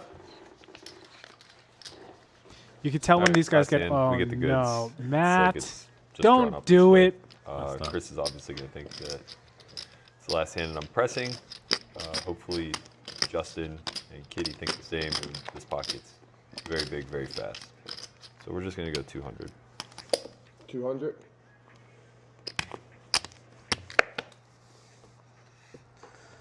All right, this is just going to be a fold, but I do want to thank my friend Chris Lena for making me this sweet jacket. She personally made this by herself, and it also has my name here, Seaball Boy. So if you guys want to follow me on Twitter, follow Seaball Boy.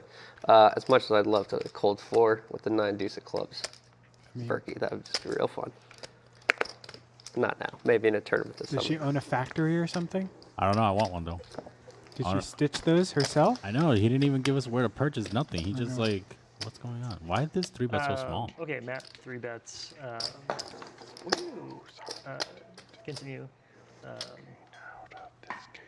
I think that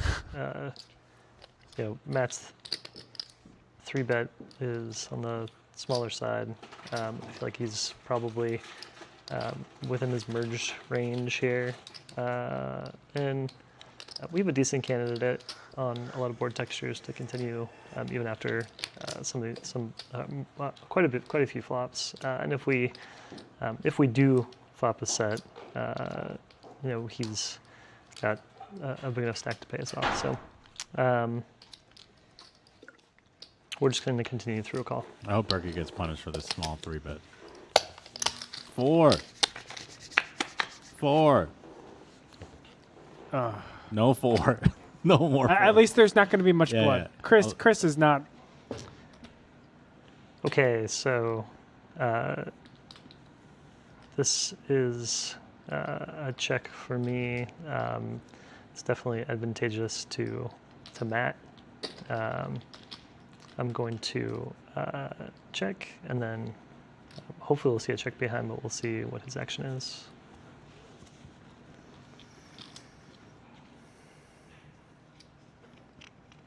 Okay. I have a club diamond. Having a king of diamonds is good because it only blocks one of his backdoor king draws. If this were two-tone, I would go very large, something in the neighborhood of 300, maybe even 400. Given that it's rainbow, he's going to have a lot of backdoor floats, so I want to encourage those to come along. Actually, I'm trying to think if they're price sensitive, because Queen Jack, Queen 10, King X with backdoors are all going to continue. All ace high is going to continue. His pocket pairs are probably going to fold regardless. Jack 10 with backdoors likely to continue. Okay, I actually am changing my mind a little bit. I am going to go bigger. Instead of the full pot, I'm just going to go 300 and really start to shovel money in as fast as possible here for the times that he has an ace. 300? I agree with this. You want to just pretty much just funnel your opponent to a bluff catching range that contains ace-x and then just polarize on the river and stack them. So Matt bets 300 into a $460 pot. It's a little bit on the larger side, especially for this board texture. I just can't really see it continuing here, so we are going to reluctantly fold, even though I think there's a lot of, I think this bet that he's doing is designed to really fold out some of my smaller pairs. And, good job. Nice work, Matt. Nice work. Matt's a good player. Oh. All right, guys. Nuthead. Man, what a freaking day. Super, super awesome. Big winners for today. It's hard to really tell based on this, but this is the current chip stack. I think Matt Berkey bought it at 10K. Justin Young bought it at 10K. Kitty Kuo bought it in for 5.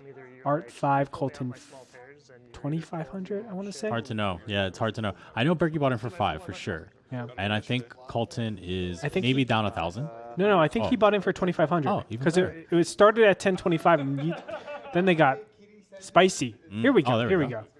Okay, so it looks like Chris and Art. Oh yes, Art did lose a flip.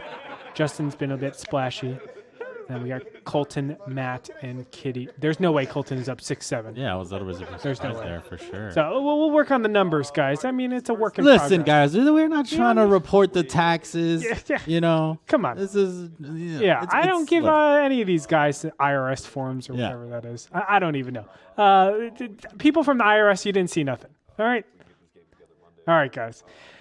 Look, if you liked what you're seeing, you like the players that you were watching for today, you can play with a lot of them. You can play with Colton, Matt Berkey. You can play with Christian Soto. He will be there at Run It Up Reno number 10, April 3rd to the 13th. Type !Reno in chat or head on over to runitupreno.com. This is the schedule. So you come the first weekend, you come the second weekend, you come both weekends. will have you anyway. Come on over. I'm a hugger personally, so you can come embrace me with your open arms. Book your room today with code RU2020. Again, runitupreno.com. Don't forget about the academies. April 1st to the 3rd. You want to get ready for Run It Up Reno. You say, hey, Christian, my boy, teach me all that I need to know to crush Run It Up Reno. You could do that over here at the Cash Game Academy for Solve For Why, April 1st to the 3rd. There's only a couple spots left, so you make sure to grab those seats. If you're looking for some WSOP training, MTT Academy over May 18th to the 22nd, reserve your seat at solveforwhy.io. We got a lot of content for you for the rest of the month, week, everything next week. So we're doing a Jay Carver stream on February 18th. Oh, no. Sorry. This is just tomorrow. We have another schedule, I think still in the works, but we'll get you that. Friday, tomorrow, we're doing Comedians and Cards Having Coffee. What a cool idea. Stapes is bringing his gang over. So make sure to put that on your schedule. Tomorrow, 1 p.m. Pacific time. It's going to be a lot of fun. Guys, thanks so much for tuning in. Christian, I had a ton of fun with you. Dude, you just drop the knowledge bombs like it's nothing, right? Yeah. This guy's walking around. He's sipping on some what are the White Claws, right? Yeah. Sipping on some White Claws. He has some popcorn that he's eating as well. He's just like, this is a linear arrangement, this construction, blah, blah, blah, blah, blah. I don't even know what he's saying sometimes, but he's just crushing. Christian, appreciate it. Thanks so much. I thank everyone for tuning in. This is a great show. I'm looking forward to the next one. Make sure you hit that follow button. Make sure you hit the subscribe button if you're on YouTube. Thank you guys so much for tuning in. We'll catch you tomorrow. Not on Wednesday, but tomorrow for Comedians and Cards Having Coffee. Later, guys.